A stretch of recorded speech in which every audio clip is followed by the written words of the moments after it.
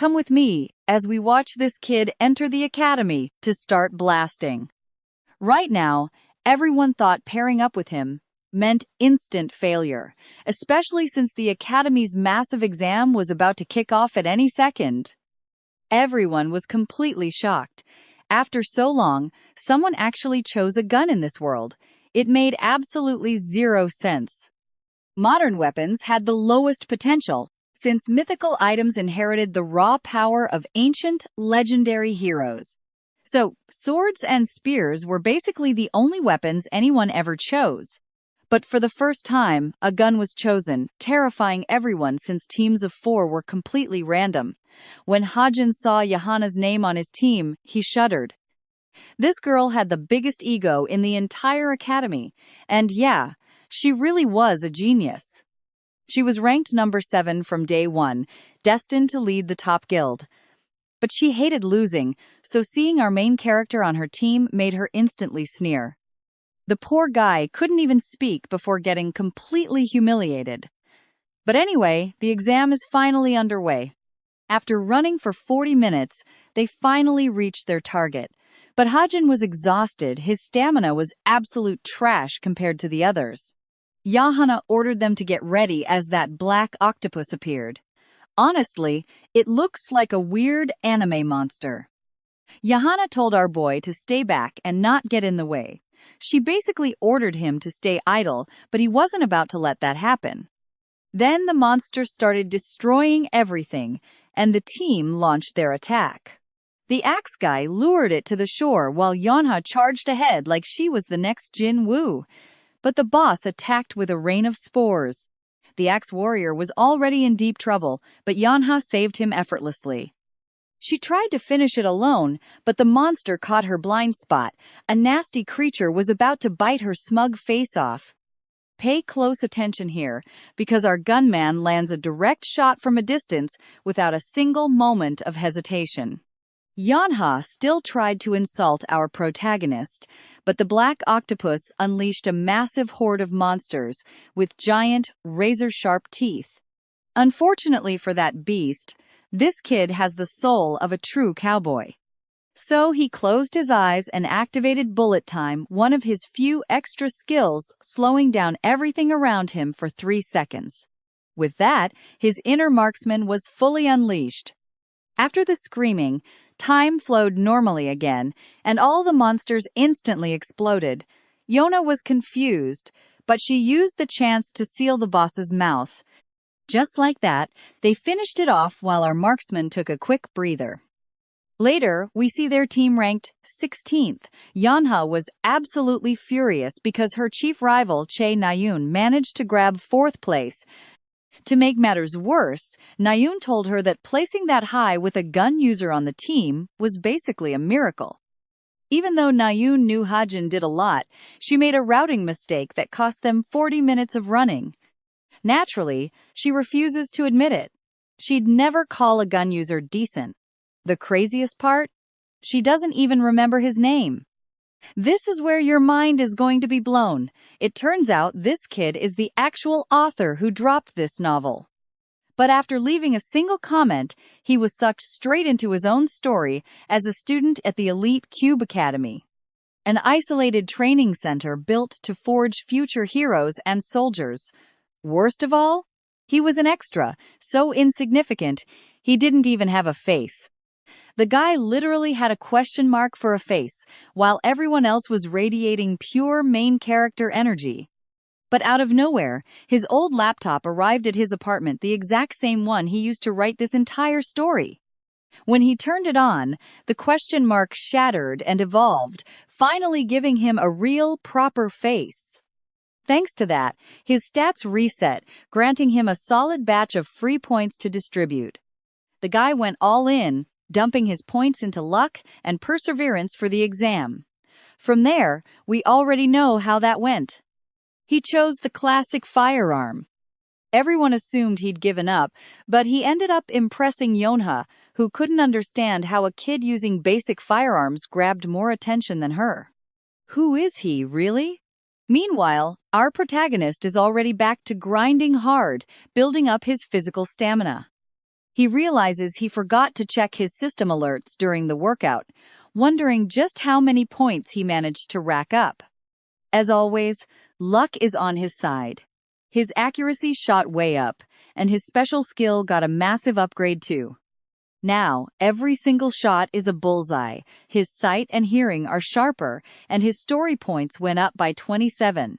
Thinking back to the monster fight, Hajin figures luck played a massive role, along with his creator points. His plan to get closer to Yahana is officially working. His physical stats grew from training too.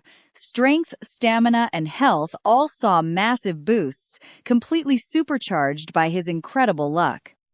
And with his training complete, you and I are definitely going to want to see what happens in the next chapter. Get ready, because you and I are diving into an incredible mystery today. In her dorm, Yana reviews the monster footage, obsessed with Hajin's insane shooting. He fired 60 bullets in just 3 seconds using a basic handgun. Yana tries to picture someone shooting 20 times a second and knows it is physically impossible for a normal pistol. Because of that, she wonders if he actually used some kind of automatic weapon. She also checks his physical stats. His agility is great, but his health and overall stamina are way below the other cadets. On top of that, he suddenly switched weapons during the selection process. Yana's instinct tells her something is wrong, and she does not even remember seeing the main character at the military academy before. While analyzing this, Yana gets a text from her crush, Jong Hak, and replies that she is busy studying the combat footage. Jong Hak wants to know if she found anyone valuable on her team, since she obviously plans to lead the best group. That catches Yana completely off guard. She did not think anyone stood out on her team, except for that mysterious, weird sharpshooter. Exactly the person Jong Hak is so curious about. A small, knowing smile spreads across Yana's face. She is thrilled. Her crush is showing interest in her. Even so, Yana explains that Hajin only stands out slightly for a rookie ranked around 900th among the cadets. Jong Hak is quite surprised, wondering if the main character simply got lucky. Yana analyzes it. Pay attention here, because she starts to doubt, is he truly skilled, or was it just pure luck? With that settled, the story takes us straight to the guild building known as the Holy Grace of God. Inside, the vice captain is focused on Suho's amazing performance. Out of all the videos, his skill shines so much it catches the eye of Yan Sunsung, the deputy leader. She praises his clean, precise movements and his incredible mastery of the sword. To her, Suho's level is so fluid, it looks like he is dancing in the middle of battle. Plus, his slashing power seems capable of cutting through space itself. That is why Korea's top 3 guilds are watching him very closely. Everyone is dying to recruit him, and Yan Sunsung wants to act fast, especially since he does not belong to any guild yet. After analyzing Suho, the next one to catch her interest is Hajin. She is shocked that out of all weapons, he chose a handgun. Her assistant confirms that the main character is already turning heads in the guild circles. Many are checking the clip because Yana was on his team. And let's face it, you and I wanted to see how she did too. The big question online is simple. How did he fire 60 bullets with a semi-automatic pistol in just 3 seconds? It makes no sense. Even with insane speed, that weapon could not handle such rapid recoil, making his talent seem bizarre and completely inexplicable. People are already calling him highly unconventional. Yanasa also discovers that upon entering the academy, he traded his sword for a gun.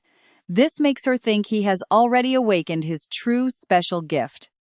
She is talking about the precise moment when someone's unique talent fully manifests itself. Nobody can tell from the start what kind of gift they will receive. That is why some cadets swap weapons when they awaken a gift that does not match their training, but that usually causes a massive delay, setting them back at least 3 years. Because of this, the military academy pushes students to master multiple weapons instead of relying on just one. Even so, Yensonga cannot understand how a 17-year-old kid could reach such an advanced stage of awakening. However, she believes his talent might be highly limited if it only works with firearms. At first, she considers recruiting him, but decides to wait and see how his talent develops before taking the next step. She wants proof that Hajin is actually worth all the attention. Now it is Wednesday, which means training has officially started. Suho faces off against another student in a direct one-on-one duel. This part is called combat training, held in pairs using practice weapons to prevent injuries and get clear results. But for Hajin, things go terribly wrong. He ends up getting the absolute worst score of the entire class. Even with his passive skill, he is the only one forced to spar with the instructor instead of a classmate, losing 18 times in a row. The real problem is training weapons do not work for guns. If our protagonist used a real one against another student, someone would get seriously hurt. Because of this, the instructor takes charge and decides to face him personally. Hajin gets completely beaten to a pulp and begs to surrender, but the instructor ignores him and throws a direct punch at his face. Right before impact, he manages to dodge the blow entirely, causing the fist to slam violently into the ground. His teacher is left stunned that he dodged it. Then, our protagonist avoids 2 more attacks, revealing something very important to the instructor. Hajin might look clumsy and average, but his eyes are capable of tracking every attack with incredible precision. That is the effect of Deadeye, his gift. And believe me, you and I are just beginning to see how he dodges everything with this incredible power.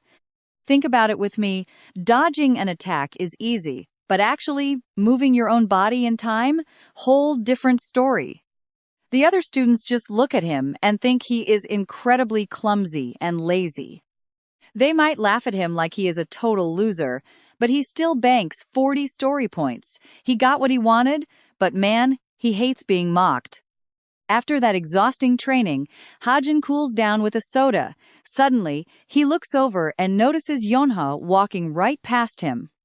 She shoots him a look filled with absolute disgust, treating him like he is some low-life peasant. Talk about ironic, considering he's literally the author who wrote her annoying personality in the first place. But today, he wants to test something. He calls Yonha over and tosses her a drink. She catches it on instinct, asking if he is looking for a fight. Her attitude is just terrible. She genuinely thinks he is randomly picking a fight out of nowhere. Hajin quickly explains it is just a thank you for helping the team. To him, this little experiment is actually a big deal. He wants to see how many story points he gets from main characters, since extra characters barely give him 40. Yona hands the drink right back, warning this idiot not to act like they are close friends. That is a serious warning he probably shouldn't ignore. As she walks away, Hajin just grins because he already got exactly what he wanted. Later on, as Yonha grabs her bag outside, she is startled to find it feels way heavier than before. Now, pay attention, this is pure gold. She opens it up and finds another soda he secretly slipped inside, making her furious. She wants to crush the can in absolute rage, but pauses. After all, the innocent drink did nothing wrong. Turns out, Yonha secretly loves junk food, but with her family name on the line, she would never be caught buying it. Hajin planned this entire experiment using a dark secret that nobody else in this fantasy world should ever know. Even so, that minor interaction barely scores any points. He is forced to jump straight into the main events since he knows the future. Our main character calculates that a deadly attack by a demonic human at the National Arms Museum is happening very soon. Demonic humans are evil people who made a pact with a demon. Trading away their souls for raw, immense power, they become perfect tools for doing the underworld's dirty work. The next disaster will be triggered by one of these monsters lurking in the museum, waiting to assassinate their target. In the original story, that threat is handled by Suho and the main cast, earning Suho the respect of everyone around him. The key fighters on the scene will be Suho and Nayun. This particular villain won't be tough to beat, since it is just the start of the novel and Suho's first real threat. While brainstorming a sneak-in plan, an instructor suddenly snaps him out of it, screaming at him to stop slacking off. So yeah, the creator life is not easy. And trust me, we need to watch this closely. He grabs his laptop and leaves, just as an epic system notification pops up. Inside this prestigious academy, there are several extracurricular clubs. Cadets can join or build custom groups, ranging from intensive academics and martial arts to casual music or painting. There are hundreds of clubs inside the cube. The best part is they help cadets level up, build networks, and get to know each other. Eventually, Hajin decides to sign up. He registers for the travel club at the booth and is greeted by the president, Han Yun. He is thrilled to welcome so many fresh first years. In fact, Han Yun could barely believe his eyes when reading the applications. The roster ended up with some elite-tier cadets. He welcomes them all, declaring that their sole objective here is just to relax. Sounds incredibly simple. Members get to use a portal twice a month to travel outside of the cube. For their very first trip, Hajin announces they are heading somewhere close to Seoul, the massive capital of South Korea. Hajin expects a quick Seoul trip to be smooth sailing if they split into pairs. So far, everything is matching his novel's plot. Nobody has any idea that our main character's actual target today is the first major arc at the Seoul Museum of Weapons. Arriving there alongside several high-tier characters, the author intends to manipulate events strictly from the shadows. The president asks them to draw lots for pairs. This completely blindsides Hajin, since groupings did not happen like this in his original draft. Even so, he rolls with the punches and sticks to his goal. But to his shock, he gets paired with the elite Yonha herself. True to her icy reputation, Yana coldly tells him they should just mind their own business. He shrugs and lets her go alone.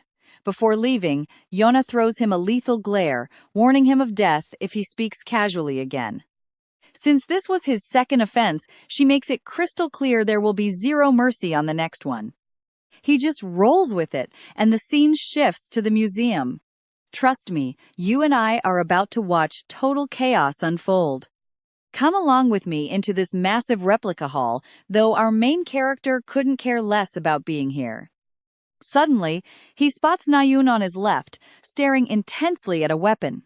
If she is here, the main lead must be nearby too. And right on cue, there is Suho, inspecting a weapon completely alone. Just like in the novel, he approaches him to ask about the seven-branched sword, introducing himself so Suho remembers. Hajin is the club sniper. Our main character remembers writing Suho as this incredibly strong, handsome, and super kind guy. Readers used to complain that he was way too perfect and cheesy. I guess haters never really change. Suho then mentions a nearby weapon exhibition and asks our main character to tag along with him. He agrees, though he doubts they will make it given what is coming. Suddenly, the museum alarms blare. The speakers warn that monsters have appeared outside. People freeze in terror, panic erupts, and everyone rushes desperately for the exit. The crowd begins shoving and pushing, not caring about hurting anyone, not even the children. Amidst the chaos, someone slams hard against the glass, drawing everyone's attention and stopping the noisy crowd instantly. Even Suho is shocked to see it was Nayun. She orders them to calm down, stating the guard hero will arrive soon. Now pay attention here, she grabs a bow and warns everyone that running makes them easy targets, even if it triggers the alarms. So, she tells them to grab weapons and hold out until the pros arrive. Suddenly, Nayun senses a massive threat in the distance. The man radiates a dark red aura, making it clear with just a single glance that he is the demon behind this attack.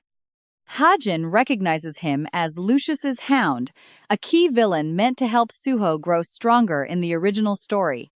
The demon lunges at Naeun, but with his focus split, Suho seizes the chance to strike from behind with the seven-branched sword. The blade is about to slice through the demon, which would mean the story is heading in the right direction. Suho was supposed to defeat this guy easily, but instead he gets sent flying back by a brutal counterattack. The crash is so violent, he lands right in front of Hajin, who can only watch in shock. This was never supposed to happen. With Suho down, our main character is totally lost. The plot was not supposed to derail like this. He had to win. Even if he struggled at first, he had the raw power to crush this demon. But the reality is completely different. Suho's defeat terrifies Naeun, who screams his name while he coughs up blood, barely able to even stand up. You and I both know Suho is in serious trouble, and there is absolutely no time to recover from that blow. The demon closes in to finish him off. Naeun acts fast, firing arrow after arrow directly at his face, but he takes them like nothing. Confused, Naeun keeps trying to bring him down, but absolutely nothing she does is working. Her arrows deal 0 damage, and despair fills her face as she struggles to understand what is happening. Worst of all, the enemy is not even using skills to block. He tanks everything with pure physical strength. Hajin notices Naeun's danger. The enemy closes the distance and swings his sharp claws right at her face. It looks like the end for Naeun until Suho intervenes with a face kick, standing up thanks to the time she bought. But before he can recover, Suho is pushed back again, barely managing to block the incoming dark energy. To make matters worse, the demon transforms right before them, wrapping himself completely in a dense, dark aura. The power gap is massive, and Suho falls defeated once more. Naeun shoots from behind to keep him from being killed.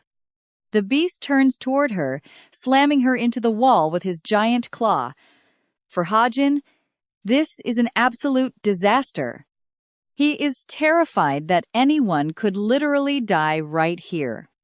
Seeing his story derail from the script for a second time, our main character quickly opens his laptop to save the day.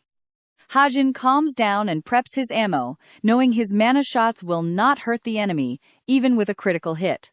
Still, he created this world himself, so the core fundamental rules should not have changed at all. As his fingers fly across the keys, he modifies his magic bullet's attributes for this fight.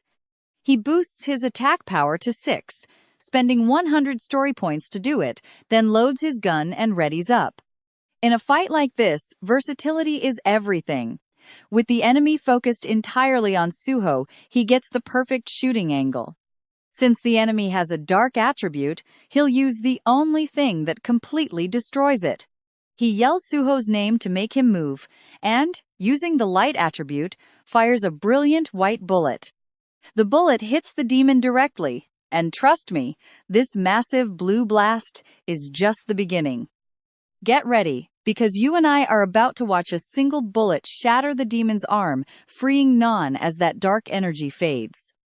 She hits the ground and Hajin decides he's done his part. The enemy is badly hurt, giving Suho the perfect shot to finish him off.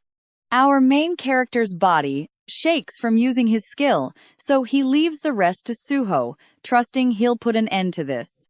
Wrapped in a blue aura, Suho raises his weapon, unleashes the magical power of the Sword Saint, and delivers his ultimate slash. That final strike ends the battle, as Suho splits the demonized human in one clean motion. The monster falls completely defeated. Suho can barely stand, and Naeun is just as bad. He staggers over to her, asking if she is doing okay. Furious, she slaps his arm away. Hajin figures it's best to leave them alone, since her brother will soon arrive to comfort her. Everything was playing out like the original novel, but suddenly he gets hit with a freezing glare from both of them. A mere extra shouldn't know anything about their private lives. Nan tries to interrogate him, but she is too weak to keep talking.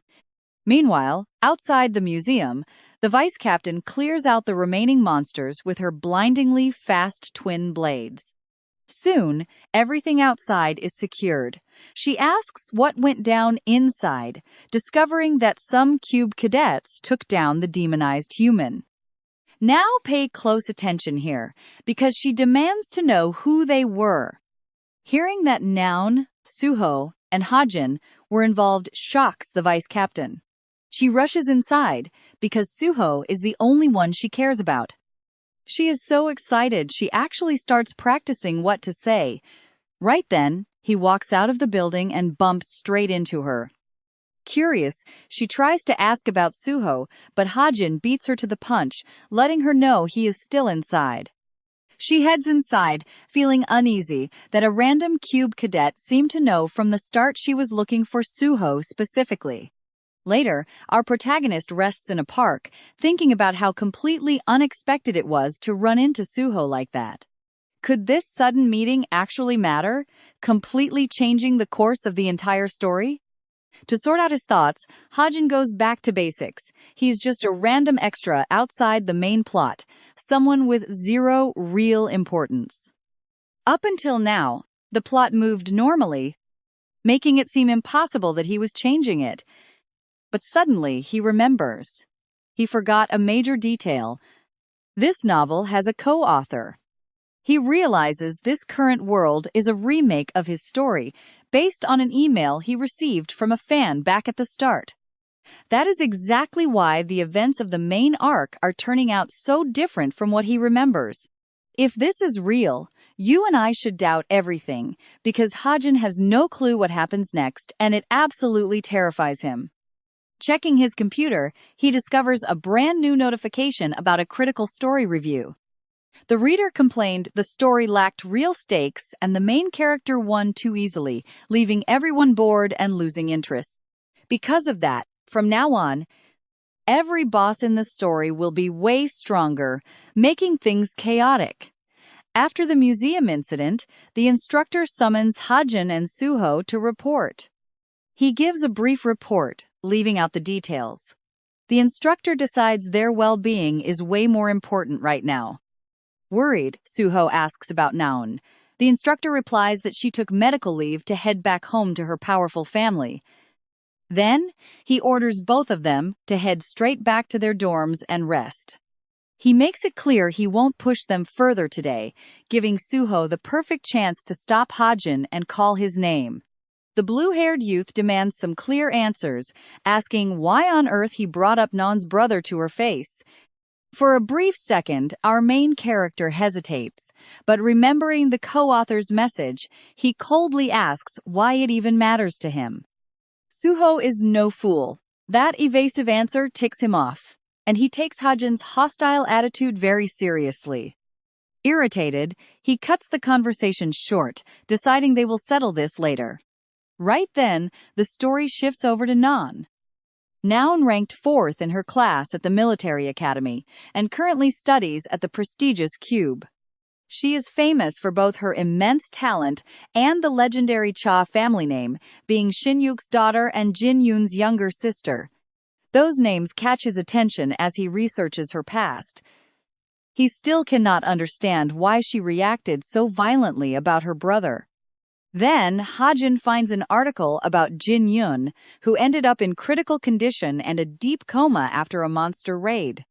Hajin instantly recognizes that demon subjugation mission, famously known as Firestorm. That mission was meant to boost Jin Yoon's fame by stopping the threat, bringing him closer to the story's main heroes. For young Noun, her absolute pride and joy was watching her older brother thrive as an incredible hero. But everything shifted. Jin Yoon was the one caught in tragedy, becoming the source of Nan's deep emotional trauma. Soon after, Hajin gets a system alert, and trust me, this means any future change is only revealed the exact moment we spot the differences. Alright, you and I are about to witness how the system completely changes the tragic fate of Jin Yoon. And right there, we see the truth. A devastating blow left Jin Yoon near death because the co-author decided the main character had too many allies to survive. In the end, Jin Yoon was chosen as the ultimate sacrifice. 4 years ago, right as he became a hero, he was turned into a demonic seed, a twist far worse than anyone imagined. Even he never expected something so horrifying. Now, the spotlight shifts over to Non. The radio broadcasts a sudden monster attack at the National Museum, leaving 7 dead and 50 injured. Deeply shaken, Non turns off the radio and collapses onto her bed until her worried father rushes in, shouting her name. She looks at him confused, asking why he abandoned his post, but Shinyuk does not care about that right now. Since she is hospitalized, he demands a full checkup, but Naon pretends she is fine to spare his feelings, thinking he was overreacting by traveling so far, but a father will never stop worrying just because his daughter says she is fine. Ultimately, Naon asks to see Jinyun one last time before she gets discharged from the hospital. Seeing how fragile she is, her father agrees. Instantly, we return to the grim reality of Jinyun's failing health. To understand his fate, we must explain demonic seeds. Demons are the strongest beings, far surpassing humans and devils alike. Their most terrifying power is branding humans to turn them into seeds. Once marked, the host begins the incubation process. It is essentially a parasite slowly consuming its host. Over time, the seed takes over, transforming the vessel into a true demon. Jinyun's current state is absolutely horrific. Sooner or later, he will turn. Incubation lasts 5 years, and with 4 already gone, his time is quickly running out. The transformation is near. Meanwhile, his younger sister walks toward his room. Now pay close attention here, because Hajin believes there is only one real solution. Before the demon fully awakens, they must kill the host. That is the terrible choice hanging over Jinyun, while Naon stares at her unconscious brother, preparing to speak to him. Meanwhile, our main character feels this is completely impossible. He cannot think of anyone capable of executing Jinyun before the demonic transformation even begins. Even a ruthless mercenary would refuse such a dangerous target, especially since Jinyun was destined to succeed Shinyuk. Worse yet, the incubation shows no physical changes, preventing early action. The real threat is the demon lurking inside. If it awakens, not even Suho can stop it. Hajin knows if actual heroes fight this demonic Jinyun, countless lives will be lost. To prevent that tragedy, he must act at all costs, because they will need those heroes for the coming war. As Naon sits beside her brother's sleeping form, a cold, suffocating weight of despair washes over our main character. Let's face it, we both know what this means.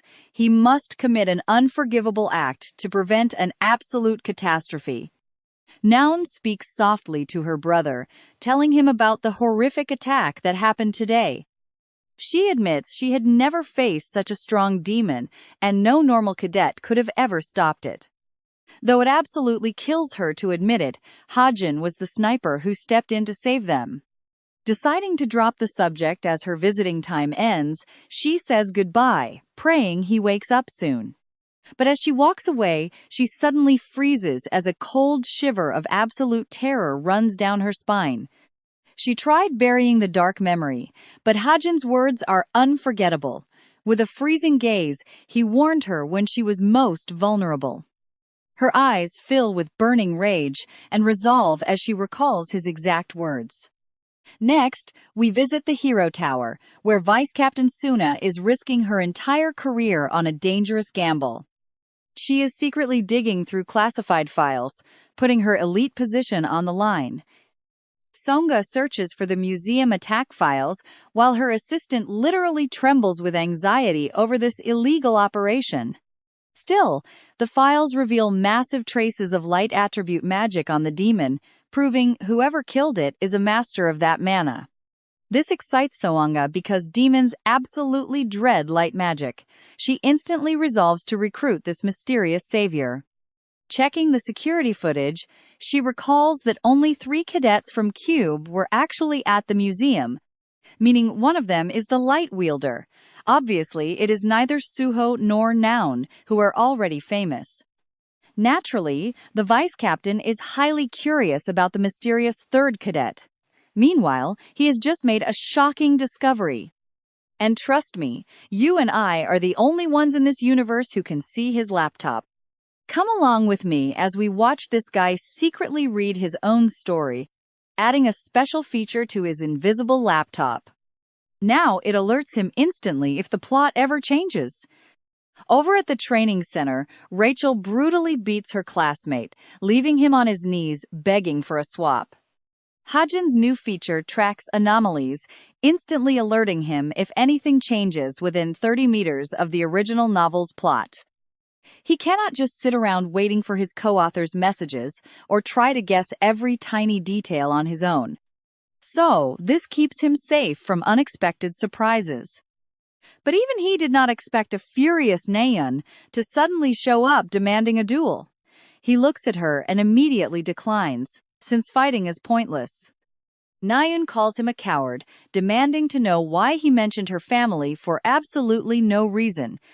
While other cadets whisper about this ending badly, Hajin knows he is perfectly safe thanks to his special bullets. A direct clash could seriously injure her, and he wants to avoid that. But she feels looked down upon, which only makes her way angrier. Suddenly, the instructor arrives and interrupts them, scolding Naeun for trying to fight Cadet Kim when he does not even have a practice weapon. Because of how dangerous his unique skills are, our protagonist is actually forbidden from sparring with other students. Naeun storms off in a rage, and he realizes that a simple apology is completely useless now. As the creator of this world, he knows he messed up, but it is too late to back down now. He keeps training like crazy to get stronger. The bruises on his hands prove his effort. His ultimate goal is to defeat Naeun's brother, so apologizing makes no sense. If he gets close to her now, things will only get worse, and the unavoidable betrayal will hurt much more later. The scene shifts to a club presentation, where a massive crowd of students has gathered together. The club president, Yoon Hyun, explains that their research group focuses on analyzing monsters and studying advanced combat tactics. Their main goal is to analyze these beasts as a team and share ideas. As he speaks, many fall for his massive charisma. But pay attention here, because Hajin knows this guy's kindness is a total lie. He remembers that this president secretly hides a demon's power, which is a crucial detail from the first part of his novel. At this point in the academy, major disasters, disappearances, and a massive monster invasion are supposed to happen. And this charming president is actually one of the traitors pulling the strings from the shadows. His smile is a complete lie. He made a pact with the demon Lilith to gain irresistible charm. For this dark reason, our protagonist decided to join the club. Among the cadets, Yanha also seems completely unaffected by his magic. Next, the president shows them a real example of creature analysis. He projects a hologram of an intermediate rank monster known as the Mountain Tyrant. It appeared right after the Great Cataclysm that brought towers and dungeons into this world. And absolutely no one has defeated it yet. Naeun mentions that high-level monster data is pure gold for future raids. In fact, discovering the weak point of such a creature could easily be sold for billions of won. The president picks Yana from the crowd, asking where she thinks its weak spot is. She correctly answers that no one has found it yet. Even so, he insists that speculating is all part of the fun and the main goal of this group. To wrap things up, he invites everyone to an informal meeting to keep discussing the monster's weak point. Once the talk ends, Hajin approaches Yonha to ask her directly if she plans on attending. She completely ignores him, so he raises his voice and tries again to catch her attention. I know what you are thinking. She is way too proud, but she stops and admits she wants the intel. Cunningly, Hajin asks if she wants to lead her own team. That immediately grabs her attention. The Essence Guild is one of the biggest powerhouses around, with an incredible history. When monsters first crossed the portals 50 years ago, Yonha's clan founded that legendary organization. Our protagonist leaves her absolutely speechless by showing how much he knows about her guild's hidden secrets. Like how the vice president is gaining massive power and even threatening her position as the future direct successor. So he asks if she needs the info to defend her spot, annoying her by beating around the bush. She demands to know what he actually wants. To her surprise, Hajin offers her a massive deal. He claims he knows the mountain tyrant's exact weakness, catching her completely off guard with the offer. He explains that this is exactly what she needs to prove to her guild that she is worthy of leading them. He reveals the beast has a small blue mark hidden on its heel that, if struck, completely paralyzes it. But it is not free. In exchange, he wants a rare relic, the desert eagle. And believe me, this deal will change everything. All right, come along as we watch Yu Yonha demand proof about what he said regarding the mountain tyrant. Hajin just smiles, casually admitting he has nothing. Without any real investigation, it sounds completely absurd. Yu Yonha's mind goes blank, convinced he is just playing a joke on her. She storms off furious, but he warns her that she will regret ignoring his direct advice. She might not believe him, but if she does, Hajin wins a major ally. Funnily enough, she quickly contacts her guild. Embarrassed, she texts the team hunting the mountain tyrant. She tells them to attack the blue mark on its heel, its weakness. In the end, she did listen to him. Hajin knows this investment will pay off. After all, Yu Yonha will eventually become the future Queen of Seoul. Then, Kim meets his absolute worst enemy, a massive debt bill for 300 million won. His face says it all. He can barely process the ridiculous amount of money he owes. Now, pay attention here. With his student loans completely maxed out, Hajin wonders what kind of miserable life Chundong lived to owe this much money. And it gets worse. He checks his bank account, and there is only 3 million left. That is nothing compared to his school debt. At this rate, he will never return to his old world. He will be stuck, working forever, just to pay it off. Scratching his head, Hajin realizes the solution is actually quite simple. He needs a job. In this world, there are two fast ways to make real money. First up, stocks. With towers and dungeons appearing, guilds started clearing them, and now many are listed on the stock market. As the author of this story, he knows exactly which guilds will succeed. The catch is, he still needs starting capital, so that plan is out. That leaves the second option, hunting in the field. A field is a dangerous area crawling with monsters. Unlike dungeons, there is a variety of creatures here, and selling their drops pays well. But the real issue is Hajin himself. His stats are low, barely above average. Because of that, he doubts he can survive a hunt in his current state. Besides, he thinks wasting his precious SP just to upgrade a training weapon is a huge loss, so he looks for other ways to get stronger. Right then, there is a knock on the door. Who do you think sent him a package? It is Cadet Yu Yonha. Hearing that name, Hajin hesitates. Yu Yonha never associates with him, so he has no clue what this is about. He opens the door and finds a small box. Seeing what is inside, he completely freezes in sheer surprise. The scene immediately cuts to the Gwangju Field area in Gangwon Province. Kim, our main character, arrives for his first real hunt via portal. After he registers, the receptionist sends him off with a warm smile. He notices that cadets get respect everywhere. Then, he steps out of the portal station and heads into Gangwon Province. This area is considered low risk, attracting hunters from everywhere and earning the nickname of an international metropolis. Nearby, a man shouts, looking for a mage to join his party before climbing Mount Cheongryong. Many do the same, and Hajin walks quietly through the crowd, observing everything. He sees a staff member confirming 3 hobgoblin kills. Seeing this, he realizes he can make good money by selling loot through an agent to simplify the process. He begins searching for an agent, but right at that moment, someone calls out to him from behind. This guy seems to know what Hajin wants, asking if he came to hunt. He says yes, realizing this nervous guy is an agent. He even hands him his card to prove it, though our protagonist did not expect him to look so desperate for a client. Reading the card, he sees the name Park Soo-hyuk, the future powerhouse, who will become Kim Soo-ho's personal agent. So, even if he looks a bit shaky now, he clearly has a natural gift for scouting top talent. Down the line, he will lead Korea's top agency.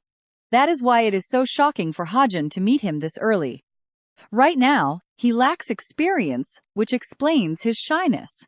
Intrigued, our protagonist immediately reaches out to shake his hand. He is ready to sign with his agency. Our main character knows very well that the story is just starting. Many have not yet become who they are destined to be. Building connections now is a massive investment for the future. But a sudden doubt hits him. If this man is supposed to work with Kim Soo-ho later, is it okay to claim him first? Shortly after, on their way to the Monster Zone, Hajin asks the agent if he is honestly doing fine on his own. He is completely exhausted, like he has never run so much. That is where we leave it, trust me. Quite an adventure awaits us. All right, you and I are about to witness one of the most epic evolutions yet. As the cadets move out, the agent spots hobgoblin tracks nearby. But of course, that measly money won't be enough. Each bullet costs 200,000, so he needs big game. Pointing down the cliff toward a monstrous boar, he asks if he can hunt it. The agent completely panics. It is an unstoppable steel boar, a beast immune to bullets due to its impenetrable hide. Yet Hajin does not even flinch, stepping forward as if it is nothing. The agent is speechless. To him, our main character is basically begging for a quick death. But he insists his weapon is extremely reliable, fully capable of bringing down any creature, and he has every reason to be confident. He recently received a gift from Jonghak for some highly valuable intel. Our main character pulls out his Desert Eagle, which he upgraded with a new effect using his story points. Now watch closely, because even though the agent begs him to be careful, Hajin completely ignores him, aims and fires an explosive shot. That single bullet pierces the beast with pinpoint accuracy, taking it down in an instant. The loud blast stuns everyone, and the agent nearly falls over from pure shock. The system notifies him that the special effect is active. With each kill, his weapon's destructive power doubles. This ability will make him unstoppable. He is clearly thrilled with how his new upgrade is performing. Witnessing his aim, the agent is completely fascinated. But our hero doesn't even stop to enjoy the compliments, simply aiming at another distant target and firing again. The bewildered agent asks what he shot down this time, and Hajin replies that he spotted a black pelican far away. This is borderline impossible to the agent. Not only can Hajin see incredibly far, but he can hit targets mid-air. He jokes about having eagle eyes and tells the agent he is going down to retrieve the monsters, while the man rushes to follow. With the pelican and the steel boar dead, they have secured two very valuable targets. Hajin asks how to move them, and the agent suggests paying the delivery fee for the logistics team. He even instantly calculates their net profit after taxes. Hajin admires his sharp business sense, the very trait that will soon make this agent famous nationwide. The man shakes his hand firmly, genuinely excited about all the business they will do together from now on. Remembering that this was his very first real hunt out in the field. The agent asks what he will buy with the cash, and his stock market reply leaves him stunned. Turns out, the Packhorse Masters Guild was secretly founded by a demon. You and I know that in the original novel, they are absolutely crucial. Back in his room, Hajin figures that the guild is not the only piece, but their upcoming raid on the Devil Nest dungeon, a massive plot event. Right after that raid, the guild stocks will skyrocket by nearly 1,000%. So our hero invests early to make bank when the market explodes.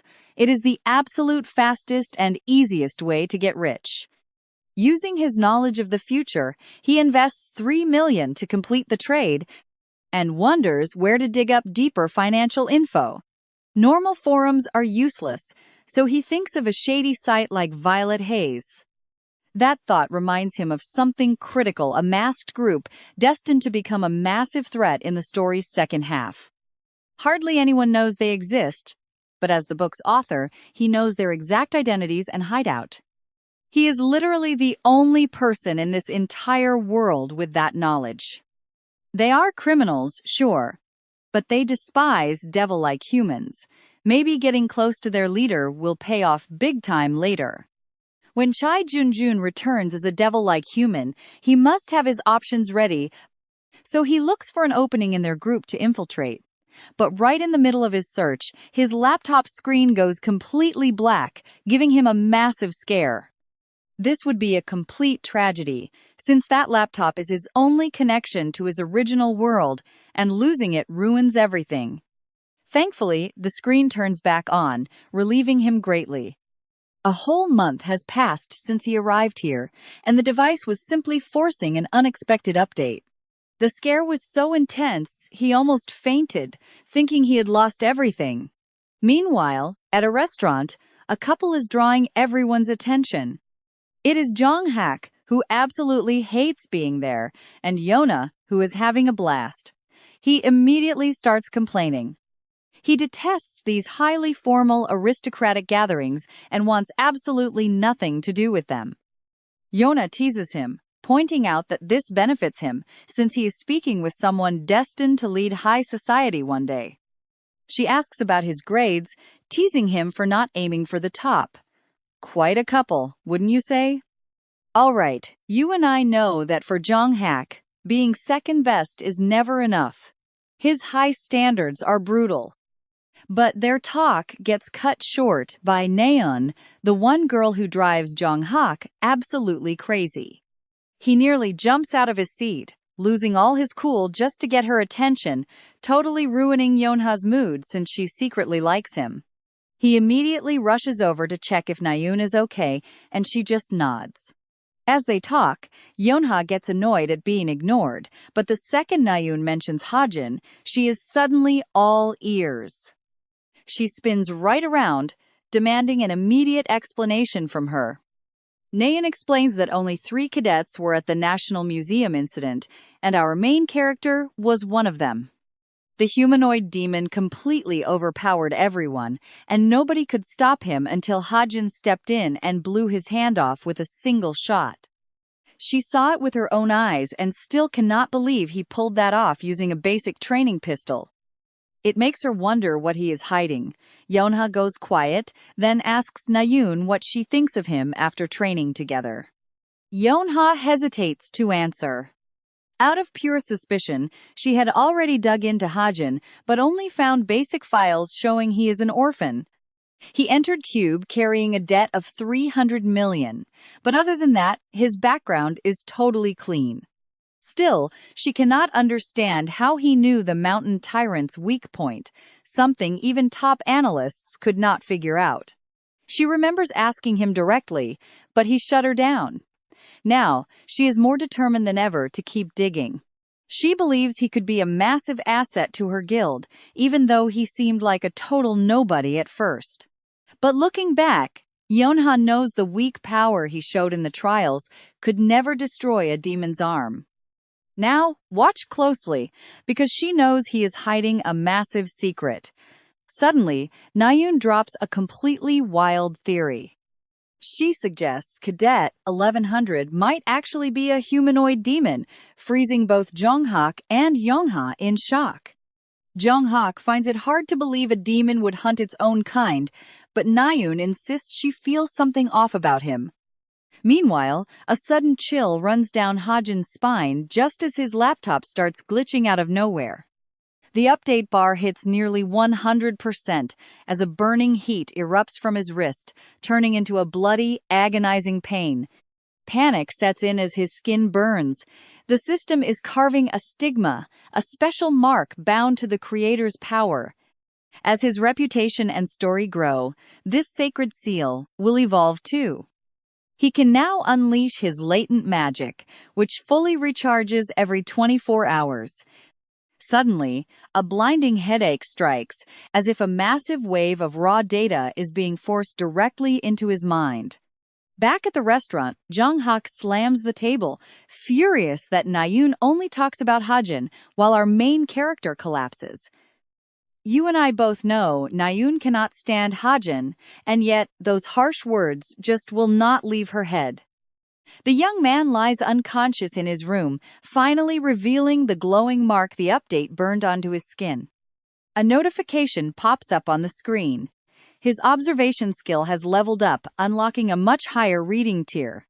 Now, the scene shifts over to the association headquarters in Seoul. Following the National Museum incident, Suho, Nayoon, and Hajin are summoned for their brave actions in battle. They are awarded medals of honor for protecting the city, but Hajin's wrist is still throbbing from yesterday's pain. Even though the ache has faded, the mark still burns, leaving him clueless about its true, mysterious function. To make matters worse, he has to sit right next to Nayoon, who snaps and tells him to shut up. Having him nearby drives her crazy, but Hajin asks if she is still bitter, reminding her he saved her life. This only makes Nayoon angrier, though she cannot deny the cold hard truth. As she yells at him, Suho steps in to calm them down, offering to swap seats, but she stubbornly refuses. After some arguing, she agrees to the trade, and Suho sits down next to our protagonist to start chatting. He sincerely thanks him for saving them back there, a kind gesture that catches our main character completely off guard. He admits they would have failed without him and praises him like a hero, but Hajin prefers to stay low-key.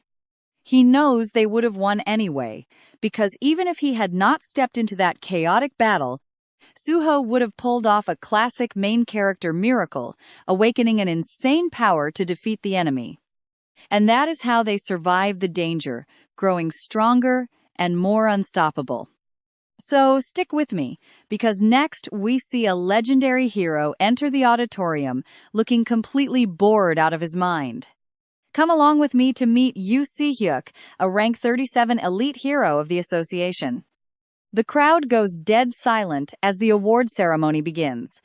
Nayoon, Suho, and Hajin wait impatiently in their seats until the winners are finally called up to the stage. These three cadets stood out for their brave service in protecting the city. Si-hyuk hands out the awards, praising their courage for stopping a demonic threat and saving innocent lives. First, he approaches Suho to hand him his certificate. He tells him his power has massive potential and is worth recruiting, while Suho accepts his recognition. And right after, Si-hyuk offers him a spot in the vast Expanse Guild, warning him that hero work is boring and packed with annoying responsibilities he shouldn't care about. But Suho confidently rejects the offer, determined to be a hero. Uninterested, Si-hyuk moves on to the next cadet. Standing before him, Nayoon looks confused because he seems to know her. Turns out, this guy is basically her master. Or at least, she likes to think so, because in reality, Si-hyuk doesn't even view her as his student. Her father begged him to train her, which is the only reason they even have a connection. Now watch closely that cold rejection totally crushes her hopes while Hajin secretly enjoys the awkward silence. Si-hyuk takes a strange interest in our protagonist from the start, having absolutely no idea who this totally ordinary kid is. The first thing he asks is who the hell he is. The protagonist takes it as total indifference, just like everyone else who barely notices him. And just like that, the boring ceremony wraps up. Next, Nayoon is the very first cadet interviewed about how she feels receiving her award. Meanwhile, Hajin is absolutely thrilled. He just received 15 million for helping slay the demon, vital cash to pay down his massive 300 million debt. Now alone, he plans his next move. He wants to buy more guild stocks. At the same time, he is dying to check the new features on his laptop after that painful update. Opening it up, a system notification details the massive changes, the stigma mark, and internet access, along with an upgrade for his observation skill called the Book of Truth. But our main character struggles to figure out how to use this new power. Right when he thinks about activating it, the stigma forms a glowing shield, proving it is about to unleash. Freaked out, Hajin doesn't want to risk testing it here, so he decides to head back to his dorm where nobody can see him. It would be a disaster if he got caught. The second major update is the internet. He moves his cursor and clicks. After a brief pause, the screen displays several websites, including Spirit of the Law and Violet Mist, Jeremy's Sword, and many others. Not only does he have free standard internet, but he also has unrestricted access to blocked sites. Out of all of them, the most important site is Violet Mist. It is the most famous membership portal for trading intel, weapons, and bounties. Almost every hero uses it, so the government turns a blind eye to its black market. Normally, the entry fee is way too expensive for Hajin. I know what you are thinking. Are those points actually worth it? He spends 200 story points, but gets interrupted instantly. It is Sua. The Vice Master has found him. She knows he recognized her and remembers he was the only one who snuck out of the ceremony. She came solely to hand him her guild card, the Creator's Sacred Grace. This is a massive deal, and even Hajin knows that receiving this card means everything. Sua has several serious questions for him, so she sits down and asks him to give her some answers. Of course, our main character already suspects she wants to recruit him, so he sits with her and asks what she wants to know. Sua looks kind and gentle in the media, but reality is different. Even the top talents get a freezing cold shoulder from her. She only cares about the best of the best, discarding anyone she finds useless. That is the real Sua. Forming a bond with her now could be crucial for Hajin later, so, before she even begins, he coldly cuts her off, saying he has nothing to tell her. Even after getting rejected, Sua makes things clear very quickly. She is the one interested in him, reminding him that she is the vice master of the top guild around. Our protagonist recognizes her status in Korea but brushes it off. He knows she came for personal reasons, specifically after seeing his light-attributed gunshot video. She isn't here to recruit him just yet, only seeking answers. So Hajin decides to play hard to get. He wants to act cool and in control, hoping her curiosity will transform into genuine interest. Then he makes a bold move, announcing he'll retire soon, completely shocking Sua. Checking his stigma, he learns more about how it functions. If his total story points exceed a certain limit, his attention rating increases, and another mark is added. And trust me, you and I will see how he exploits this power that takes 24 hours to recharge. Come along with me as we watch him try to manifest a dagger using only his raw energy. Instead, the mark summons a real mythical sword straight out of thin air. Swinging it, Hajin feels completely ready for combat. The catch with this magic system is that it demands insane natural talent and a massive amount of knowledge. Since our main character woke up here with no memories, he thought magic was out of reach. That is why he is so relieved to find a workaround through his stigma's massive power. The final thing he wants to test out is the Book of Truth to boost his observation skills. After thinking it over, he speaks the skill's name aloud, and his stigma begins to glow once again. This mystical summon materializes a mysterious book containing the absolute truth of everything. This magical artifact answers literally any question, as long as it does not exceed its ridiculous power limits. It is a completely broken skill that would leave even the story's creator speechless. To check if it works, he asks for his height. The book reveals he is 174 centimeters tall. But every query costs one precious story point. Suddenly, Hajin's smartwatch goes off with a loud, piercing alarm. It is an academy alert searching for a missing student. Seeing that bright red emergency warning sends our main character straight into a state of panic. Now pay close attention, because here is where the real danger begins with this terrifying string of missing academy cadets. 6 student cadets will vanish without a trace. The culprit covers their tracks flawlessly, stalling the investigation as the numbers rise. Hajin knows this is critical because the criminal's ultimate target is actually Yu Young-han. He knows everything will get worse if the co-author messes with the plot again, just like during that chaotic museum incident. He wants to catch the culprit himself, even though he is terrified of permanently breaking this world's original storyline.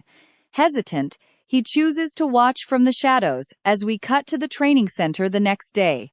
Suho is grabbing a drink when his classmate points out something strange right ahead. Hajin is just trying to work out when some annoying bullies crash the gym to pick a fight. They laugh at how weak he is for failing a basic bench press, claiming he bought his way into the academy. Suho wants to step in because of his strong sense of justice, but his buddy holds him back. He cannot believe Shin Jong-hak is just standing there watching.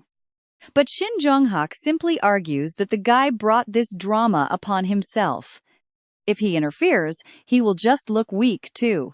Plus, he suggests this could be a calculated test to measure Hajin, which Suho rejects. After all, Shin Jong-hak highly doubts a warrior who crushed a demon would fear basic bullies. He is convinced our main character is hiding his true power, but that theory crumbles when he struggles with the barbell. I know what you are thinking, and yeah, he really does give up quite miserably in front of everyone. Now Shin Jong-hak thinks he just got lucky before, but Suho ignores him and rushes over to help. The other cadets brace themselves for an actual fight, while Naeun watches silently from the side. Suddenly, the instructor storms in furious, yelling at them for turning a crucial training session into a playground joke. He orders them to line up to see their exam grades, which he is about to post right on the wall. Everyone crowds around, totally depressed to find out they failed. But guess whose name is at the absolute top? Kim Hajin, the same guy who just struggled. Rachel takes second, and Shin Jong-hak third. Our main character is not surprised. After all, he knows this world better than anyone because he literally wrote it. As the news sinks in, a rapier drops to the floor. She is way too shocked to speak. This is the actual British princess who ranked third during admissions. Rachel's deal is simple. She never accepts second place in academics. Losing her perfect streak leaves her feeling totally devastated and deeply humiliated. She stares at Hajin like she is seeing a ghost, while he stands there feeling incredibly awkward and speechless. To understand her immense pain, we have to look back at her rough first days entering the academy. Her servants were worried about her competing with the world's top heirs. They feared she would be isolated with zero allies in a place run entirely by high society Koreans. But Rachel did not care. She felt no fear, only the burning desire to live up to their massive expectations. She wore her crown with pride, but today she is hit with a completely new and overwhelming feeling. Pure terror, defeat, and heartbreaking disappointment. She feels like this failure is a direct betrayal of her people. Even the instructor praises Hajin's test, highlighting his brilliant insights on phenomenological analysis. They hold him up as an academic genius. Rachel knows mastering this subject is incredibly hard, making it feel impossible to beat him before midterms. And just like that, the mysterious Hajin completely grabs her attention.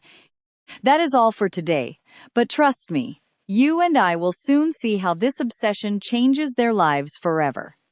Come along with me, as Hajin sifts through a massive pile of data at the Information Bureau. With the Book of Truth in his hands, he finally has a way to solve his problems. If he gathers enough story points, he can fill any information gap. Since he does not have many advantages yet, he cannot expect major gains right now. He just has to hope things look up. Next, our main character registers as an agent, planning to burn some story points to handle the rest. And this is where the second major event of this story officially begins. Once this happens, everyone starts to doubt the institution's safety and authority. Absolutely nothing feels protected anymore. Despite his current abilities, Hajin knows he is still far too weak to face a demon all on his own. Even so, making Shin Jong-hak angry enough to send his lackey earned him tons of story points, which really helps him out. So he decides to spend some to boost his survival odds for what is coming. First up, upgrading his weapon. Since he already owns the Desert Eagle, he adds a conversion function that lets him transform it into a sniper rifle. For a second, Hajin wonders if this is overkill, but in the end, he spends 250 extra story points to get it. The weapon shifts into a golden sniper rifle, proving the upgrade worked like an absolute charm. Even our main character is impressed, but since it is so flashy, he reverts it to pistol form to avoid drawing eyes. Now, his next goal is crafting a useful technique. He has 3 slots open. Unlike magic, techniques are trained physical skills that must be learned step by step. For a long-range fighter, the absolute key to survival is securing the best position before pulling the trigger. Now, watch closely. Hajin needs a swift technique to position himself and dodge any sudden deadly threat. He types the details into his computer, configures the technique, and finally names this brand new skill parkour. This transforms him into an absolute beast of combat agility, letting him move so fast that nobody can corner him. That massive upgrade cost him 350 story points, and just like that, they are gone. Strangely, our main character feels no immediate physical change. Suddenly, his smartwatch buzzes with a group chat notification. Everyone is searching for Sungan, the second victim of the academy attacker, Yoon-ha-yeon. The alert warns that the students who vanished before Yoon-ha were already killed by the culprit. Basically, lose contact, and you are dead. As the actual author of this world, Hajin knows exactly how dangerous this hidden enemy really is. I know what you are thinking, and yeah, he knows who gets hurt. Now he faces a choice: ignore it for the plot or step in directly. The scene suddenly shifts over to the training grounds of the Cube. The instructor announces that the cadets are starting a special practice. That massive cavern before them is an artificial dungeon built with magic tech. It is packed with illusions of actual monsters, making it the safest way to train for future life-or-death battles. Today's mission is a mock raid. Even so, the instructor warns them not to treat it like a game just because it is training. Because this artificial dungeon is absolutely massive, the Veritas and cultural classes have to work together to clear it. A group from each side will merge into a single raid team, so they need to start teaming up right now. Instantly, everyone begins pairing up. Team 8 ends up consisting of Hajin, Hazuki, and Hosang. From the cultural side, Jaden and the others join them, rounding out a powerful group of 8 members. This dungeon is filled with deadly traps, and he suspects some target demonic humans. Just in case, he has already prepared some very special ammo. Despite all his clever planning, he wonders if he will actually make it out of this training session alive. Suddenly, the system alerts him of a story discrepancy. Terrible news for our author, who has absolutely no idea what just changed. Worst of all, 3 different parts of the plot have been altered during this single event. Just like that, Hajin has no clue what is happening or who is causing it.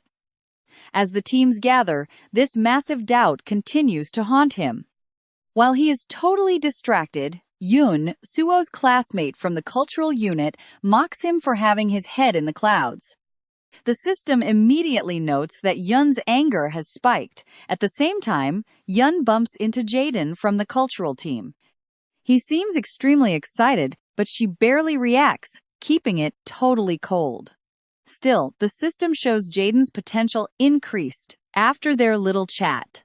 Shortly after, Nan strikes up a conversation with a cadet she recognizes from the hunting club. He introduces himself with a bright smile as Sven and ends up teaming up with her, but for some bizarre reason, his mental state completely collapses, meaning he is in extreme danger of becoming a demonic puppet during the raid. Hajin is left completely baffled by these sudden twists, fully aware they could derail the entire story's path. So, you and I better keep our eyes on the two key targets. First up, Jaden of Team 8. All right, you and I are about to dive into the story of a total bully, but what really worries Hajin is Jaden's insane jump in power. Jaden then introduces the rest of his team members. Yunha does the same, pretending to forget our main character's name just to tease him. Shaking that off, Hajin focuses on his second major problem. That would be Sven, a German cadet, backed by his government and treated like an elite hero. But there is a huge detail here. He actually likes Nayun.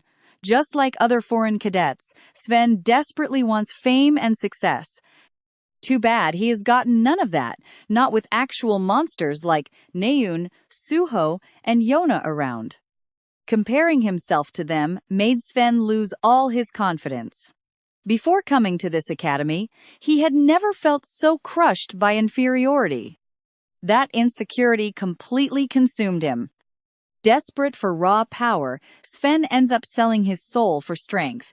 At least, that is how Hajin originally wrote it in his novel. The real issue is that his transformation should have happened during this specific raid.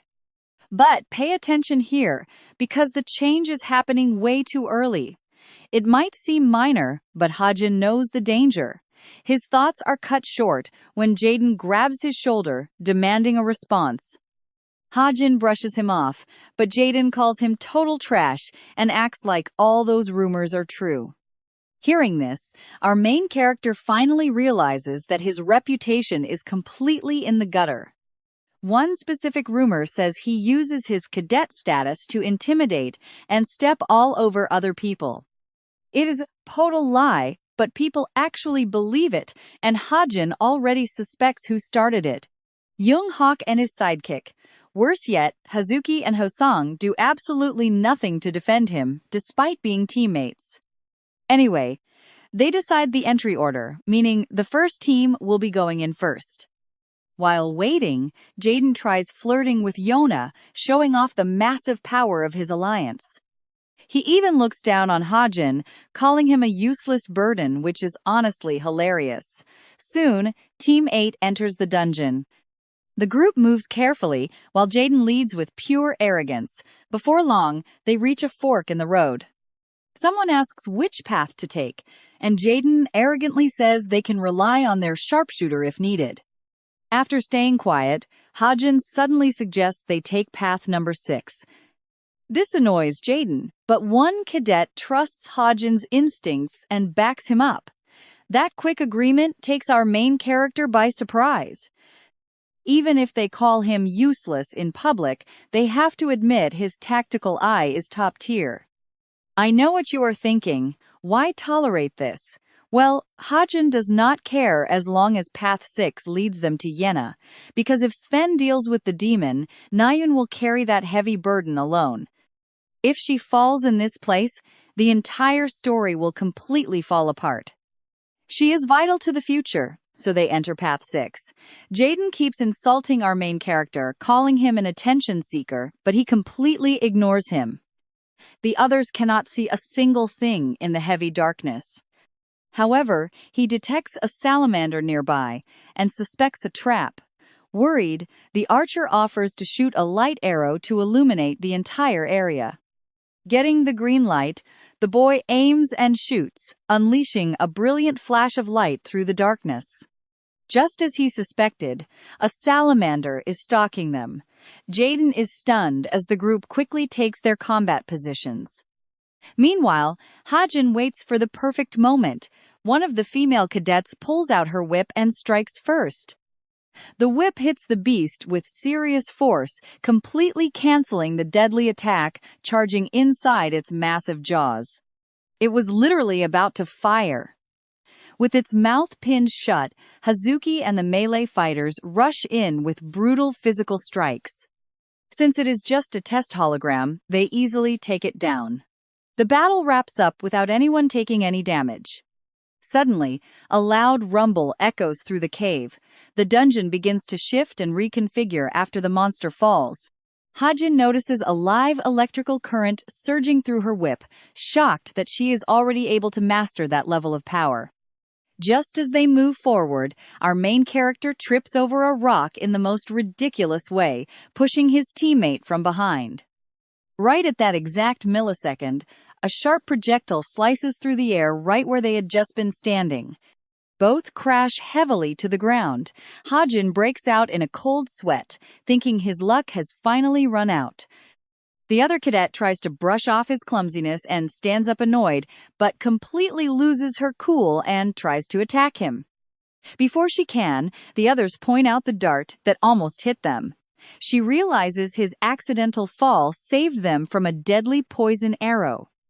The scene shifts to show us Sven, who unfortunately got hit by one of those very same poison arrows. He begs Nayun to leave him behind, so he will not slow her down, but she just screams at him to shut up and run. She cannot process what happened. A random Dardo injured Sven, and trust me, you and I are about to witness real chaos. Let's dive into this, because there is no way something like this should happen in an artificial dungeon. Just look at what is chasing her. A massive lava golem, basically a mini Godzilla, is hot on Nayun's heels. No wonder she's furious at Sven for talking nonsense while he's injured. Meanwhile, the cadets keep pushing forward through the artificial cave. They're busy fighting fire salamanders, spitting bursts of energy. Hajin's squad holds their ground incredibly well, especially the long-range attackers defending and striking back. He and Yonha are also sweeping through the monsters without even breaking a sweat.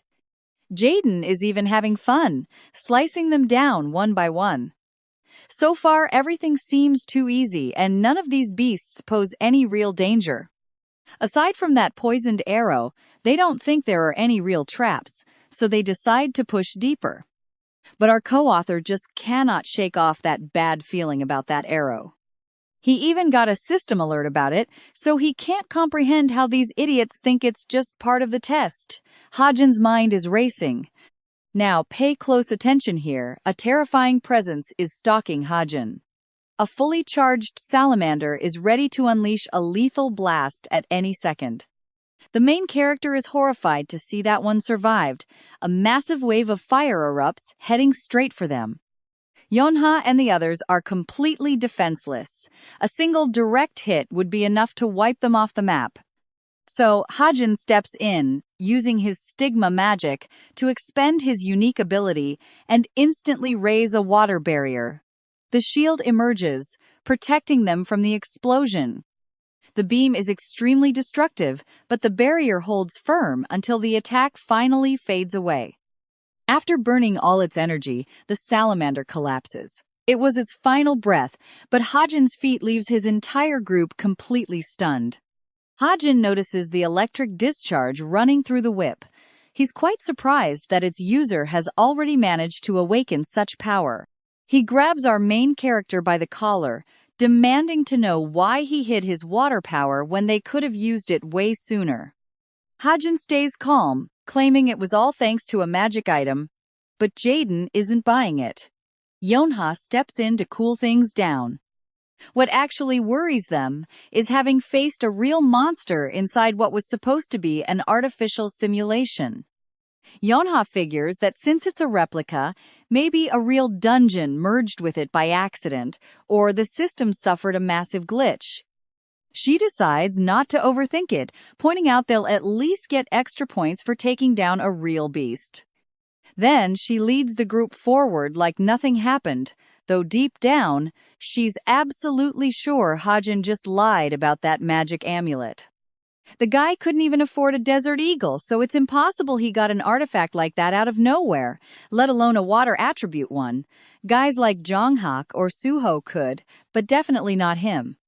Things just don't add up with him. Yonha starts putting together everything that seems off about our main character.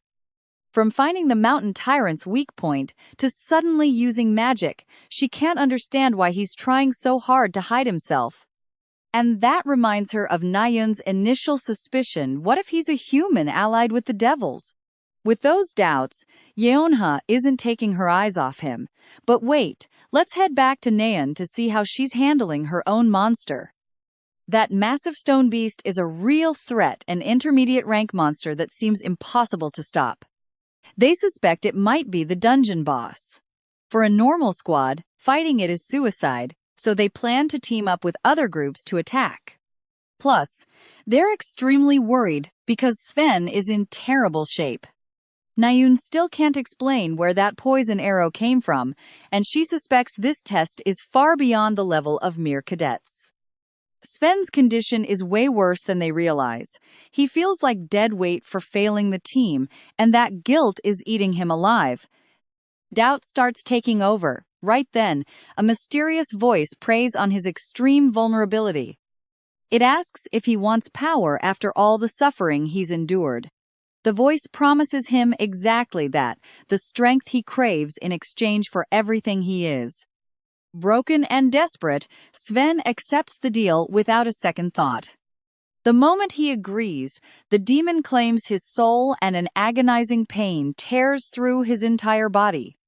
He screams uncontrollably as his body gives in to the agony. Nayun rushes over to help him, but his screams end up attracting the colossal creature. It almost seems to stare right at them in greeting, before flooding the entire area with boiling lava. The beast hurls its massive stone fist, completely obliterating the surrounding area. The cadets run for their lives, knowing a single second's delay means death. Another brutal blow sends several of them flying. They're trapped, with no clear escape. Even Nayun, carrying Sven on her back, runs right into a dead end she can't escape from. Before she can even catch her breath, the creature reappears, staring her down. It's an absolute nightmare. Nayun can barely believe her eyes. And now, she realizes this monster is the real deal. Terrified, she understands that death is a real possibility in this supposed exam. The monster raises its arm, ready to strike. Suddenly, a mana bullet out of nowhere pierces its head. Nayun looks for the shooter. And trust me, you and I are about to see things get absolutely wild. Alright, you and I are diving back in as Hajin saves the day, but first, let's see what went wrong. They end up blocked by a massive wall, absolutely infuriating Jaden since this path was supposed to lead right to the boss. He insists they are on the right track and super close, never imagining a giant wall would suddenly block them. Without overthinking, Hajin warns them the monster is right behind and urges the group to tear the wall down. Jaden gets annoyed by his attitude, but still unleashes a full power strike with everything he has got. The result is a painful recoil, because that wall has got some seriously overpowered defensive stats. Not even a magic-infused attack leaves a scratch, until Hizuki spots a small gap at the very top. Hajin suggests climbing through, but Jaden thinks he is crazy. Nobody can scale a 10-meter wall like that. Seeing that Jaden is completely useless here, our main character decides to take matters into his own hands. Using some insane parkour skills and a solid grip, he scales the wall like an absolute pro. Without wasting a second, he leaves them behind and sprints ahead. Right then, a massive rumble echoes from the other side. This dungeon is shifting in ways they did not expect. Jaden is clueless, but what they do not know is that a massive lava golem is tearing the place apart. And that is exactly when Hajin arrives to save Nayun. Relieved his paralysis shot worked, he screams at Nayun to get moving instead of just standing there like a statue. But things take a turn for the worse when the giant beast locks its eyes right onto Hajin. He instantly pales and begs Naeun to save him. Now, you and I need to watch closely as the team attacks from all sides, but their best hits do absolutely nothing. The monster is completely unharmed. Seeing her allies rush in, Naeun prepares to fire a devastating arrow, telling them to distract the beast while she charges her power.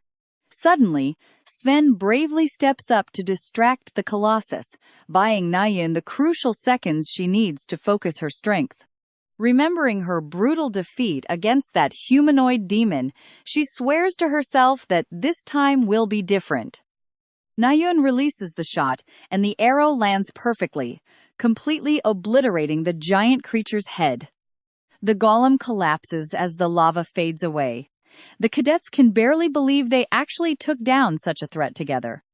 A few are already dreaming of massive point rewards as Naeun and Sven meet back up with the squad. Everyone is stunned by Naeun's massive strike. She boasts about it proudly, though Hajin does not seem to care at all. Instead, he is keeping a close eye on Sven, who has not transformed into a demon yet. I know what you're thinking, this changes the original novel's plot, but Hajin knows the transformation is still happening. Sven already made a deal with a demon here, so betrayal and complete chaos are only a matter of time.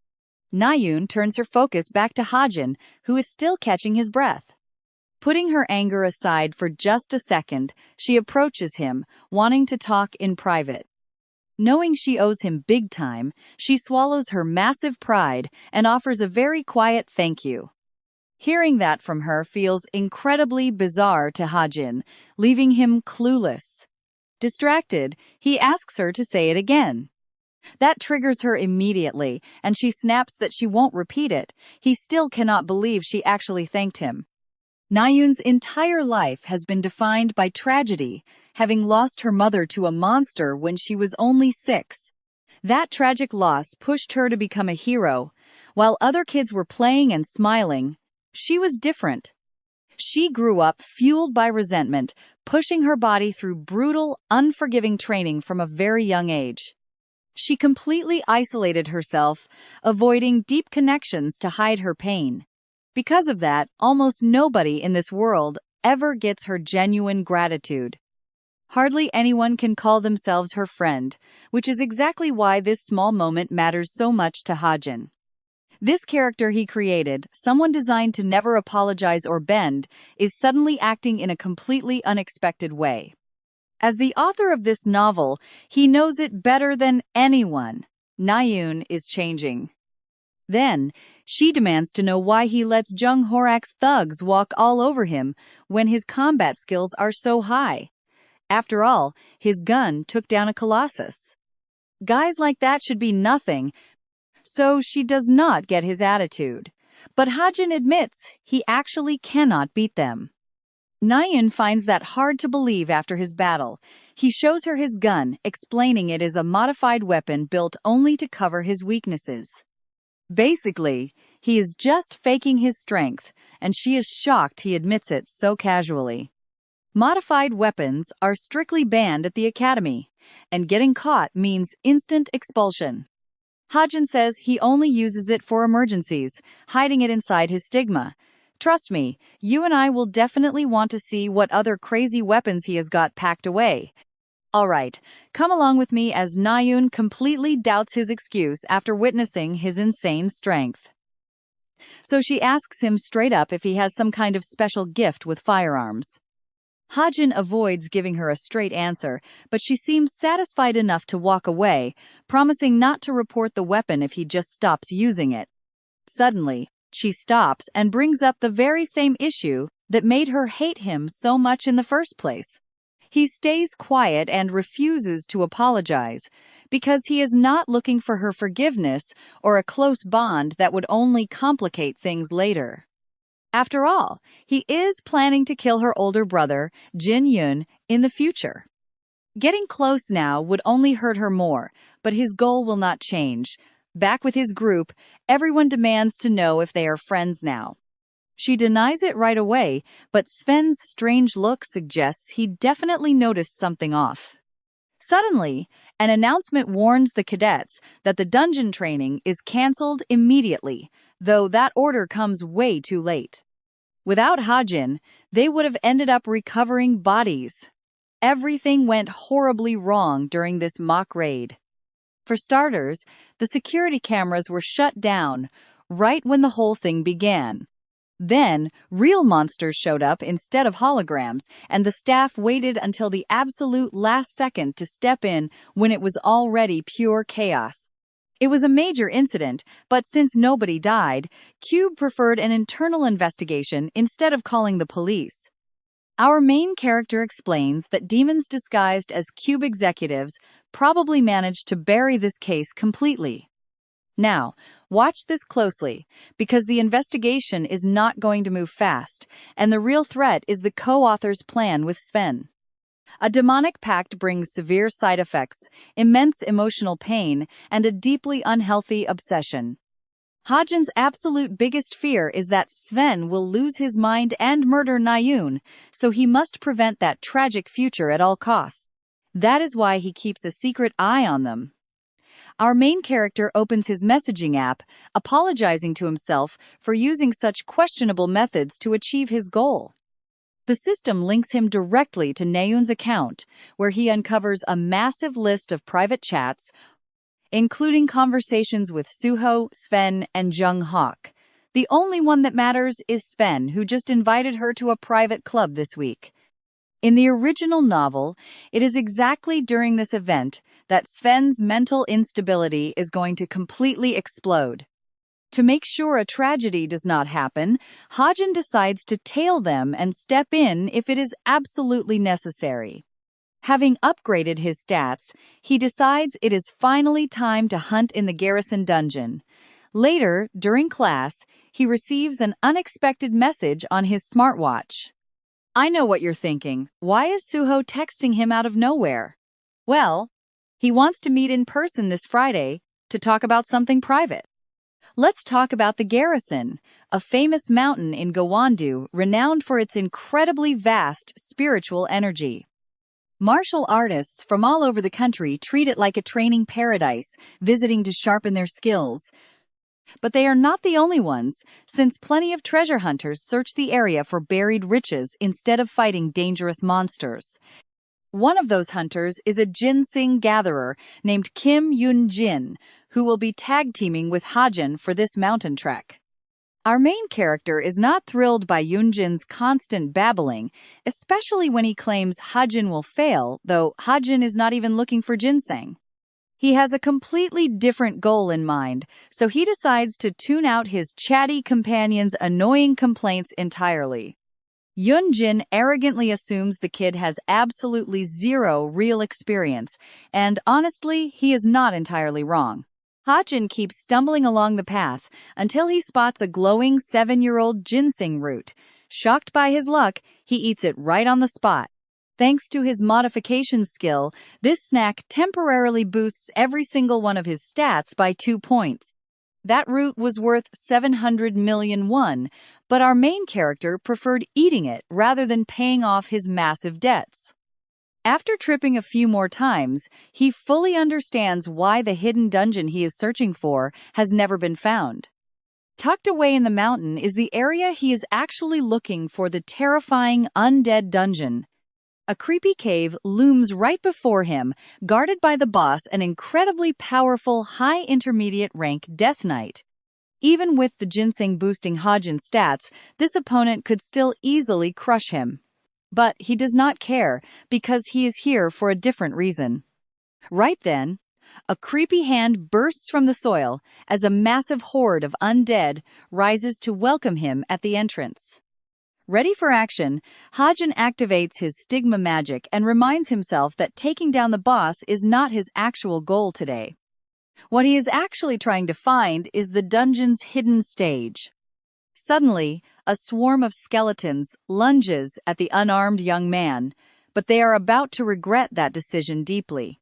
Our main character draws his gun, blowing a monster to pieces at point-blank range, and easily drops the rest, shot after shot. Activating his signature precision skill, Eagle Eye, he tracks every bullet's trajectory while leaping over enemies to ruthlessly gun them down from midair. Trust me, what comes next is absolutely insane. Lowering his weapon, Hajin stopped shooting. He cleared them out, but knows the undead will swarm once they reach the hidden zone. Stick with me here. This is a clear sign we are close. Evandel is a witch destined to become the dungeon's hidden boss. Her role later on is going to be absolutely crucial. In the future, she will build Castle Evandel, the most terrifying undead fortress in the history of mankind. She will use an abandoned school to spread absolute chaos. Once fully grown, fighting her will be a complete nightmare. That is why Hajin wants to reach her before it is too late. If he wins, he gets two priceless items. The first is the upgradable weapon called Aether, and the second is the Seed of Evandel. In the original novel, these items help the demon Tomer become a massive force of evil. So for Hajin, Aether is the perfect shortcut to power. Our main character approaches the dark hidden doorway while activating his Eagle Eye skill, moving forward with absolute confidence. With his skill active, he looks deep into the cave, ignoring minor beasts. There, he spots a dead tree glowing with crystals. His true target is the young witch, still weak and vulnerable. Defeating her later, when she is fully grown, would be impossible, so this is his single golden opportunity. Now watch this closely. This little witch is playing innocently, but Hajin is here to stop a future world-ending disaster. His emotions almost make him hesitate. But, as her creator, he forces himself to act, just like Tamar did before him. As he draws near, our hero reminds himself of one crucial fact: she only exists because he wrote her. And now, she must die for that very reason. An ordinary spirit witch won't fall to basic mana bullets. So Hajin uses his stigma magic to forge a spear of pure light. That will be enough to finish her in one blow. He is even amazed by how the ancient ginseng boosted his stats. Without hesitation, our hero throws the spear with all his might. The weapon pierces right through the little witch's head, instantly destroying her spiritual form, cold but highly effective. He thought that was the end, but she is tougher than expected. Even in her weak state, she survives. Using her remaining ounce of strength, she tries to reform. Suddenly, the dungeon shakes violently and the young witch loses control. She completely crumbles into a cloud of dust right before Hajin's eyes. Finally, the two coveted items drop. The Seed of Evandel holds her soul, allowing her to be reborn once it sprouts. The other item, Aether, allows the user to reinforce any weapon and boost its overall power. I know what you are thinking. Getting Aether boosts all stats by 0.6, but the system bans trading it. Our protagonist is highly satisfied. The raid was a huge success, and as Aether levels up, his abilities will grow stronger. With these rewards, he feels ready to compete against the absolute best elite cadets at Cube Academy. Plus, he accumulated nearly 50 story points alongside the massive boost from eating that ancient ginseng. Even so, the Evandel seed is the real jackpot, since he can sprout the young witch whenever he wants. The title Witch of Despair sounds terrifying, but if handled correctly, Evandel will become an unmatched ally. Hajin knows raising her is not that hard. She just needs a constant blood supply, which molds her personality to match the donor. So, he must choose with extreme caution. He thinks of asking Suho or Rachel, hoping the witch turns out kind, but he would never ask Yonha or Nayan. They would cause a massive scene and ruin her attitude, but the real headache is actually getting that blood. Our main character decides to worry about that later. For now, a well-deserved rest is his top priority. Tomorrow is the main event and will demand his absolute best. The hunting club trip is close, where Sven will attack Nayun. The next day at the Bayakba Hot Springs, the excited cadets start their orientation as a girl takes the stage. She goes over the club activities one final time, while Hajin listens with intense focus. Leonidas will conduct their usual hunt, but she warns everyone that this is definitely not a game. As she speaks, our protagonist breaks into a cold sweat, knowing things are about to take a wild turn. He only knows the original novel script, where Sven brutally attacks Nayun before dying in battle. He designed it that way so Suho could get closer to her and become her ultimate protector. But the twist is that while everyone keeps an eye on Nayun, Leona ends up as the helpless victim. This deviation deeply worries Hajin. Folks, things are already drifting away from the destiny he wrote for Sven. Even with demonic power, Sven has not completely transformed yet. Stick with me on this one, because our main character thinks it is best for Sven to lose control right here, where everyone can help. Meanwhile, Naya notices that our main character keeps glancing at her. It really makes her uncomfortable, and she does not get the mystery, clueless that Hajin is actually tracking Sven's every move. She even wonders if he likes her. Sven notices too and warns her, but Nayun ignores him because Hajin seems harmless. Sven explains that he is talking about the recent disappearances, hinting that Hajin might be involved, but she trusts him completely. The hunt begins, and they move out with Hajin trailing right behind. Time passes, and deep inside the forest, a terrifying demon tears apart a poor deer. That demon is actually Sven testing his new power, but when Nayun calls out to him, he lets the animal go. She caught some prey too, but is shocked to see how much Sven hunted in just a short moment. He acts completely normal, while she has absolutely no clue what is actually going on around her. Sven wins the hunting bet, meaning he can ask for anything, but when he tries, he gets nervous and asks her out. Now, watch closely here, because Hajin is keeping watch, knowing that this whole situation could end very badly. Sven's demon is the cardinal of desire, which means his puppets get entirely consumed by their own dark cravings. That is why Sven is losing control. In the end, he gets some courage and asks Nayun to be his girlfriend. She freezes on the spot, not knowing how to answer him. His silence makes him think she is rejecting him, and she admits she cannot date someone she barely even knows. That cold response hits him hard. Hajin believes this will be enough to fully trigger his terrifying demonic side. To make matters worse, Nayun says she prefers strong men. If the first blow hurt, this one absolutely crushed him. Sven is left devastated. Nayun turns around to walk away, but the boy refuses to accept the reality. He asks if he just needs to prove he is stronger than her. Now she feels annoyed and highly uncomfortable. Suddenly, a demonic arm stretches out, and Sven smashes the ground right beneath her feet with brutal force. His body warps into a wild beast. Nayun only survives because Hajin steps in with his aether shield just in time. Just as Hajin turns around to check on her, Sven lands a devastating and brutal blow on him. Nayun rushes to grab her weapon, while our main character struggles to breathe under the demon's crushing grip. She reacts by condensing her magic, managing to slice off one of his tentacles. And yeah, I know what you're thinking, but this monster is going crazy, screaming about how much he loves her. The deeper his obsession grows, the stronger he becomes. Furious, Nayun keeps attacking while our hero remains completely helpless. Then, a green flash explodes as Nayun awakens a completely destructive level of inner power. Hajin explains that some people choose weapons that do not fit their actual talent at all. And Nayun is the perfect example. Her gift is not range but magic. So she conjures a giant sword. She charges with everything she has, unleashing a devastating strike on the demon.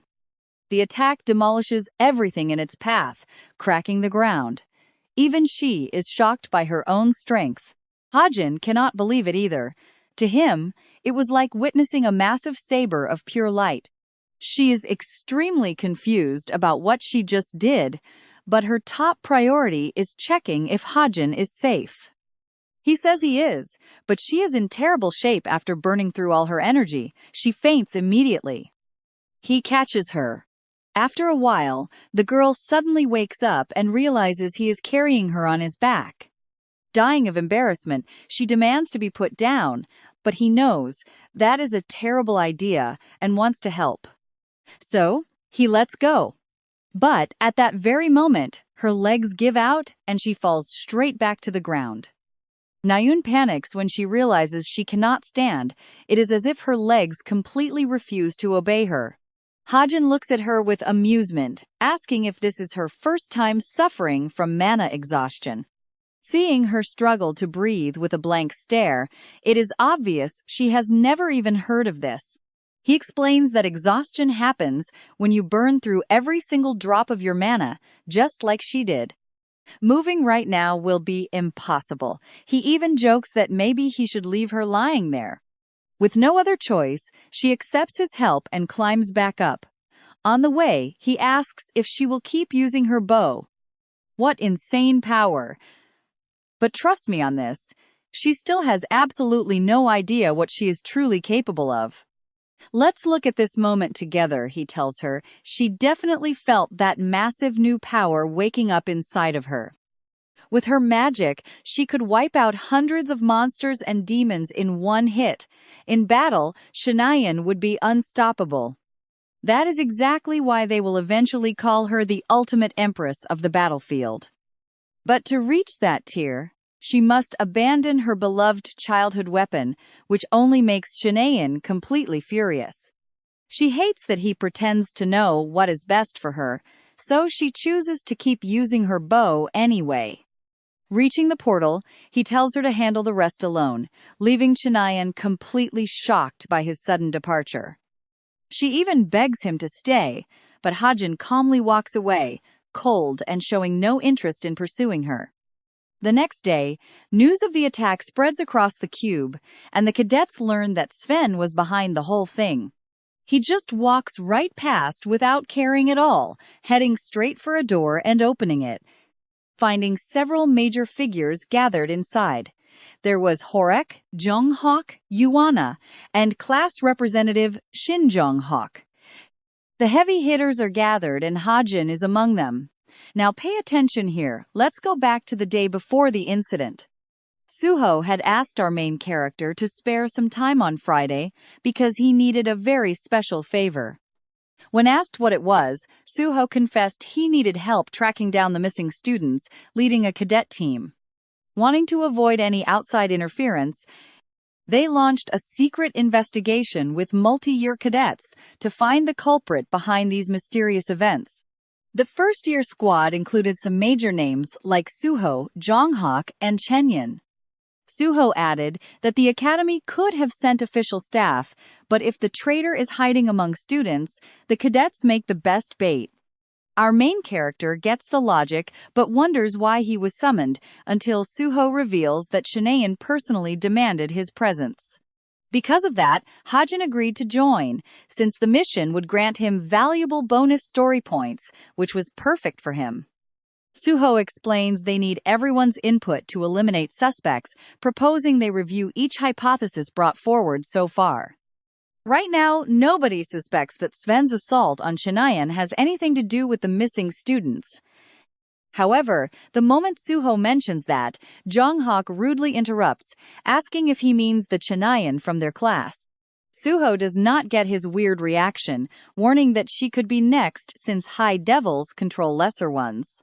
So, whoever made the deal with Sven might keep targeting Chanayan, using different puppets to do their dirty work. After this, Suho asks if there are any suspicious names to add, though Hajin already knows who is causing the kidnappings. I know what you are thinking, why not just expose them? Well, he wanted to avoid altering the story, or so he thought.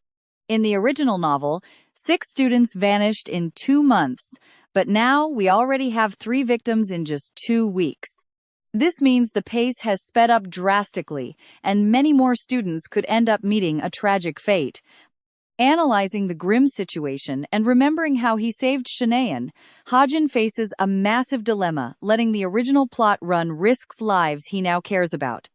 Determined never to ignore the danger again, he firmly raises his hand and reveals he has a prime suspect in mind.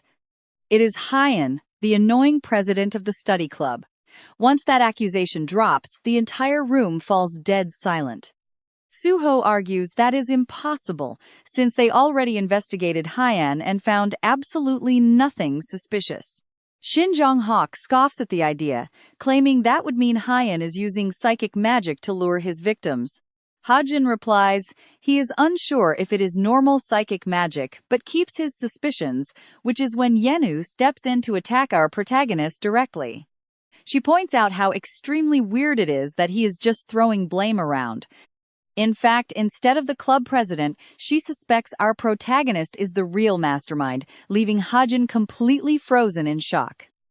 Let's go back to the start of his novel. When writing it, he felt the hero needed a strong, complex ally to constantly support Suho. So the author, Kim Hajin, gladly designed that character and named her Yenu, but now she turns on him, accusing him of being the actual devil. Suho quickly steps in to defend him, arguing that our main character used a portal when those strange incidents occurred. Yenu coldly shoots back that he is just making baseless assumptions, exactly like the protagonist did earlier. She says framing the president makes no sense since his alibi is solid, and though Hajin tries to calm things down, everything spins out of control. Suddenly, another cadet gets fired up and suggests a group attack to see if he finally reveals his true monster form. The entire room starts backing Yenu's stance, leaving Hajin stunned as an overwhelming wave of distrust crashes down on his shoulders. But he just laughs, and trust me, you and I know he is not backing down. Come along with me, and look at this chaos. He dares the cadet to try it if he wants a bullet to the head. While Suho stops the fight and Hajin tries to explain. He was about to explain they went through the portal together, but suddenly Jong-hak hurls a basketball straight at him with all his strength. Furious that the main character dared to mention her, Jong-hak instantly demands to know why he even spoke her name. He fires back that he fought the demon beside Naeun, mocking them for being so clueless and not even bothering to research what actually happened. Jong-hak completely loses his cool, forcing the class representative to step in and hold him back. The meeting falls apart. After clearing his name, Hajin heads for the exit, but right at the door, a cadet launches a brutal attack at him. Feeling the overwhelming pressure, the main character ducks instantly, dodging a strike that completely shatters the entrance door to pieces. Even Jong-hak is left completely stunned by such a sudden, violent strike, and the attacker is shocked he dodged something so fast. Genuinely furious, Hajin pulls his gun and aims it right at him. The cadet charges again and he readies his weapon to fire, but before they can clash, Suho stops them with a swift sword strike. He warns them that Kim Horak crossed the line, and Jong-hak is only making things worse instead of just asking Naeun first. Then, he checks his smartwatch. Horak storms off in a rage. And Jong-hak soon gets confirmation from Naeun that our main character physically couldn't be a suspect. Now that Naeun has cleared his name, and you're going to want to watch this closely, everyone in the room feels incredibly embarrassed and guilty for treating him like trash. Honestly, furious, the main character heads out to the field to clear his head. He has hit a wall and cannot understand why this new life is so brutally difficult. First, he was dragged into the plot of his own novel, and now he has to face the very characters he created with so much love. Unable to take it anymore, Hajin curls up and admits he is completely sick of this bizarre world. He misses his real family so much, and only longs to go back to his actual home. He worries about simple things, like his apartment rent being overdue or if he is already declared missing. And of course, his parents are always on his mind. He wonders if they are okay and if they are looking for him. It is just too much pain that he has been holding inside. He feels weak, trapped, and completely alone. He knows there is no way back, but he cannot help wishing for it with all his might. As he grieves, the system activates, showing him that his endurance stat increased because of everything he endured today. Hajin thinks it is no big deal, but at least he is glad his stamina went up a bit. He knows anyone else thrown into this world would be dead, without the mental strength to keep pushing forward. So he decides to stop complaining, wipes away his tears, and stands back up tall like a hero, ready to fight again. And honestly, you and I need to check back on Suho and the other idiots who ruined everything. Someone asks where Hajin went, and Suho says he probably wanted to be alone. Meanwhile, Yonha notices that the fool, Horak, used his special skill. This strikes her as highly suspicious, since he managed to dodge a martial artist while supposedly being just a long-range sharpshooter. Suddenly, she receives a message. It is from Juan, summoning her to the study room the next day. Just what Hajin had warned her about, yet, despite her doubts, she agrees to meet someone who is literally committing murders. Our protagonist is starting to understand why they say staying busy helps fight off depression. Since entering this novel, he has been so focused on training and hunting that he barely had time to miss his old reality. Now he stays silent while his classmates worry about him after the incident. Hajin is incredibly frustrated, remembering he is trapped in a story he wrote himself. So he seriously starts looking for a way to return home. Nayun returns to class after recovering, though Jonghak is still worried. Suho offers to support her, since she is still not fully recovered. Jonghak acts jealous and possessive, while the main character closely watches Yongha, who acts as if nothing happened yesterday. Class begins, and the instructor reminds them that midterms are fast approaching. First comes the written exam, followed by the practical test, which consists of 2 assessments. The first is cadet duels, and the second involves fighting summoned monsters. The instructor warns that both will be extremely difficult. Hajin thinks about it and realizes the written exam does not worry him in the slightest. The only thing on his mind is the duel, where each cadet will choose 3 opponents. Though it seems high rankers could just crush the weak, Cube Academy already anticipated this with a balanced scoring system. If a high ranker beats a low ranker, they get almost no points and could even lose some depending on the massive gap. Still, trust me on this, someone has their sights set entirely on crushing Hajin, and that is not his only massive problem. Come with me to see why Rachel is acting weird and clinging to him. He notices her secretly watching him all the time. Even though she always studies alone, he has no clue what she wants or if she is trying to copy him. Rachel peeks at his notes and sees him happily writing down his parents' names. This confuses her even more. Meanwhile, the scene shifts to Yoon, who is nervously waiting for young Yonha to arrive. Clueless about his motives, she enters the study room where Yoon greets her like a cheerful prince. She does not really care, but notices the room is empty. Yoon asks her to sit, claiming the others are arriving soon. Our main character spots a strange scented candle, but Yoon insists it is just to help them focus while studying. They start discussing the missing students investigation. Yoon claims he is on the search team, though they have found nothing.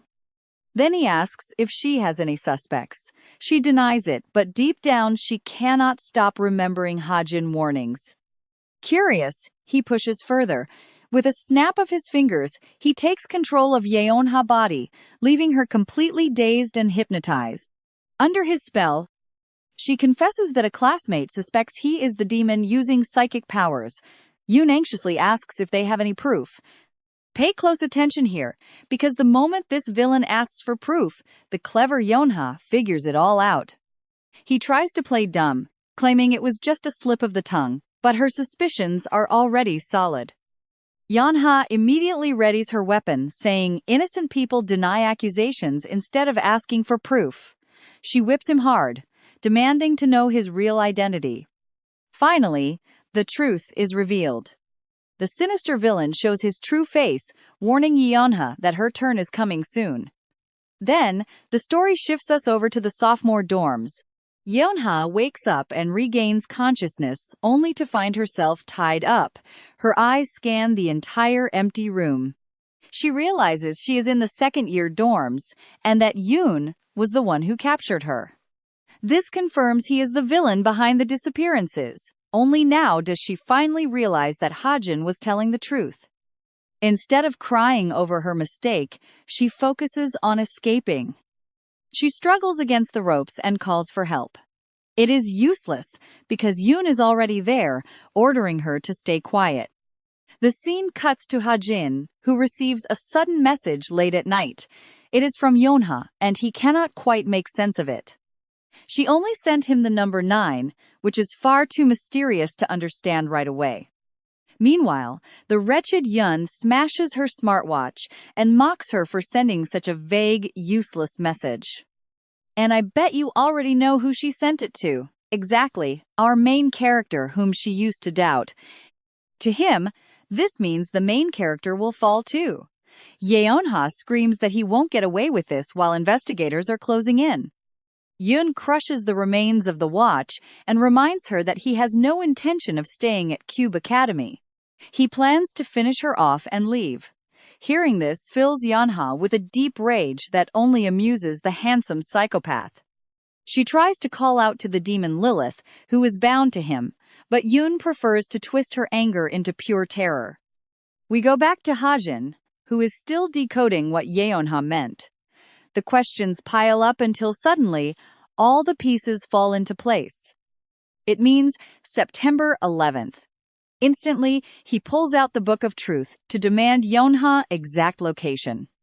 Seeing the answer points to the sophomore dorms, Hajin is shocked.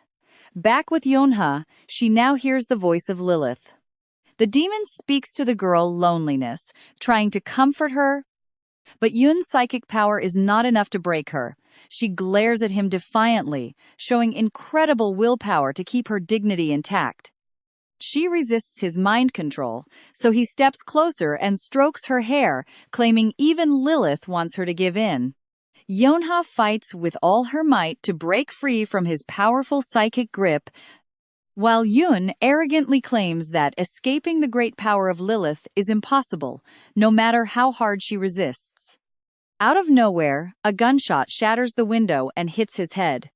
The villain collapses, groaning in pain, as a voice teases Yeonha for getting into this huge mess. After having refused to believe him before, the wounded demon furiously curses his insolent attacker. Hajin happily replies that he crafted that bullet himself. Without proper surgery, he won't be able to remove it or heal easily.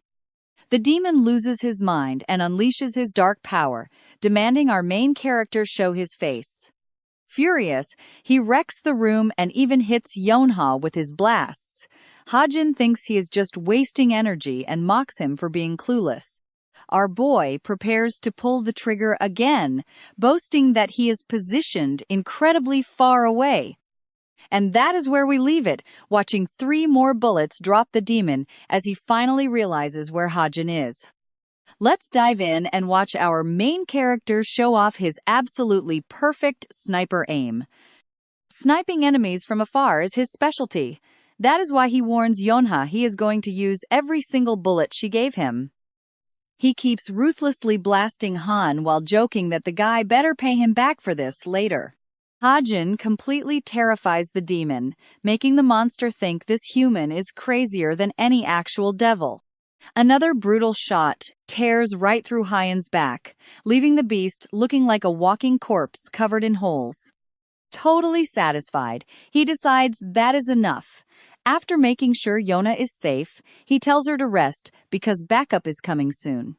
Just before passing out, she thanks the mysterious savior who rescued her. Yeonha wakes up in the hospital next to Suho, who is peeling an apple and promises her she will make a quick recovery. Slightly annoyed, she asks what he is doing there. So Suho explains, everyone took turns watching over her, until she finally woke. Right now, it is his shift, but Yeonha just cannot understand why everyone is so incredibly worried about her. Suho admits they feel responsible, since they were so distracted by the investigation that they let their classmate get hurt. Because of that, he apologizes on behalf of everyone, leaving Yeonha completely speechless. She thinks he is stubborn, but she starts liking him a bit more, though her misunderstanding about Hajin still bothers her.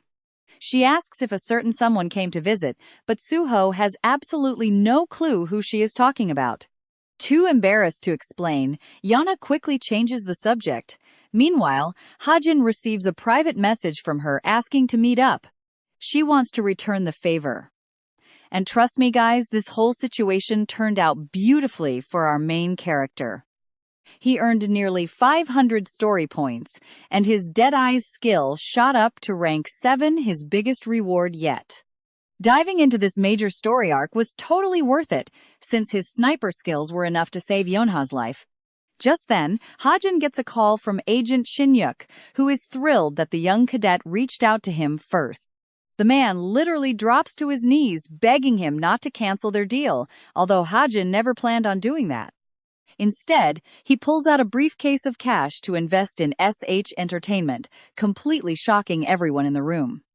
Here is his master plan. The ginseng he sold online brought in an incredible 300 million won. He put 250 million into Packhorse Master stock, planning to dump the rest into SH Entertainment. He is betting on this company to strike it rich, leaving the agent absolutely speechless from the pure shock.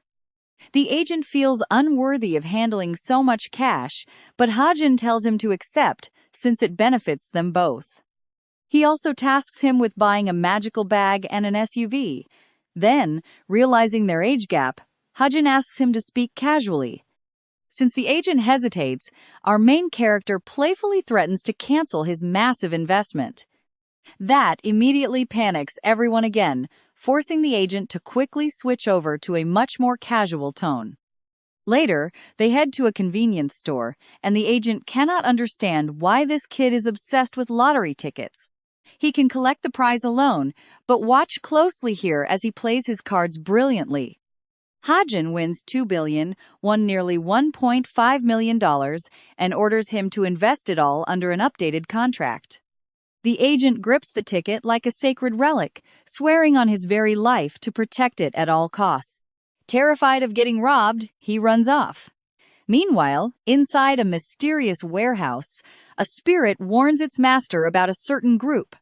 They have dragged Packhorse Master into this, but the leader only cares about stealing one very specific artifact. The spirit also reports something weird. Some mystery buyer has been buying up their stocks like crazy. Starting with 3 million, then 10, and now an insane 250 million won. Though this nameless buyer is suspicious, the boss does not care and focuses on their mission, while the spirit flags some new websites. These pages contain top-secret intel about artifact hunting and something called the Truth Agency. This shady agency makes them highly suspicious, so they decide to submit a request to track their target. The boss tells Drew to shut up, but she reminds him that midterm exams start first thing tomorrow.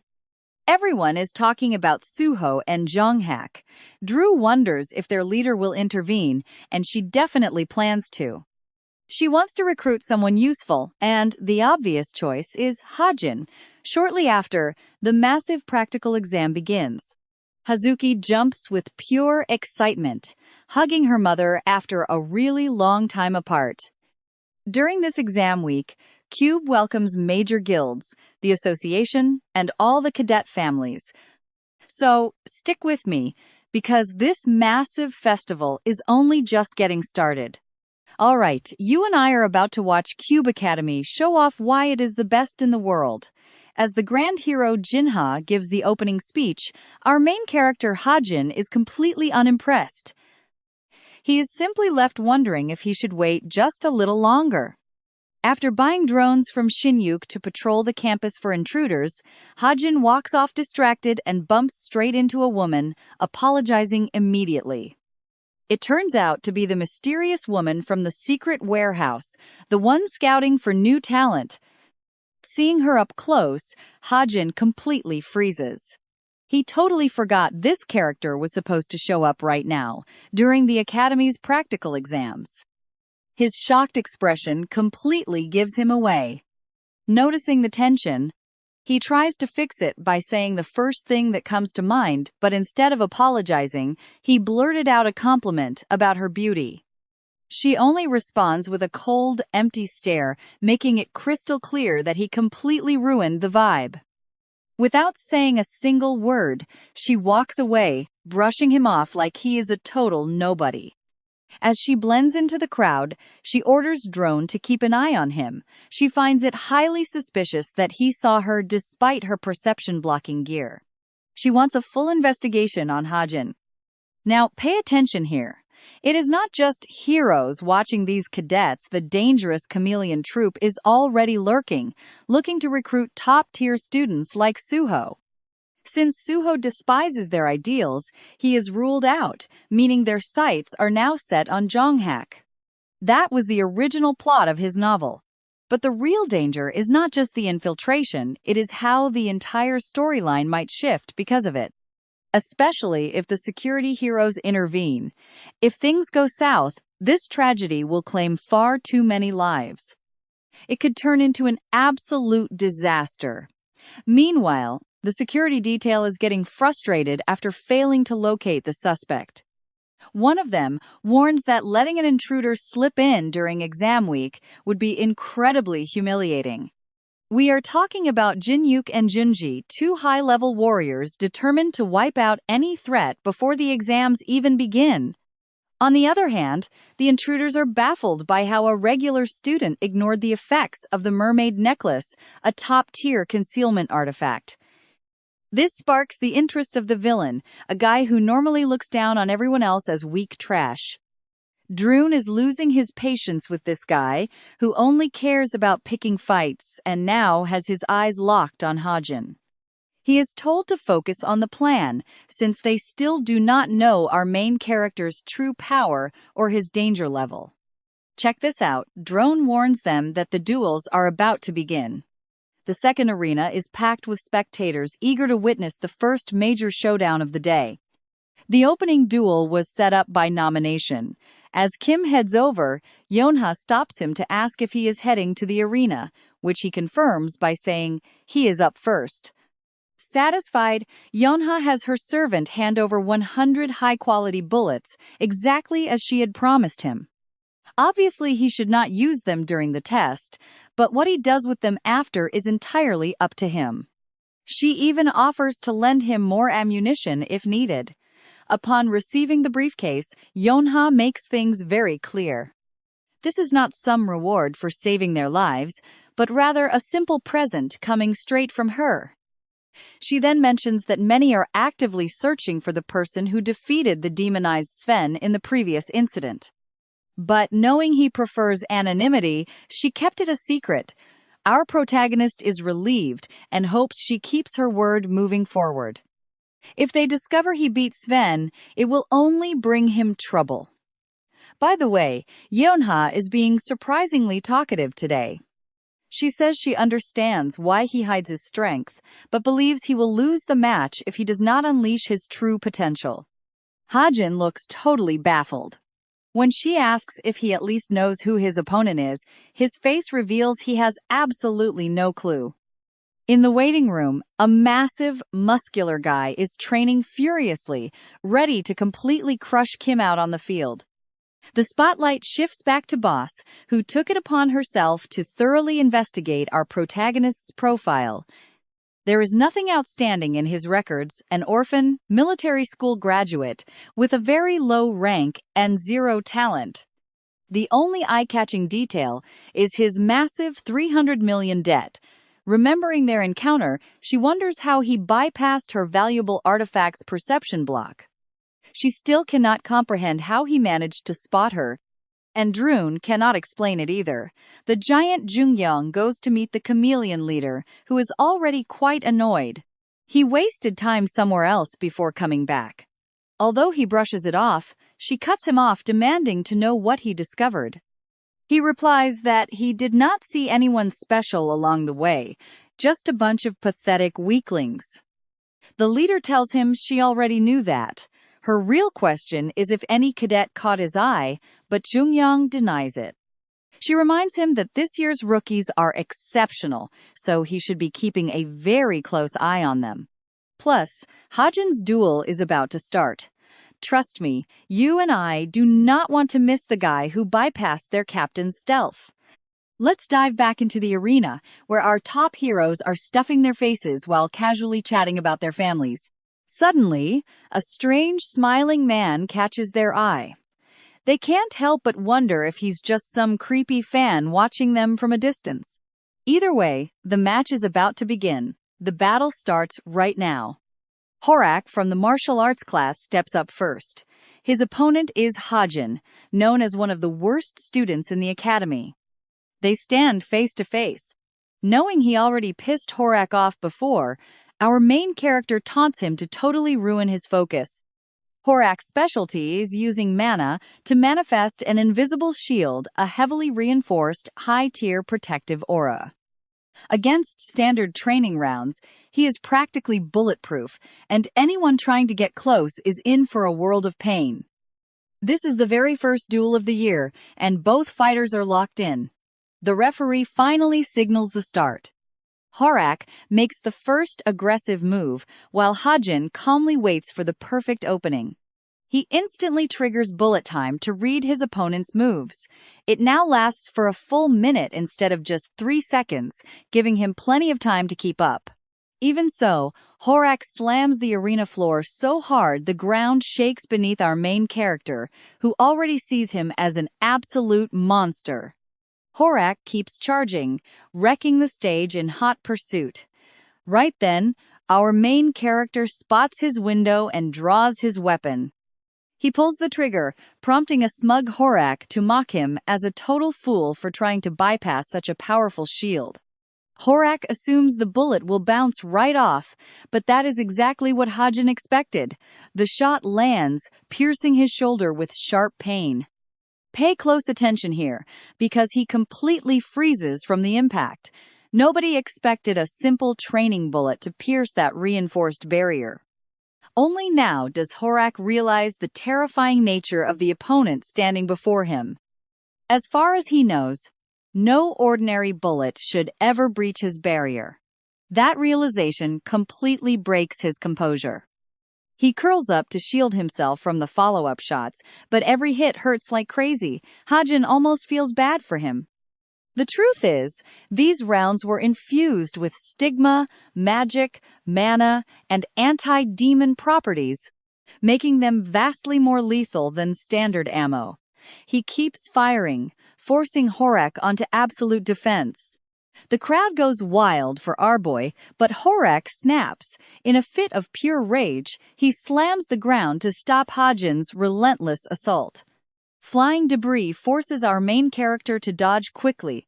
He then shouts a warning before throwing a dagger straight at Horak's face.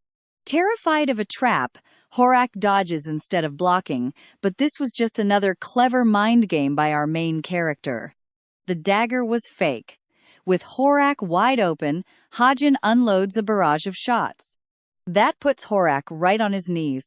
Our main character slowly approaches with gun raised, while the audience watches the impending finish in utter shock. Hajin's finger rests on the trigger. He is ready to end this match right here. I know what you are thinking, it is over, right? Well, turns out our main character runs completely out of ammo at the last second. Though exhausted, he manages to stand. Capitalizing on the moment, he decides to surrender immediately, shocking absolutely everyone. It leaves a bitter taste, like winning and losing at the same time. Even the high-ranking heroes are stunned by such a sudden surrender. The duel ends abruptly, declaring Horak as the winner. Such a hollow victory does not sit well with a brute like him. He roars at him to come back, but our main character calmly walks away. After the match, medics are amazed by how fast Horak is recovering, despite taking hits that felt like real live ammunition. Up in the high-ranking seats, Janyak asks Yanji for her take. She replies that our main character showed real skill while Horak made too many mistakes. If Horak had just kept his cool instead of rushing in blindly, he probably would have won. Even so, Yanji cannot stop thinking about Hajin's performance, his insane shooting speed, and his incredible visual perception.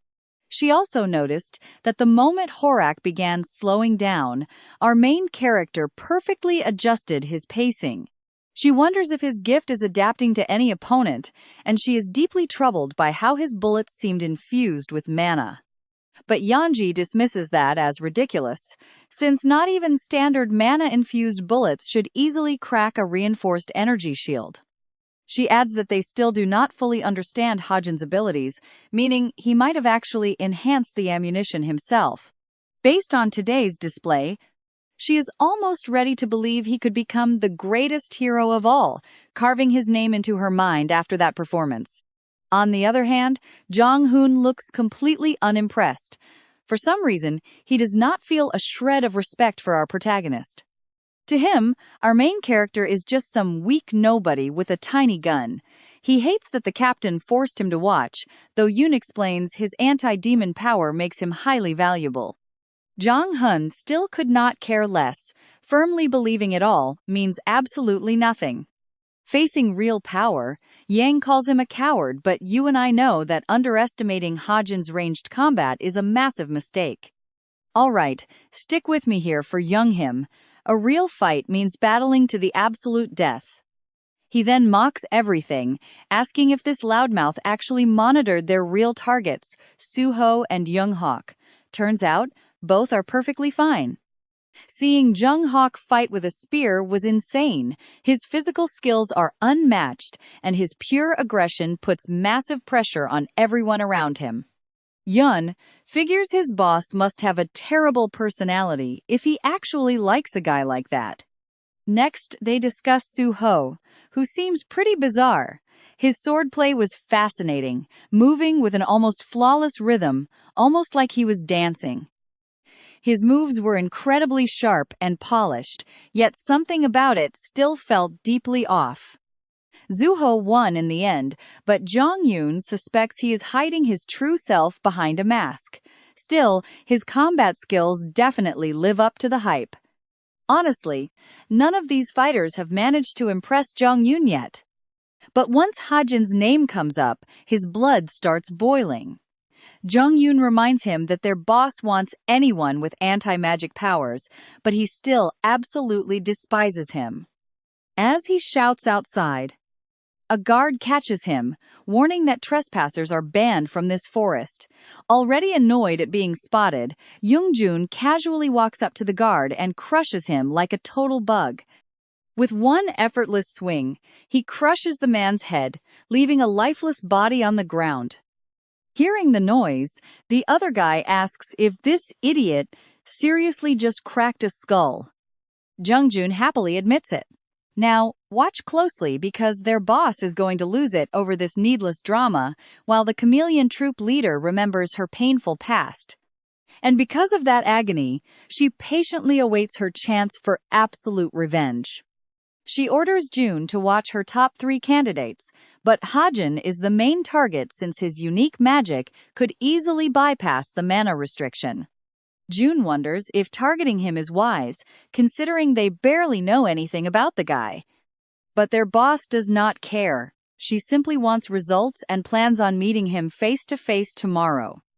By day 2 of the midterm exams, the arena crowd is completely buzzing with excitement.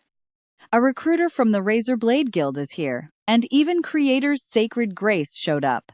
Big names are all scouting for top talent. Based on the academy ranks, Suho is set to face Yohee, the 8th-ranked cadet. Next, Rachel goes against Nayun, both holding nearly identical ranks.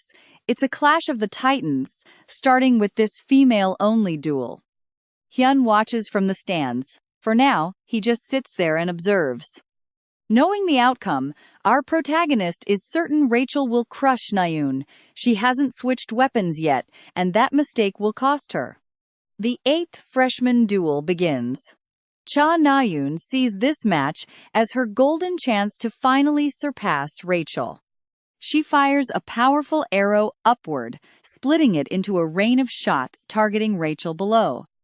Rachel stays calm, dodging arrow after arrow, but one flies straight for her face, so she deflects it instead of moving. Cha Na-yoon is stunned by Rachel's rock-solid defense, especially as the close-range fighter charges in. The crowd is absolutely loving this duel. Meanwhile, the Chameleon Troop's leader sits right next to Haejin, staring intensely and leaving him way too stunned to speak. Let's find out together who she actually is. She is one of the most wanted criminals alive, a masked syndicate leader and underworld boss with countless fake aliases known only to her. But just as she prepares to greet him, someone accidentally spills a freezing cold drink right on her face. Her hair is ruined, the mood completely dies, and even Haejin is speechless. The culprit apologizes, making them miss the match's climax. Rachel wins, exactly as our protagonist wrote in his novel. Regardless, he hands the drenched woman a handkerchief to clean herself up. After that, she finally brings up her true purpose for visiting him his fight against Horak. Impressed by his performance, she hands him a business card and asks him to call, wondering if his power is some unique skill. The name printed on the card is just another fake alias, Lee Shan, preventing Haejin from recognizing her as the novel's creator. Playing dumb, he simply asks if she's there to recruit him into some guild. He accepts the card despite early recruitment being illegal, but as he tries to walk away, she grabs him tightly and refuses to let go. She claims she can't prove everything yet, but has plenty to offer. Asking him to call her sometime, she finally takes her leave. Haejin is left completely baffled. There's no clear reason for her to seek him out, making this whole encounter feel incredibly bizarre. Meanwhile, Suho's battle against Yohei ends with zero surprises, securing an easy victory for the main character. And that wraps up today's duels. Everyone is gossiping about Suho, while Cha Na-yoon's sudden defeat against Rachel leaves the crowd stunned. Nobody expected one of Korea's most promising talents to be dominated so easily by a foreign exchange student. So we leave our protagonist retrieving his drone, and trust me, you and I will soon discover what valuable data he managed to record. Come along with me as we watch our main character head back to analyze his footage, only to spot Cha Na-yoon crying alone after her brutal loss. He remembers writing this exact scene in his novel. In the original plot, Cha Na-yoon breaks down right here, and Suho arrives to comfort her. That moment helps her open up to him for the very first time. Haejin wants to cheer her up, but empty comfort won't do anything now. Sometimes people just need to learn to let things go, but Suho is not that type at all. He is stubborn and never lets anything slide. Our main character doubts Suho can help Cha Na-yoon until a sudden idea strikes him. Out of nowhere, he sends her a message praising her fight. Cha Na-yoon reads it in confusion as her face turns completely red. Then Haejin starts teasing her, saying she would have done better with a sword, suggesting she switch her weapon just like he did. For some reason, his words hit her in a strange way. Right then, Suho arrives to play his part in the novel. But as he approaches to comfort her, he finds Cha Na-yoon staring at him with the fury of 10,000 angry lions. Instead of self-pity, she now just wants to destroy the jerk who mocked her loss. And that wraps up the first-year midterm exams. Now pay attention, because later on, Haejin reviews his drone footage and uncovers a terrifying secret about Jung. Jung tears someone's head off with a single blow. It is a complete slaughter that makes Haejin wonder if this guy works with the villains. From his actions, it is clear he is a total psychopath who kills without a second thought and, even worse, actually enjoys it. There are far too many people with that twisted mindset in this novel. The cities look highly advanced and incredibly peaceful, but underneath them hide actual monsters with no concept of right or wrong. They look completely human, yet they stand against the world's heroes. They are not mere thugs, but the true villains of this story. Our protagonist realizes that guarding against the original villains is no longer enough. Thanks to his co-author's modifications, almost anyone in this world could become his enemy.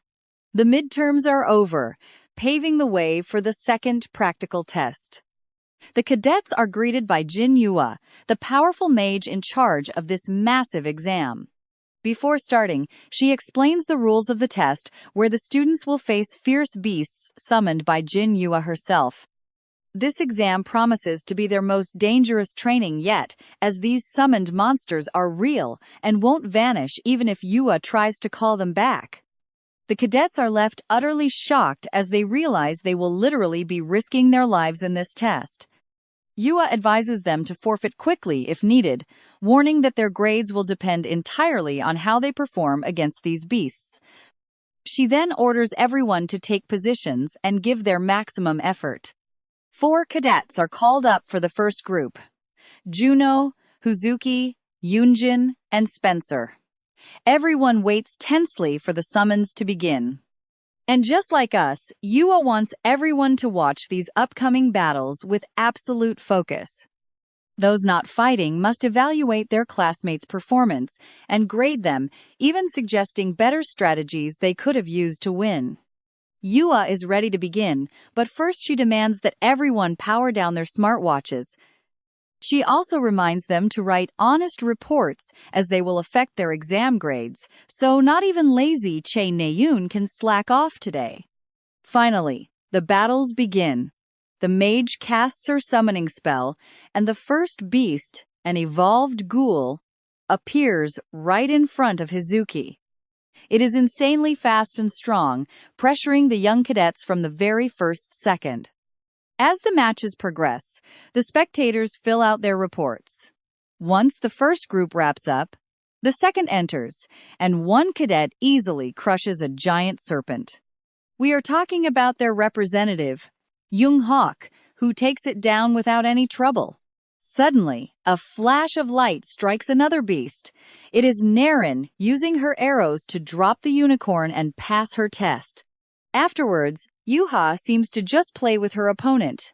Several rounds pass until Group 10 is finally called. Hajin faces an unusual enemy, a chrome monster, skillfully dodging it, using some very clever tactics. After securing a solid position, Hajin thinks this is super easy and will end soon, but suddenly, things go wrong, sparking chaos. Our main character looks up to see what is happening, while Jong Yuk is instantly summoned to respond to the call. They scold him for slacking, and Jong Yua sternly warns him that a guard was murdered yesterday. No time to waste. An emergency alert was sent, but Jong Yu asks if they found the source. Jong Yua suspects it came from the nearby seabed. As they talk, a strange man stealthily steps out from the shadows. It is the villain, Jong Yua, thrilled to confront his obstacle. However, Jong Yua warns him that he should not trespass in this restricted area. Jungyong does not care and prepares for battle, warning Jungyong that he will deeply regret this fight. But right as they prepare to clash, a massive tremor shakes the ground and grabs their full attention. And that is where we leave it today. Time to run, because the evacuation has already begun. Let's dive into how the final group, still battling monsters, suddenly gets the urgent order to escape immediately. Hajin gets frustrated having to stop halfway, wondering what is going on. The building shakes as wild beasts run completely out of control. Hajin hides in sheer terror, fearing for his life because those cursed monsters have not been unsummoned yet. He calls for help, but nobody is around. Then, Hun shares his suspicion, instantly ruling out Jinghua, because the system would have warned him of any changes. This means absolutely nobody at the exam site showed any new changes that could explain this total chaos. Suddenly, Jinghua realizes what is happening, uncovering the actual trigger behind all this madness. Elsewhere, a mysterious warrior blocks Rachel, and his sheer presence instantly puts her on high alert. Meanwhile, Jin analyzes the situation, starting to suspect that the story itself is creating a brand new event. Just like Kim Chun-dong, a character the author never wrote, it seems Sir Lancaster is tied to Rachel and pulling the strings. The plot takes a massive turn without Hun even knowing. Rachel comes face to face with Alex Lancaster, a mage who vanished in London years ago. Pay close attention here, she demands answers from him, but he only responds with a cold, twisted smile. Rachel instantly realizes he sold his soul to demons for power. She cannot believe the former Royal Guard captain fell this low, but Lancaster does not care at all. In turn, he arrogantly corrects her, stating he was betrayed serving king and country, so he simply chose a new master. Rachel draws her sword, declaring him an enemy and swearing to bring justice. Moving with incredible speed, the top student strikes him, but she freezes when her blade passes straight through his body. Lancaster mockingly apologizes, revealing that this is merely an illusion, meaning he cannot be harmed at all. He leaves her trapped, knowing nobody will come to save her, while the other monsters keep everyone else fully occupied. Lancaster points out how different this academy is, noting his homeland would have sent hundreds of guards just to protect royalty. Rachel recalls the immense pain Lancaster felt losing a loved one, confirming what kind of heartless monster he has truly become. The mage claims he has no time to chat and decides to leave. Rachel tries to stop him, but she never stood a chance. Lancaster's physical body dissolves into dark shadows, from which a terrifying, faceless assassin suddenly emerges. Don't blink now, the assassin dual-wields swords, vanishes, and strikes Rachel with an absolutely devastating amount of force. The assassin keeps pressing with heavy strikes, leaving painful, shallow cuts all over Rachel's body. This is not an enemy she can defeat head-on. She waits for an opening, but the chance never comes. Her weapon is sent flying, leaving her completely defenseless. The dark figure stares down at his prey, now that she has been left entirely vulnerable and unarmed. Even so, plotting Rachel has one trick left: telekinetic magic to retrieve her sword. The blade flies back right as the assassin lunges for the kill. But an unexpected blast from outside interrupts them, and a young man calmly walks in through the smoking rubble. The second the assassin spots him, he switches targets and charges forward to attack immediately. Hajun changes his weapon setting, utilizing American breathing, second form, shotgun mode. Hun blasts the target down without any trouble at all. One shot was enough. He does not mind spending 250 story points, since it was totally worth it. Then Rachel notices that her savior is actually her classmate. He offers his hand, asking if she is okay while completely ignoring that she is covered in blood. Hajin uses bandages to wipe away the blood, which seems to fluster the princess as she squirms uneasily while he treats her wounds. Luckily, the wound was not as severe as it initially looked.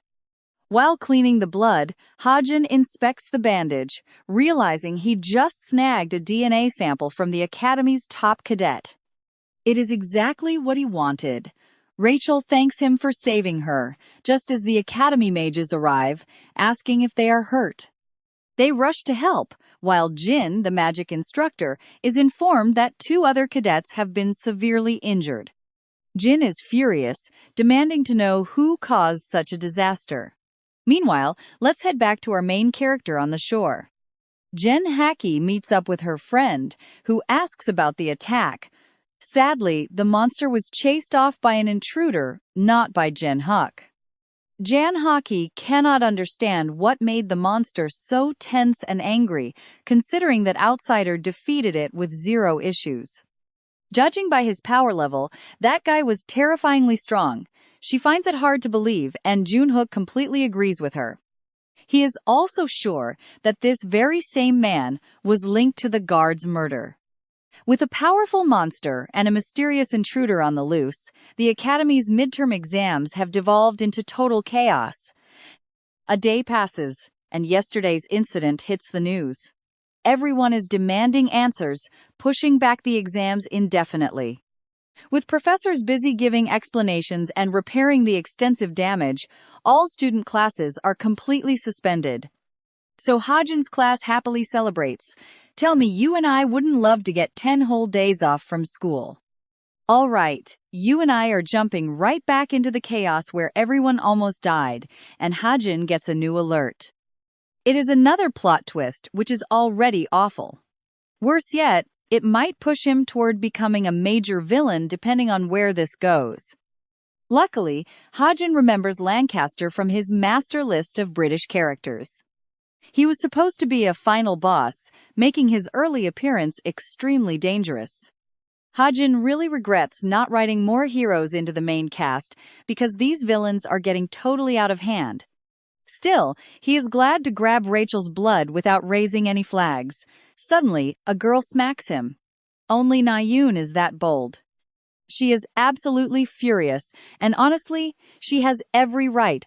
Hajin keeps telling her to drop archery, believing it ruins her potential.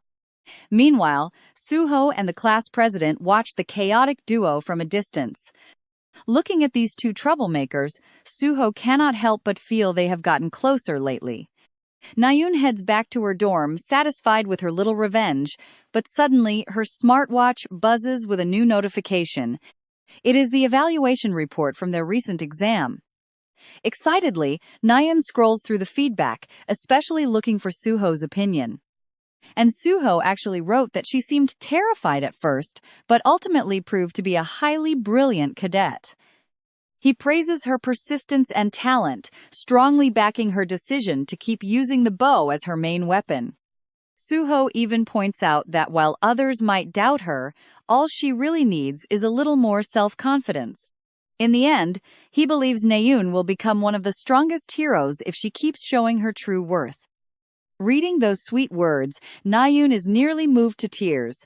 Now she trusts her path and ignores Hajin's annoying warnings.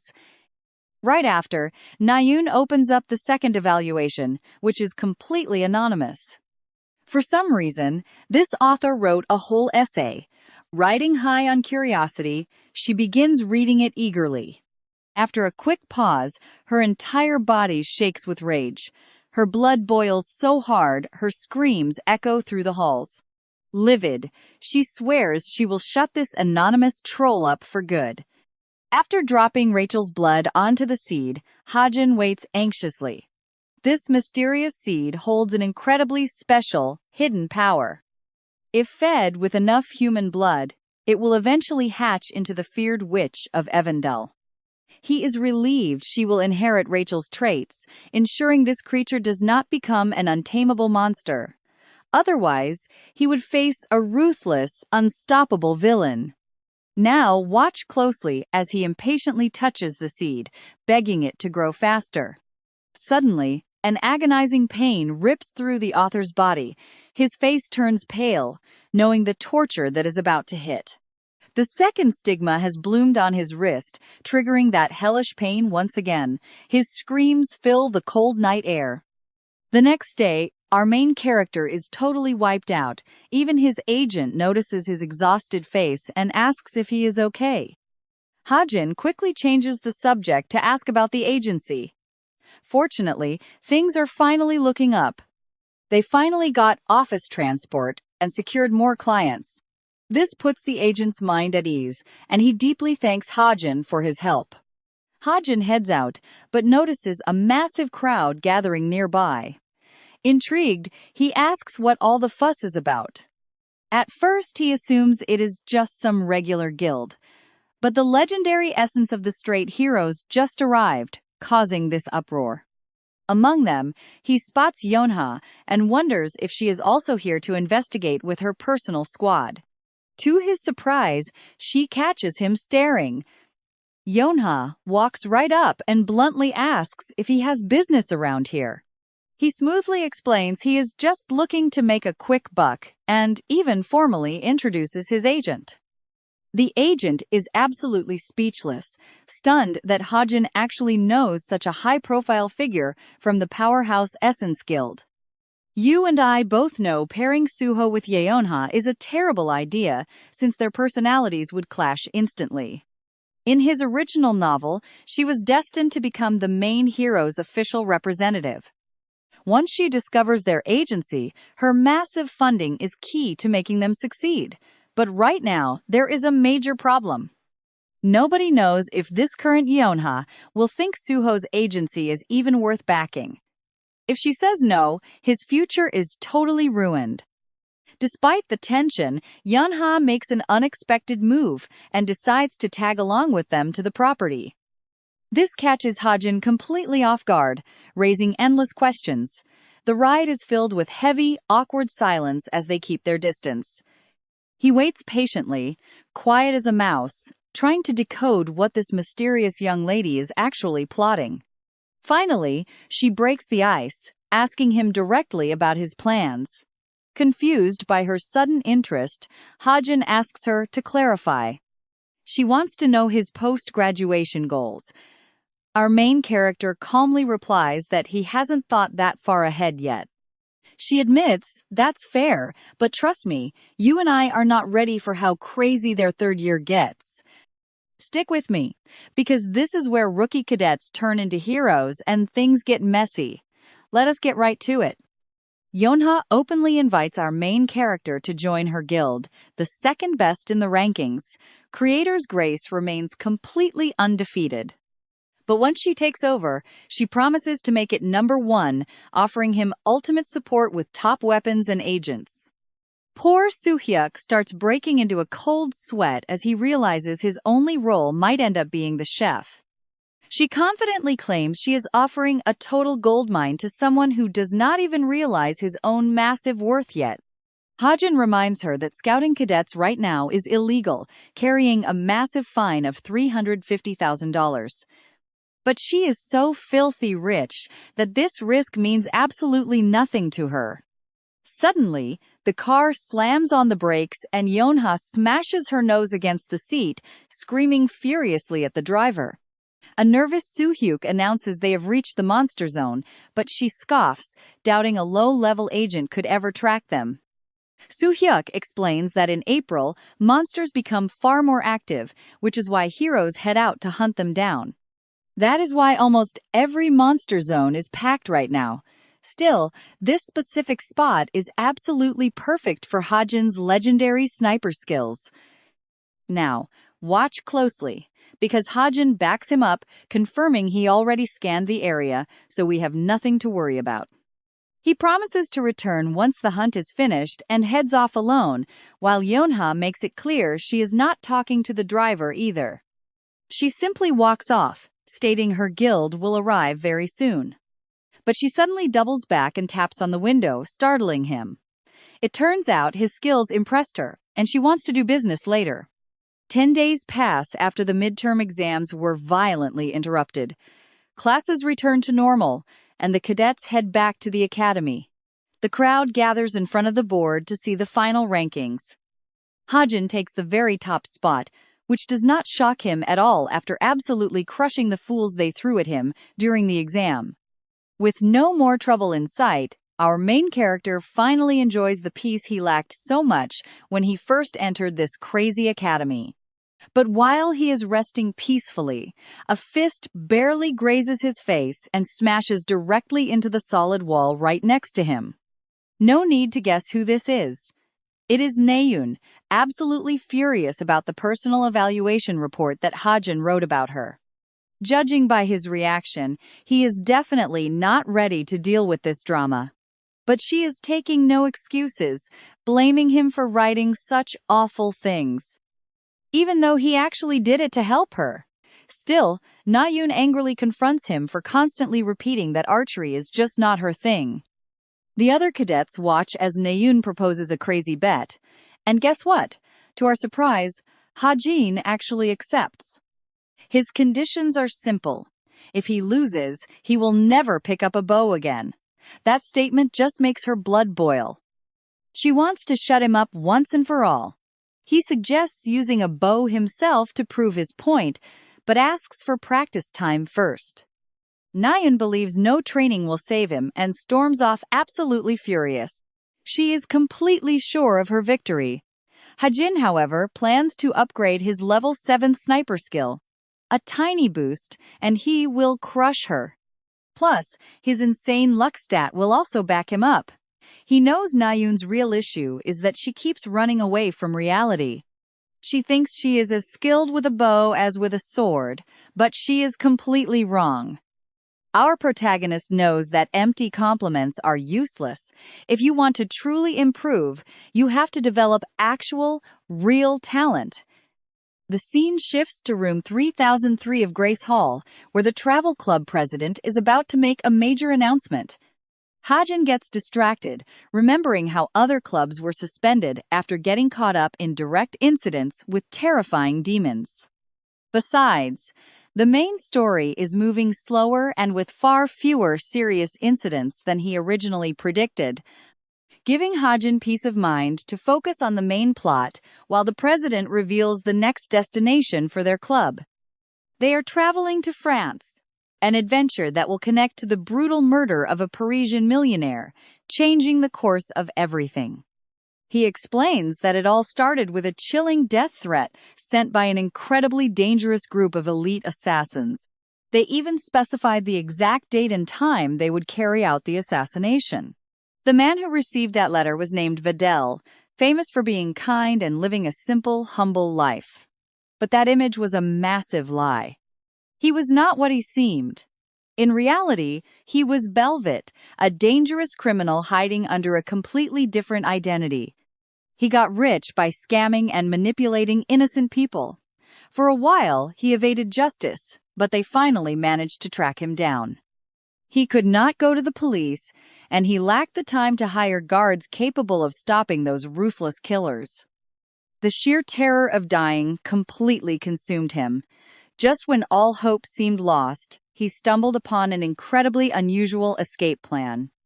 He secured this opportunity because the academy students were traveling to Paris.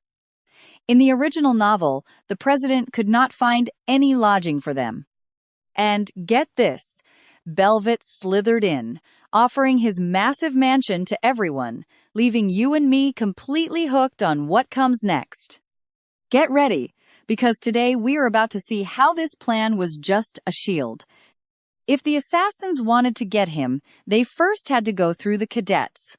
Suddenly, Hajin gets a message with a job offer from his very first client, checking the details with pure excitement. They want him to track down a con artist who ruined their family, attaching key clues to help Hajin find him. Reading it leaves him in absolute shock as we cut to a warehouse where mysterious men analyze video footage of Horrocks fighting our protagonist. One of them is completely fascinated by his anti-demon magic. The others are amazed by the rookie cadets, especially by him. A woman playfully asks her captain why they are analyzing a rookie, but another member quickly defends the boy's incredible talent. They already dug into his past, confirming there are no dangerous connections for them to worry about. Knowing cash is his weakness, they plan to use their wealth to recruit him, though someone else reminds them their real mission is tracking down their own organization's traitor to deliver a cruel, fitting punishment. He believes the boy would be a perfect fit for that dangerous mission. Now pay attention here, because recruiting him won't be easy since they don't know what rank color to give him. The only one available is black, reserved for the strongest member of the group and the exact same color the traitor wore. A wild guy steps forward claiming that color, but the others mock him mercilessly, saying he is far too stupid to carry such an important rank. So they decide to settle it with a quick vote led by the captain. Taking control, the captain asks for a show of hands from anyone who wants Hajin to join their organization. In the end, 8 vote in favor and 2 against, so the decision is made they are going after him. The captain hands her subordinate, Jane Valorin, an invitation to a VIP party in Paris, the stage for their next mission. As a yellow member of the syndicate, Jane prepares to steal a priceless ring while waiting to travel to France. Hanho, the club president, takes roll call and announces they will draw teams before crossing through the portal. While Nan steps up first, Hajin remembers he could never travel to Europe in his past life, but here, anything is possible. If the plot follows his script, she will end up on Suho's team, but as Noun reaches into the box, the scene cuts away. A scenic shot of the Eiffel Tower confirms that the cadets have finally arrived in Paris. You and I both know fate loves drama, because Noun and Hajin ended up on the exact same team. She keeps teasing him right in front of everyone in France, just before they find out Hyun has a girlfriend there, sparking major group jealousy. Honestly, it looks like he planned this entire trip just to see his beloved. Hyun introduces her as Natasha, their travel doctor, who greets everyone with polite charm. After introductions, the cadets split into their teams for a free day, with strict orders to return for the big party tonight. Paired up with Hajin, she immediately asks him where he wants to go. Since he has no plans, he suggests finding a good restaurant, quite surprised when she joins him without any hesitation. To Non, hanging out makes perfect sense, but our protagonist bitterly remembers how his previous partner heartlessly abandoned him. Prepared as always, our protagonist already put together a detailed list to explore the city without getting lost. He only asks her to keep in touch, but she warns him she has very high standards and won't be easy to please. They end up at an incredibly fancy restaurant, where to Nun's absolute surprise, Hajin already has a reservation waiting. As they sit down, she wonders how he managed it, a secret the Book of Truth solved for him behind the scenes. Handing her the menu, he tells her to order whatever she wants, catching her completely off guard. He knows very well she is sophisticated and from a wealthy family, but suddenly, Hajin senses a familiar presence and freezes up. The shock is so intense that he suddenly jumps up and bolts out, leaving Naon entirely alone and confused. Sensing immediate danger, the protagonist wonders if the original storyline has shifted once again. He rushes toward a couple and calls out to them, discovering Sunga, a key character who should never have been in Paris on this route. Sunga has no idea how to react, considering Hajin had to sprint at full speed just to catch up with her. She pretends not to know him, but he demands she stop acting, just as the system flashes another warning and Sunga's boyfriend steps in. Hajin backs off to check his laptop, where the system officially warns him that the story has completely drifted. Now Jane and Sunga are bound to cross paths in Paris, while Non is still left wondering why he abandoned her. Stick with me, because their first real encounter actually happened back at the Holy Grace Guild headquarters. They started as rookie comrades clearing missions together. But let's dive into how everything falls apart from one brutal betrayal. They were absolute best friends, always watching each other's backs, until Jane shattered that sacred bond by cruelly betraying Sunga. Losing the duel, Sunga demanded answers, only to find her supposed friend was a sadist who just wanted to play with her feelings. Her real identity was Giant, the yellow member of that highly dangerous mask syndicate. A master villain of disguise and theft. Now it looks like Sunga is working undercover inside the Grand Mansion. Euron senses her frustration, but Sunga insists she is relieved to finally put this painful past behind her, for good. She still doubts the secret informant who claimed Jane would show up at the party tonight. Sunga has doubts too, but she knows Jane well enough to know she'd target something priceless like the Ring of Homer.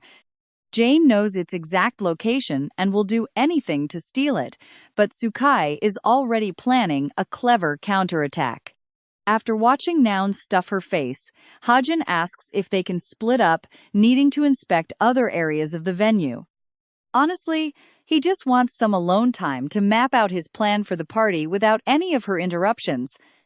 Non gets ready to leave, but our main character cannot resist throwing one last playful jab, earning her classic sassy response. Watch closely here. Suho and Yuana walk in, instantly stealing the spotlight. Whispering guests mistake them for high-class celebrities. Yuana celebrates her perfect disguise, while Suho feels incredibly awkward in his tight suit. Right away, Yuana offers her hand to dance, knowing it would look highly suspicious to refuse at this party. Meanwhile, Hajin arrives at 5:30 in the afternoon and quickly spots Shan standing in the crowd. Everything seems totally normal so far inside this ancient palace located far outside the noisy city limits. The main character makes sure fate stays on track, but suddenly, his special ability detects a magical portal tearing open out of nowhere. Normally, these massive portals can only be summoned by high-ranking demons or demonic humans, making this an incredibly serious threat. An insider is keeping it open as the summoner, and right on cue, another system alert pops up. It's a direct message from the co-author stating that a legendary artifact like Homer's ring deserves way more chaos. Because of that, the notorious Wicked Society has successfully infiltrated the Grand Party. Hearing this, Hajin remembers how deadly they are, led by the cold and completely ruthless villain, Hakyo. These guys worship war, steal ancient relics, and constantly pull the strings behind massive global conflicts. You and I are probably thinking the same thing our hero has, to fight elite villains just for the co-author's amusement. Activating his ether spell, Hajin wears a mask to stop this disaster, scanning the crowd for Yuran and Jane from above. Meanwhile, Jane quietly chokes out a waiter, steals his uniform, and easily gains access to the ring's secure vault. The heist seems way too easy with the artifact right there. She reaches out, but a familiar voice stops her cold. Turns out, she stole Yuran's identity to pull off this sneaky heist. Shocked to see Sunga standing there, Jane plays dumb, calmly claiming she's just searching for her missing assistant.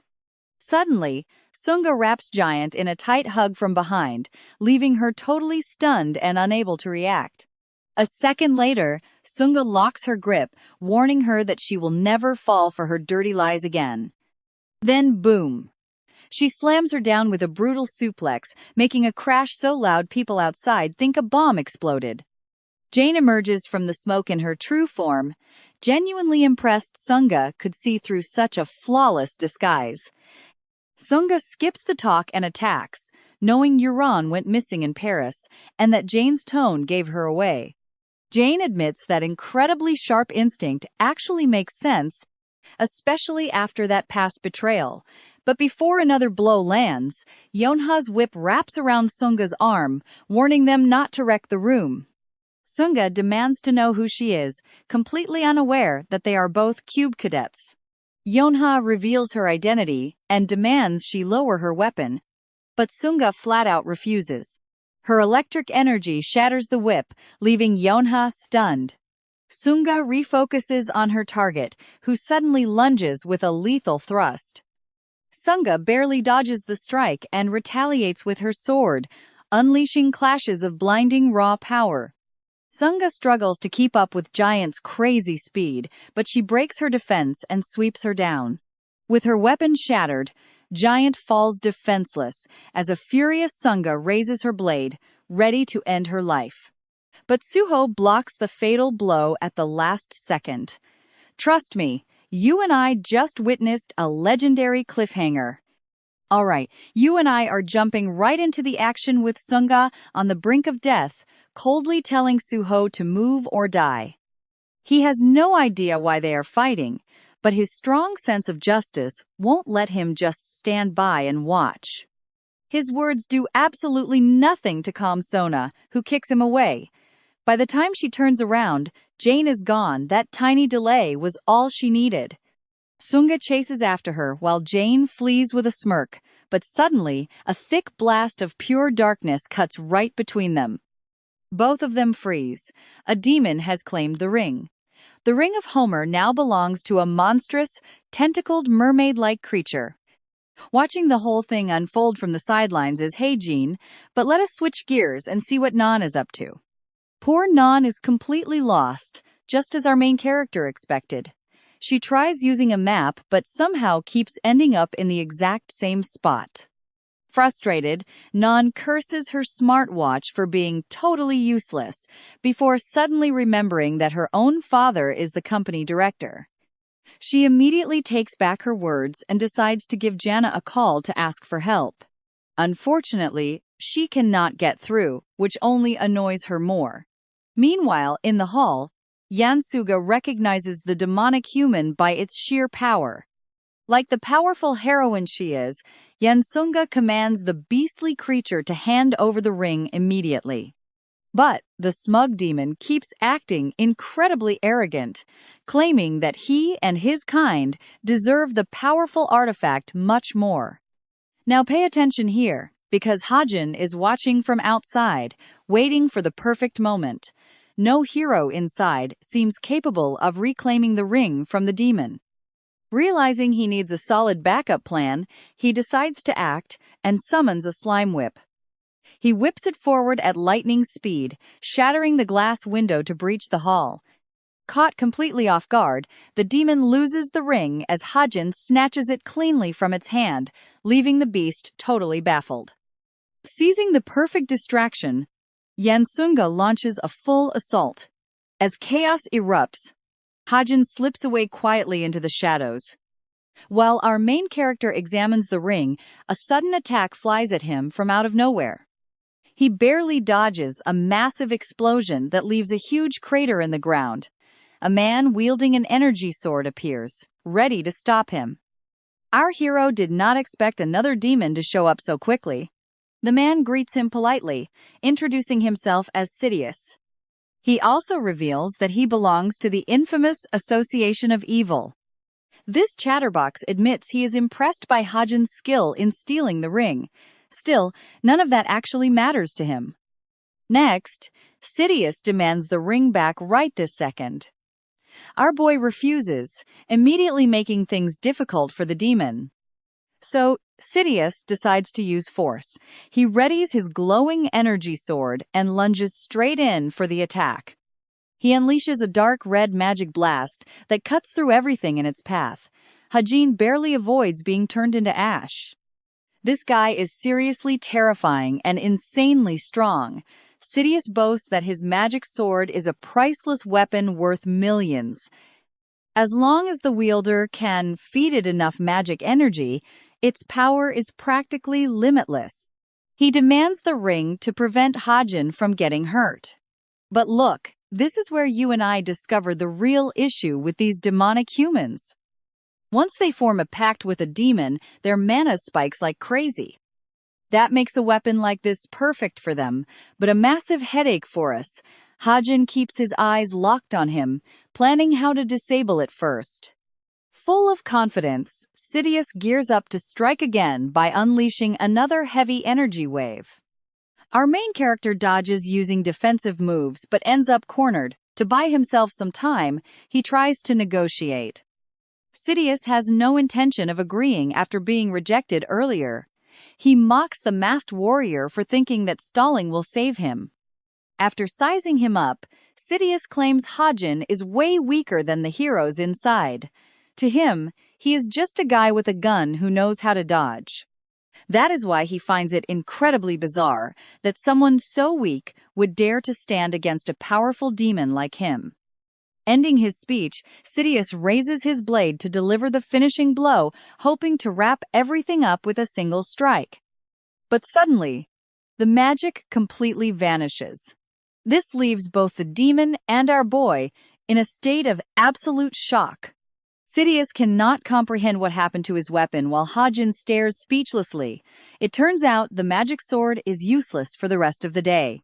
A tiny detail even the demon did not know. Incredibly, our main character's passive luck stat kicked in, causing the sword to malfunction. Naturally, Sidious thinks all of that is absolute nonsense. Clueless about our hero's real powers, he remains confident he can kill him unarmed. But Hajin knows better, seeing it as pure arrogance. Using what is left of his stigma, he channels light magic to switch his weapons mode. Sidious lunges forward to finish him with a kick, But right before impact, our protagonist fires and puts an end to the fight. The scene cuts back to Non, who is busy playing video games instead of searching for the orb. She sees patrols roaming, wondering what is happening so late. Nobody talks to her, leaving her totally isolated. Trust me, you and I need to see what happens next. Alright, let's jump right into this. Nayeon is in a terrible mood when, out of nowhere, a guy sits next to her. It is Hajin, appearing suddenly and scaring her half to death. He is injured and can barely speak after the battle. Suddenly, he faints right in front of her, leaving her shocked. She asks if he is okay, but he is too exhausted to answer. While asleep, our main character relives fragments of his real life. He had just finished his entrance exam when his parents called. He wonders why they worked so hard just to be there. Suddenly, their figures become blurry. In that exact moment, he breaks down in tears, apologizing for failing the test. His parents comfort him with deep empathy. They hold him tight, showing him immense love in the middle of this painful memory. Haunted by that painful memory, Hajin wakes up crying uncontrollably. He's in a bed, but where exactly is he? Worried, Suho and Nayeon come to check on him. She complains about having to drag him here while he was unconscious. Noticing his teary eyes, she makes fun of him. Suho tells her to leave as a maid walks in carrying apples. She explains to them that he is suffering from extreme exhaustion and needs to rest as much as possible. Hajin does not understand why they are helping him or where he is. Turns out he reached the mansion and contacted Fidel. It has gotten quite late, but Hajin insists he is not hungry and prefers to skip going down for dinner. Pay close attention here, because his mind is already planning a brutal murder. Good thing he woke up in time to see it. The maid asks Nayeon to keep her company tonight, something that clearly annoys her quite a bit. And Suho says goodbye before peeling an apple for our main character. He does not think he should get up so soon. Our main character checks his smartwatch and looks at the news. Fortunately, nobody died, and there are only minor injuries. Even so, there is no mention of Jane, meaning she escaped safely. So he asks Suho about the demon. Suho admits he does not know much either. That monster fled before the heroes could actually defeat it. He eats a piece of apple while Suho keeps slicing. Seeing his injuries, Hajin tells him to take care of himself. He even jokes that Suho is the main hero of this story, so it would be bad if he got hurt. He remembers how Suho confronted Yunha without hesitation, even though she was ready to kill him for interfering. Only the timely appearance of the demon saved Suho from taking devastating damage. I know what you are thinking, but choosing what is right always comes with painful choices. Our main character understands this path. At the same time, he thinks about his own life, misses his parents, and longs to return to his original world. Suho replies that the title of main character means nothing in their world, and that, in any case, Hajin could be one just as much as him. From his optimistic perspective, everyone is the author of their own story. Then he mentions the anonymous report Hajin posted. He realized he was way too harsh on Nayeon without a clear reason. He disagrees and argues that archery is not her true talent. That is exactly why he made that bet with her. If she loses, she can never use a bow again. Suho shares his opinion and criticizes Hajin for forcing her to quit. He defends himself, asking if it is really better to praise someone who is heading down the wrong path. Constant praise does not make anyone stronger. Plus, sometimes they ignore good advice, which gets pretty frustrating. Our main character asks if someone like Suho would actually be willing to take responsibility for that. Then, Suho asks the key question. What is his basis? If Nayeon is wrong about archery, will he take the blame? Hajin replies that he has researched and analyzed her more than anyone else. Basically, he wrote her character. He knows all her weaknesses, which is why he notices things Suho misses. Suho still does not understand what he means when suddenly they hear a loud noise coming from outside. Thanks to his special eye, Hajin notices Neon was eavesdropping nearby. Her stealth was so perfect, they did not detect her earlier. Either way, Neon runs back to Yanhee's room, completely embarrassed and muttering complete nonsense to herself. Yan wakes up and asks her what is wrong. Neon plays it cool, saying it is nothing, and Yan goes back to sleep. Neon struggles to calm down and act normal, amazed that neither of them had managed to detect her earlier. Those deep words echo in her head, leaving her totally confused until a blood-curdling scream snaps her out of it. Yunha wakes up startled and angrily yells at Neon to shut up already. Poor Neon tries to explain that she did not do anything. Instantly, they both realize the scream came from outside. And that is where we leave it, with Fidel's maid horrified to find the man murdered in cold blood.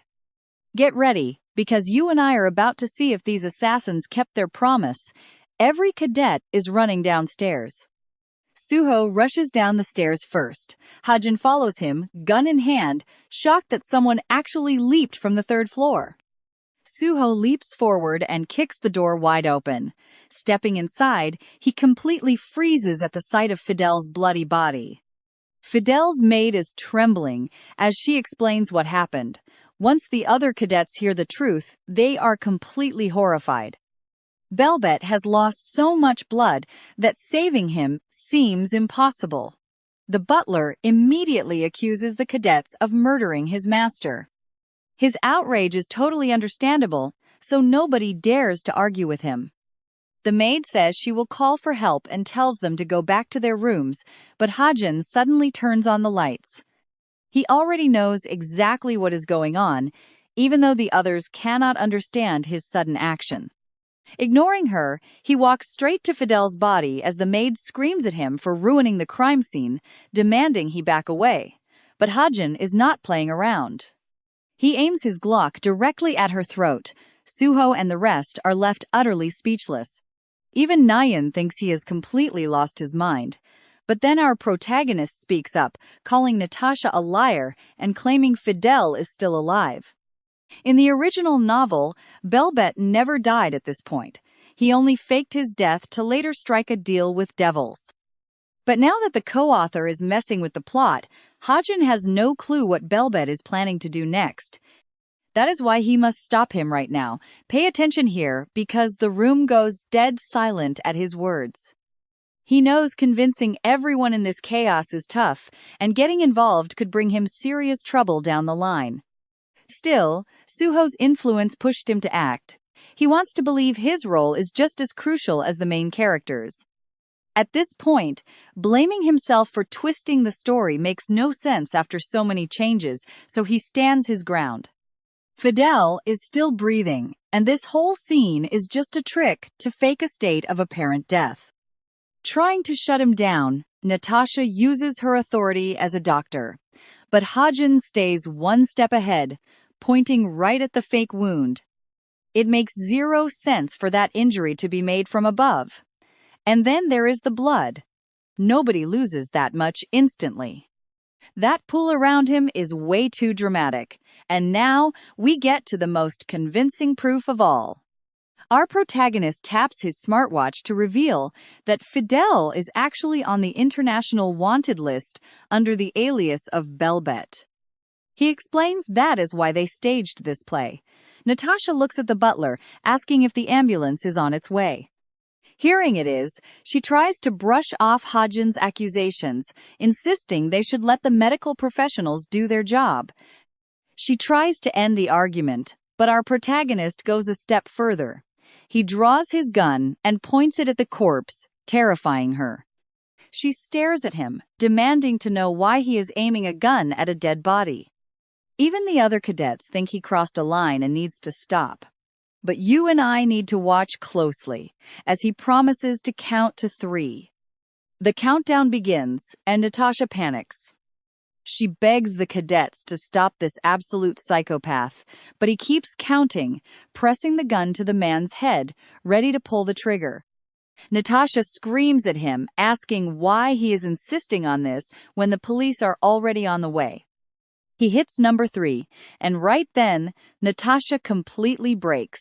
She sees in Hajin's cold eyes that he is dead serious about firing. She throws herself over the body, willing to risk her life, sobbing hysterically as she begs him to stop.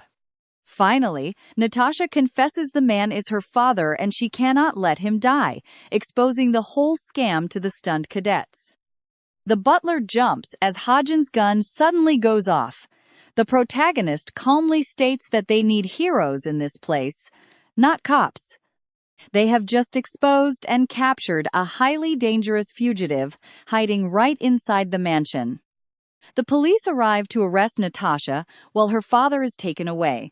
This entire murder scenario was a complete fraud designed by both of them. Since Belbet was already wanted all across Europe, their plan was to fake his death and dodge any future investigations. They also wanted to use the elite Cube cadets as witnesses to make their cover story look absolutely bulletproof. After putting him into a temporary state of suspended animation, they would wake him up later. That death-faking drug is surprisingly cheap. Natasha easily obtained the drug thanks to her years of working at the institution. Next, she used illusion magic from a rogue mage to fake the chest wound and blood bags to make it look real. Anyone arriving first would immediately assume it was a murder. Plus, the local police were already bought off in secret. Once the body was taken away, they would swap it with a fake and help him vanish without a trace. After that, the official testimonies of the Cube cadets would provide solid proof of Belbet's fake demise. Nobody would doubt the word of elite cadets, letting Belbet commit crimes under a new identity. Lucky for us, you and I just watched his master plan fall completely apart. Get ready, because you and I are about to watch Hajin use the Book of Truth to trace Belbet in France. That guy is clearly done for. Our main character smiles, relieved by his successful investigation and the major reputation boost it brings to the academy. Yanha is totally blown away by his deduction skills and jokingly calls him Sherlock. She even suggests he open his own detective agency, though one specific detail still leaves her highly suspicious.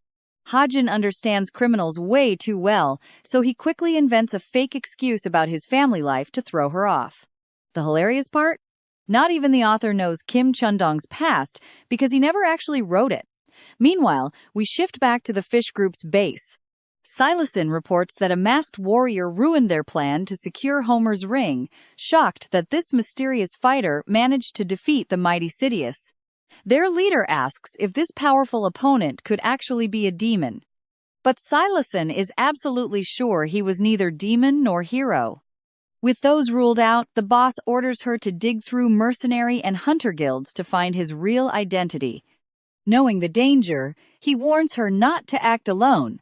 He also snaps at her for showing off her demon form without any discretion. She plays dumb, but he is not buying it. He scolds her severely for failing to hide her true demonic nature from the world. Apologizing for her carelessness, she quickly shifts into a human appearance to blend in seamlessly. Next, the leader asks about the masked man and Sidious's magic sword, which Silason absolutely hates, admitting they completely lost. Now watch this closely. That glowing sword is currently sitting right in Hajin's hands. But he has no idea what to do with it. Since he cannot use traditional magic and relies on his stigma, the weapon is useless to him. Selling it would fetch a high price, but wasting such a rare, valuable item feels completely wrong. Examining Homer's strange ring, he remembers that unleashing its true power usually demands a colossal amount of magic energy. But for him, bypassing that limit is easy. He just spends some story points to alter its stats so he can wear it himself. The moment the purchase goes through, the artifact glows brightly and transforms into a sleek silver ring. Its perks include a passive boost to his intelligence and extra magic power. Hajin celebrates being able to safely use it or sell it later. He even considers giving it to Suho or Nyan, since they would benefit from it way more. Between the two, Naeun is the perfect fit thanks to her insane natural magic talent, even if she does not realize it yet. Feeling curious, he checks his status window and notices almost nothing has improved, except for his agility and perception. It feels like his progress is stalling. Even so, he trusts his own hard work to break through this wall. Thinking it over, he doubts he can handle the stubborn Naeun right now, which reminds him to finally investigate Chundong's mysterious past. We both know the co-author had to leave some clues. If Chundong got into this prestigious academy as a mere extra and stands out this much, his family background cannot be ordinary. To solve this, Ha-jin decides to hire Jin-yuk, an absolute expert in tracking people and digging up deep secrets from the past. He is the best in the business and his massive fee proves it, but our main character has no other choice and pays up. Suddenly, a cold breeze snaps him back to reality. He just remembered he invested all his money in stocks and is completely broke. His gaze then drifts over to the mysterious seed he has been carefully growing. He nurtures it daily as we cut to Yonha, who is contacting Jin-yuk to dig deep into Ha-jin's mysterious background. A brutal winter has completely covered Norway, and to get straight to why they are out here, our main character gets a massive snowball blasted directly into his face. It is that annoying Naeun, bragging about her perfect aim. Ha-jin explains that school clubs have resumed after the brief hiatus caused by that terrifying demon Sven incident. To relax, the travel club rented a cozy cabin in Norway, and a senior student is currently laying down the rules. They have hidden numbered flags all over the forest, each offering special prizes, with some being extremely rare. That reward completely hypes up the cadets. When the teams are drawn, of course, Naeun gets paired up with Ha-jin. She thinks he cheated just to annoy her. Furious, she demands he not slow her down, but Ha-jin warns her about a wild boar trap. A second later, she falls into it anyway. Next, Naeun notices he is not dressed warmly and asks how he tolerates the freezing cold, but he says his jacket is enough. She has no clue he is wearing a special artifact, the royal coat, which perfectly regulates his body temperature. You and I can both agree Rachel is an absolute angel for gifting him that coat, making him glad he created such nice characters. Suddenly, Naeun spots a flag ahead. Ha-jin inspects it closely and confirms that it is indeed number 1. Come along with me.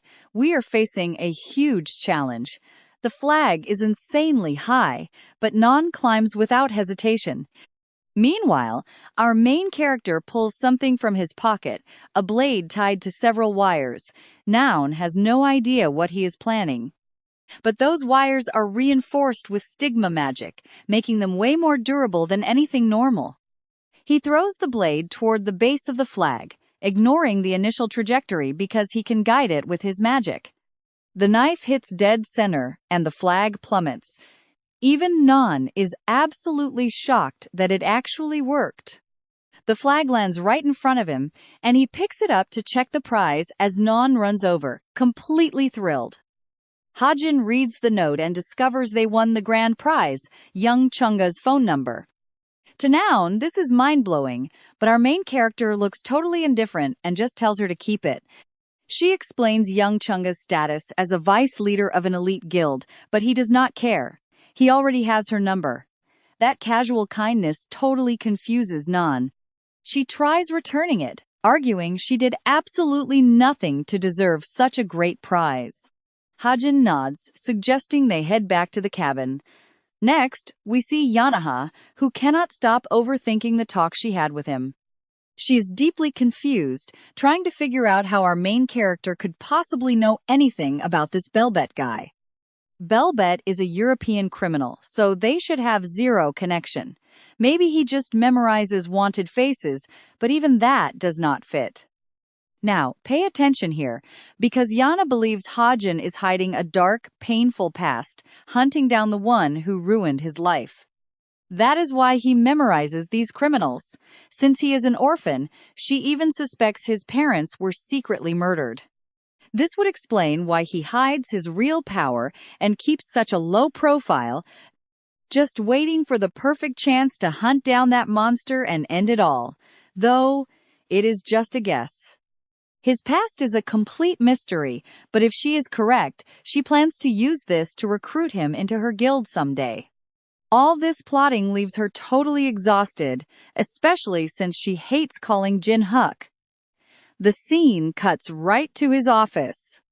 He answers a call at his agency, but freezes upon hearing Yana's voice, wondering why on earth his niece is suddenly calling him. She gets straight to the point and offers him a job. Investigate Kim Ha-jin, a 17-year-old cube cadet. She wants to know absolutely everything about his past, and she trusts Jin-hyuk more than anyone else to get it. Later, the other students are shocked to see that Ha-jin did not just find flag number 1, but flag 4 too. I know you are thinking the exact same thing. A virtual reality headset is a way better prize. After that, everyone enjoys the trip. The food is fantastic, and Ha-jin steps up to help cook for everyone else. Thanks to this, the group begins to see a side of him far removed from those bad rumors.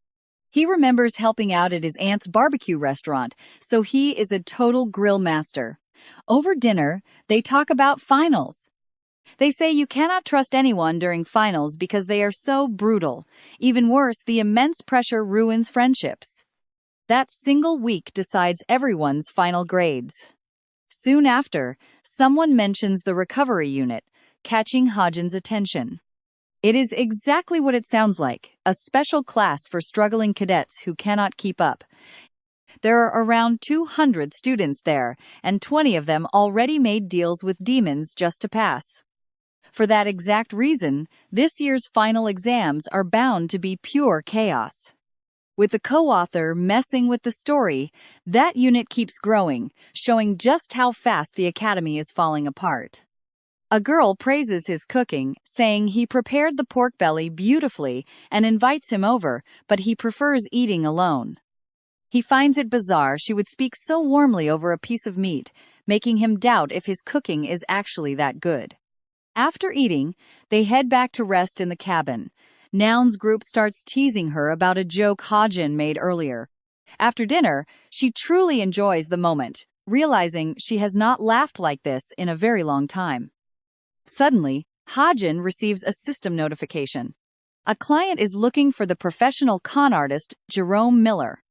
He suspects this case is linked to Belbet, so to be sure, he activates the Book of Truth and asks questions.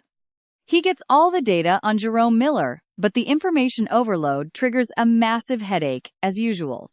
He writes down a detailed report on his laptop and receives 5 million points in exchange for the intel. After shutting his laptop, he takes a quiet moment to admire the beautiful aurora. Quiet times like this remind him that in his real life, he smoked. He spent almost 5 years addicted to cigarettes. But here, he doesn't even think about it. Trust me, Noun notices this change while quietly watching him. Ha-jin gets startled when he senses her, but she has only just arrived.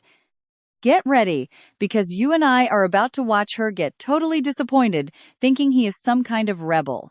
Now he is dodging wild accusations out of nowhere. But Nayoon presses harder, dropping a serious question on him. She wants to know if Ha-jin honestly believes he can beat her. He fires back with a question of his own. Is she really ready to give up her bow forever if she loses this bet? Nayoon pulls a sad face, claiming she will definitely win, but her body language tells a completely different story. She looks incredibly anxious, as if she might actually cry if she loses to him again. Then she shifts gears, bringing up the news from France about some guy nicknamed Sherlock Holmes. Ultimately, Nayoon storms off in her usual childish way. But before leaving, she stops to ask him what cigarettes taste like. The scene cuts away right before Ha-jin can answer. Now, let's see what Detective Jin-hyuk is up to. He investigates Hajin's past, using a stealth skill to stay hidden. His patience runs thin, but suddenly he spots a hooded figure dropping a baby at an orphanage. That person's identity remains a total mystery, and before Jinhyuk can discover anything else, the vision suddenly fades away. This only leaves him way more confused about who Hajin really is. Back near his assistant's room, Jinhyuk returns without any clear answers. Still, he knows his priorities. First, a bathroom break, then he'll organize the case. Watch closely here. The only absolute certainty is that Hajin grew up in an orphanage. Using his detective powers, he peered into the past to identify whoever abandoned Hajin that day. But he only saw a kid appearing out of nowhere with the baby. Jinhyuk cannot connect the dots due to massive magical interference blocking him. Digging any deeper would mean keeping his high-tier ability active for far too long. So yeah, he is literally solving this case while sitting on the toilet. He wants to update Nayoon, but giving away info for free feels like a total scam. Just then, his shameless assistant pokes his head in with an interesting update. Someone else wants a report on Hajin, meaning this info can make them rich. The client is another high-ranking user from Violet Haze. And their request gets straight to the point. They are offering 100 million points upfront, plus another 500 million upon completion. That is insane money for a simple background check. Naturally, Jinhyuk already suspects who is behind this. It has to be the criminal group known as the Masked Syndicate. I know what you're thinking, and yeah, Jinhyuk also suspects this kid is special if everyone is investigating him. Friday class begins, and the instructor announces that final exams are just 1 month away. Part of it will be a practical test, way harder than midterms, focusing on hero skills learned this semester. Midterms had an audience, but Hajin notices finals will not. Plus, they must survive a whole week on a remote island crawling with monsters. He already knows the co-author will probably ruin everything by making more annoying changes to the story. Even without that, plenty of things can go wrong, so he plans to stay alert to avoid unnecessary trouble. The instructor won't give any more details, but he wants to make one thing absolutely clear. No outside interference will be tolerated this time. High-ranking heroes have guaranteed it, so just focus on your exam. After that, class dismisses. While Hajin packs up his things, Nayoon approaches to remind him of their pending bet. He loves teasing her, so he bluntly points out that she is about to lose her beloved bow. She snaps back, claiming she will destroy him. Finally, the moment of their big face-to-face showdown has arrived. They head to the shooting range, where both cadets prepare. Hajin is surprised to see she brought a whole crowd of spectators along. Yeonhak, Suho, and the class president are all incredibly hyped to watch this major clash. Yeonhak acts like there is no bad blood with our main character despite their history, but suddenly he grabs him by the hair. Clearly offended that our guy told Nayoon to hand over her bow, he demands that Hajin just drop out of the academy instead. Nayoon doesn't want an audience crowded around, so she backs everyone off and starts the duel. The chosen game is skeet shooting. A machine will launch targets into the air, and both competitors must shoot them down with precision. Nayoon suggests starting at 100 meters, adding 50 more with each hit. With the rules set, she assumes he must be shaking with nerves. However, Hajin stays completely calm. He actually expected something tougher. But she is ready to crush his confidence once and for all. Both archers take their positions, and Nayoon starts the launcher to send targets flying. She fires and cleanly obliterates the target. She is certain he cannot beat her. 100 meters is child's play for her, but then she notices he hasn't even fired yet. Turns out, this clueless guy did not expect the clay targets to fly out so fast, so he didn't even release his arrow. Hearing that, Nayoon and the others freeze before bursting into laughter. Trust me, you and I definitely want to see what happens next. All right, get ready because today we are watching her lose her mind over how completely trash Hajin's stance is. Convinced he will miss the next shot, she lets him try again. He steps up and draws his bow back. Sure, Nayan has the better form, but form alone is not going to decide this intense match. Hajin is not the type to play by the rules when something far bigger is on the line. The real power gap comes down to his main character abilities. The launcher fires, and our main character shoots with absolute high-tier marksman precision. Direct hit. The target completely shatters. Hajin's insane talent leaves Nayun and the doubters completely frozen. Ready for round 2, he tells them to keep going as we see Nayun's pass. Back then, everyone admired her as a prodigy disciple. But she shocked the entire world when she suddenly traded her sword for a bow. That decision was deeply tied to her mother, even if she always pretended otherwise. She convinced herself she would do fine with any weapon. After returning the magic sword with an apology, she left the famous hero in shock. He accepted it as her final choice, but he asked if she really wanted this, warning her she might deeply regret it. Back in the duel, targets fall one by one, as Hajin and Nayan stay tied. Pay close attention here, because absolutely nobody can believe he is actually matching her at the 400-meter range. Another cadet notices he is not just playing around, he is actively trying to break Nayun mentally. The sheer tension builds up in her mind thanks to Hajin's mind games. Now, the crowd is actually starting to believe our main character might win. Jonghak's furious glare says absolutely everything. He is mad and desperate for her to win, but Nayun misses. The main character takes this chance to tell her the bow is not for her. Furious, Nayun barks at him to shut up and shoot. Looking at her, Hajin realizes she was never truly calm or stable. She is too easily provoked, making long-range weapons completely useless for her. Yet, for some reason, she chose the bow. He keeps pushing, calling her a coward and getting in her head. Now she snaps, screaming at him to shut up, but he does not budge. To Hajin, this is necessary, and her pride is not worth saving. Everything she fought to protect was just empty pride. Nayun's composure is completely falling apart now. Her hands shake violently on her bow as she desperately demands he stay quiet once again. Hajin delivers the final blow, saying being good is not being great, and she will never defeat a demon or avenge her family like this. I know what you are thinking. This completely broke her, and Nayun missed the target entirely, shocking everyone, including Jonghak. Even she cannot believe she missed.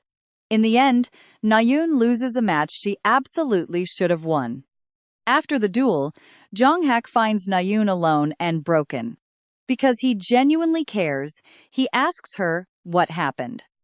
Nayun can only think about how Hajin brought up her family so brutally, wounding her to her very core. She feels betrayed for ever trusting him, realizing he was never a kind person to begin with. Jonghak feels the need to make her understand, so he mentions our main character's orphan past to comfort her. He explains how our main character grew up all alone, suggesting he shares a similar pain of losing his mother. That changes absolutely everything for her. Jonghak senses Hajin actually sees her as someone precious, someone he is pushing to build a better life. Realizing this, Nayun's eyes light up, and Jonghak decides to leave her alone to process things. Left alone, Nayun remembers being a young girl and deciding to drop the sword because it felt boring. Her brother supported her back then, believing in her potential, but he made her promise one thing. He asked her to reconsider her path when the time came, knowing deep down her true gift lay with the sword. Remembering that promise, Nayun regains her fiery resolve. By altering her path, Hajin has changed the story more than expected. Now, Nayun takes a confident step forward, completely ready for a fresh start. The investigator tells his niece that the main character's life looks outright criminal, asking if he should stop digging. Jung-hak tells him to keep going because he wants to recruit Hajin. This makes Jin-yuk smile, ready to double his efforts. After the showdown with Naeun, things get complicated with so many witnesses watching. Come along with me to see how our main character dreads entering class until he stumbles upon something unexpected. It is Naeun practicing with her sword, and she has cut her hair short. Hajin asks if she is training while staring at her hair. Come along with me as Nan demands to know what he thinks while he just teases her impulsive new haircut. All flustered, she insists she only cut it because of the summer heat. Hajin smiles warmly, tells her she looks great, and asks if she feels better. Noun says yes. So our main character leaves her in peace and immediately heads right back to his own training. She remembers that Cadet Kim, number 1100, was supposed to be a swordsman when he first joined the academy. He threw away years of training to risk everything on a totally different weapon, exactly like she is doing now, making her doubt her choice. Suddenly, her magic sword begins to glow, and the sheer scale of its power catches her completely off guard. Now his words do not feel like teasing anymore, but genuine advice. She is certain Hajin always knew what was best for her. And speaking of Hajin, he is busy buying supplies. Since they have an equipment inspection before the finals, he is already preparing. And that includes top-tier camping gear for the island. Meanwhile, his mysterious seed keeps begging for food. Checking its size, he notices it has grown, so it should hatch very soon. He figures she will look like a normal 4-year-old girl at first, so he can hide her in his dorm until she transforms. As he watches, the seed happily enjoys his embrace. Now brace yourselves, because we are diving into a tense meeting of the Mask Syndicate. Jane Valoran is shocked that the boss would go as far as disguising herself as a cadet just to monitor the final exams. She needs Jane Valoran's help, even though he thinks this is way too dramatic. The captain reveals she wants to test someone's skills and retrieve a specific item from the testing grounds. Jane Valoran has no choice but to obey, so he uses his magic to alter her physical appearance. She already has the papers of the cadet she is replacing, and to blend in, she must copy her personality. Jane Valoran actually worries about her, which is rare for him. The boss reassures him that nothing will go wrong. Back in the classroom, Jane Valoran immediately starts getting harassed by her classmates. Her completely blank, expressionless stare only makes her stand out even more. She tries to hang out with the real Jane Valoran's friends as instructed. Suddenly, Hajin walks right in the middle of her act. The funniest part is that he is absolutely terrified inside because his observation skill detects her disguise instantly. The boss realizes that he knows. Hajin tries to get away as fast as possible and quickly takes his seat. He is completely baffled. There is absolutely no logical reason for the leader of the Mask Syndicate to be here. Anyway, the written exams finish quickly, and the practical test begins. All the cadets board the transport ship. Keep an eye on this. Our main character closely watches Jing-won because he knows her real identity. He thought she would not show up again, but his changes to the original story brought her anyway. Now he watches her to prevent chaos. He even tried to talk to her once, but she just offered him a drink. Now he wonders if this connects to his research on Suho and Jung H. Right then, the instructor calls for attention and explains the rules.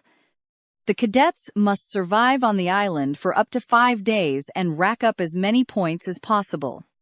They can earn points by defeating monsters, stealing them from other students, or even trading them. Anyone aiming for a perfect score can try stealing a supervisor badge for 200 points. Sounds easy, but Hajin knows defeating them is impossible. The exam is about to start as the ship approaches the shoreline. Upon hitting the shore, the cadets scatter. Our main character spots Rachel and suggests they tackle the exam together. She is completely thrown off by the sudden offer. But since these are characters he created, Hajin does everything to protect them from the co-author's changes. A powerful villainous mage is still actively hunting down Rachel, so he believes she is in the greatest danger and wants to protect her at all costs. Surprisingly, someone as polite as Rachel knows how to say no. Still, Hajin is not shocked. Top-tier cadets usually prefer working alone, so he just asks her to share her location just in case. He has no intention of following the co-author's script. Rachel agrees to share her location without thinking twice about it. That night on the island, a lone student cautiously makes her way through the dark. It is Naon, who suddenly stops when ambushed from behind. And it is not just one monster, but a whole pack. Drawing her magic sword, she easily cuts them down. The battle ends quickly, but Naon sighs in pure frustration. She is sick of fighting endless beasts. She still does not have a safe place to rest, eat, or recover. Exhausted, she fears being the first to quit. Suddenly, spotting a distant light, she finds hope and runs toward it. And that is where we leave things today, with Naon finding Lucky Hajin cooking peacefully, fully loaded with all his cozy camping gear. Come along with me as we watch Naon's excitement completely plummet the moment our main character reminds her they cannot fight yet. She is utterly amazed that he brought so much equipment. He agrees to share his food, but only if she pays the right price. Naon is shocked by the ridiculous price, but she's starving and cannot refuse. Hajin ends up cooking her some bacon, and instead of finishing off Rachel, he feeds Naon, who happily eats every single bite.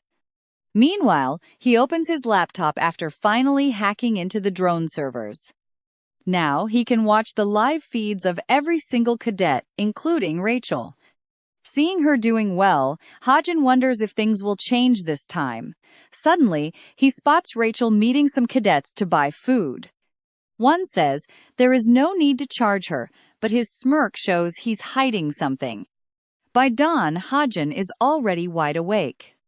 Looking up, he wonders if this is some polar night since the sun hasn't risen. Naon fell asleep right beside him, still completely knocked out. Checking on the tiny seed, our main character knows it is time to feed and pamper it.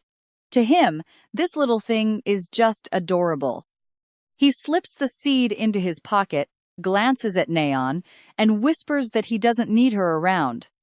He asks Naon if she plans on waking up, but she ignores him, even as he packs the tent. Hajin simply finishes packing and leaves. Pay close attention here, because as the cadets start fighting, he decides it is best to take down the strongest ones first. Killing is not an option, but the cadets suspected of having demonic connections have not revealed their true colors yet. There is a massive difference between low-level demon humans and those who sign direct contracts. Those with borrowed power serve as sacrifices and can recharge their mana just to delay their monstrous transformation. Their minor contracts are weak, but selling your soul directly to a demon brings severe limits and terrible side effects. Only one cadet fits Hajin's strict profile, and that is Joda. Once finished packing, he seeks out high ground to gain a tactical advantage. His first stop is the World Tree, right at the center of the island. With the clock ticking down, he runs off, leaving Naon behind, who remains fast asleep long after his departure. As our main character advances through the island, a cadet allied with Youngha finds him and begs for permission to strike, but Youngha flatly refuses, ordering her not to harm Hajin under any circumstances during this crucial exam. This makes no sense to her, since our main character's rank is near the very bottom. But Yanni knows his true potential, believing they would not win even if they tried. Soon, he reaches the World Tree and takes position. Rose is totally lost, wondering if this crazy guy actually plans on climbing the massive World Tree, and oh, he absolutely does. Hajin proves her right, launching himself upward with insane agility as he leaps directly off the massive trunk. I know what you're thinking. Rose is speechless, while Yuani explains why they must never attack him. She reminds Rose that his rank does not reflect his true power. He's so perceptive he notices arrows without even looking. Afterward, Yana asks Rose to keep this a complete secret, wanting to respect Hajin's privacy for the time being. Rose agrees, and suddenly, Yana gets an alert on her smartwatch about Yojong, deciding it is time to head back. Our main character keeps scaling the world tree, activating his special eye ability to scan the surrounding area for nearby cadets. Someone stands out instantly. Hajin zooms in, confirming he located a demon-aligned cadet. This is going to be incredibly easy. Now, he only needs a branch to use as a marker with a message on the tip. With everything ready, our main character throws the branch at high speed, steering its path with stigma magic straight to the target. The cadet does not notice until the branch lands nearby. Terrified, he picks it up to see what is going on. He then stares in the direction the projectile came from, trying to figure out who threw it. His first suspicion is the world tree, where Hajin is already watching, waiting for the rest of his plan. But let's return to Neon. She was taking this exam way too lightly until she suddenly wakes up with a jolt. The first thing on her mind is his parting words, making her blush like a schoolgirl. Those were Hajin's final words before leaving. Neon knows people always praise her looks, but hearing that while asleep truly made her heart skip a beat. The funny thing is, he was talking about his silly seed, but Neon thinks he meant her, a pet, or even himself. Just imagining him saying that directly to her face makes her die of utter embarrassment. And like that, we are back with our main character, who has no clue about the mental chaos he just caused. Even so, he suddenly gets a shiver, sensing someone is talking smack. Dawn breaks and the cadets begin to move. Let's dive in and see why Rachel is still deeply worried about last night. She joined Yui and Yusin's team without asking for anything in return. They were just too kind, and that is exactly what concerns her. Her gut tells her something is off. While most collect points alone, Juhoon's group is clearly aiming for something else entirely. They do not care about points. What scares Rachel the most is the unsettling, intense interest they have in her. Knowing they are dangerous, she decides to escape, wondering if she should go search for Hyene instead. But then, Juhoon calls out to her, claiming he found a 10-point monster and needs her help to defeat it. She is not interested, but plans to leave right after. She follows him, but seeing the others stay behind makes her even more anxious. Arriving at the designated spot, Juhoon points toward the massive bear he had mentioned earlier. Watch closely here, because that is no bear, it is a deadly, masked assassin. Juhoon plays dumb, but she already feels the threat. She shoves him aside and barely evades the lethal strike targeted at both of them. They narrowly avoid the strike. Rachel has no idea what a demon is doing on the island, but her priority is helping Juhoon escape. She checks on him, but he throws a massive tantrum over a tiny scratch that means absolutely nothing to her. Juhoon flees in pure terror at the sight of the demon. Rachel knows it was a setup, and his acting was completely terrible. With no other choice, she raises her weapon. Her worst suspicions were correct, though she never expected Juhoon to sell her out to a demon. The humanoid demon charges at her, unleashing a barrage of vicious, heavy blows. Rachel barely evades them, leaving her wide open. She barely blocks the next strike, realizing this opponent is absurdly powerful. Even so, she refuses to back down, holding on to the belief that she can still win this clash. The intense close combat rages on until she finds an opening, staggering and wounding him, but dread quickly takes over. She realizes her foot is trapped in the soil, giving the demon the perfect chance to launch a brutal counterattack. Rachel fears the absolute worst when suddenly, another grotesque creature rises up right behind her. Trapped and unable to move, she faces his strike, but then, boom! A beam of light pierces and vaporizes the beast instantly. The remaining demon attempts to finish her off, unleashing a flurry of lethal slashes her way. Unable to dodge, she is saved when Suho leaps in, shattering the attack and signaling Nayun to take the shot. With her ranged weapon prepped, Nayun draws her bow, releasing a devastating magical arrow that sends the demon crashing down. Her friends rush over, casually claiming, "Those guys were no big deal." Thankfully, Rachel does not seem to have any serious injuries. Suho points out the demon escaped by leaping off a cliff, warning that another ambush could happen at any moment. He asks Rachel to stick with them as they move forward. Suddenly, she feels an odd magnetic pull towards something nearby. Finding a bullet lodged in the dirt, she wonders where it came from, instantly picturing the mystery sniper who vaporized that first beast. This was all our main character, Hajin, working his magic. Right now, he snipes that coward Juhoon mid-flight. Later by the fire, Suho notices Nayun has started carrying a sword. Naturally, she is way too embarrassed to admit the real reason, lying that it is just a simple backup weapon. Meanwhile, the princess cannot stop thinking about Hajin.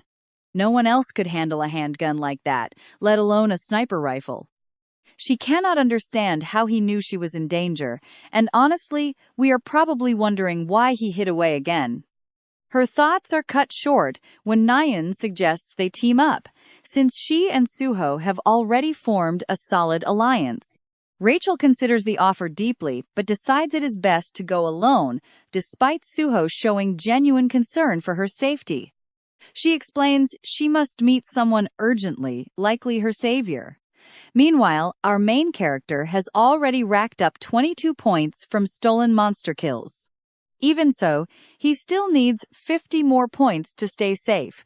Much like Nayun, hunting this many beasts is incredibly frustrating. Suddenly, to his absolute surprise, an unexpected figure shows up to confront Hajin. It is the masked guild leader disguised in plain clothes.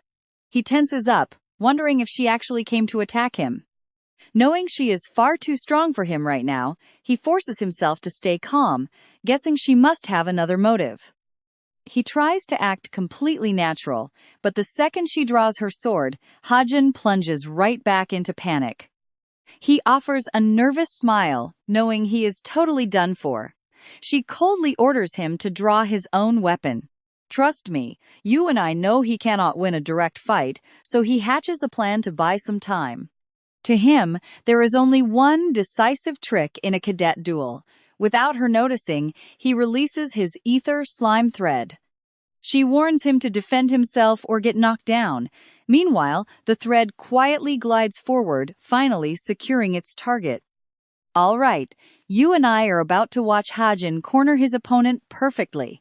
The captain is totally clueless, thinking he is giving up just by removing his smartwatch. Here is the fun part, it is not even his. Using his ether thread, he swiped her smartwatch without her even realizing it. She is left in absolute shock by the trick. Hajin calmly explains that cadet duels are won by stealing the opponent's watch. So, by pressing the fingerprint button, she basically just lost. The captain is stunned at being caught off guard, while our main character thinks she really should have researched him better. Playing the generous card, he returns the smartwatch, letting her off this time. She is still left wondering what his game is. Hajin takes his chance to make a quick escape. Even so, he definitely left a deep impression on the masked guild captain. Unfortunately for her, Jane was way too distracted to pay attention. Even with her senses halved by her disguise, a mere cadet completely outplayed her. Next time, she decides it is smarter to set up an invocation portal beforehand. Back at the camp, our guy is just celebrating making it out alive. That encounter almost killed him. Luckily, her disguise weakened her significantly. Hajin feels like he has done enough and finally earned a little rest. Now, pay close attention here, because as he checks his points, Rachel suddenly appears out of nowhere. Did she come looking for him? Turns out she is hungry too, so Hajin invites her to eat together. To break the ice, she asks what he has been up to. Our main character keeps it simple, replying that he has just been farming points. He knows she wants to ask why he saved her, but she is way too shy. He also notices her injuries, which makes sense after facing a demon. While they are cooking, Avandel's seed starts acting incredibly strange inside his pocket. Suddenly, it shoots out and dives straight into Rachel's jacket, sparking an incredibly awkward moment that makes Hajin yell out in panic. Rachel finally pulls out the seed, asking him why there was an almond tucked inside her jacket. Hajin is too embarrassed to admit he is babysitting an almond, so he lies and says it is just a seed. She hands it back, but her shyness is totally obvious now. As Hajin checks the food, Rachel finally summons the courage to ask her main question. She needs his help. The princess explains that there might be an entire team targeting her in this exam. She brings up Johan, but he reassures her that guy won't bother her anymore. Immediately, the scene reveals Shin Jong-hak has already crushed that entire group in a pure rage. Shin Jong-hak has brutally decimated the rest of Johan's squad. Johan cannot comprehend what is happening, or why the legendary Shin Jong-hak is even here. I know what you are thinking, and yes, Jong-hak gives him a brutal welcome by hurling a projectile right at his face, carrying a mocking message with a location. Johan tries to explain that it was not his fault and he was only chasing someone innocent, but Jong-hak does not care one bit. He did not come for excuses. The guy panics as Jong-hak grabs his spear, declaring his pure hatred for people like him. Grabbing him by the throat, he starts choking him out while expressing deep disgust for manipulative snakes like Johan. Now the scene shifts to the control tower, monitoring this intense test. Among the staff, we see a deeply pensive Yu Yana.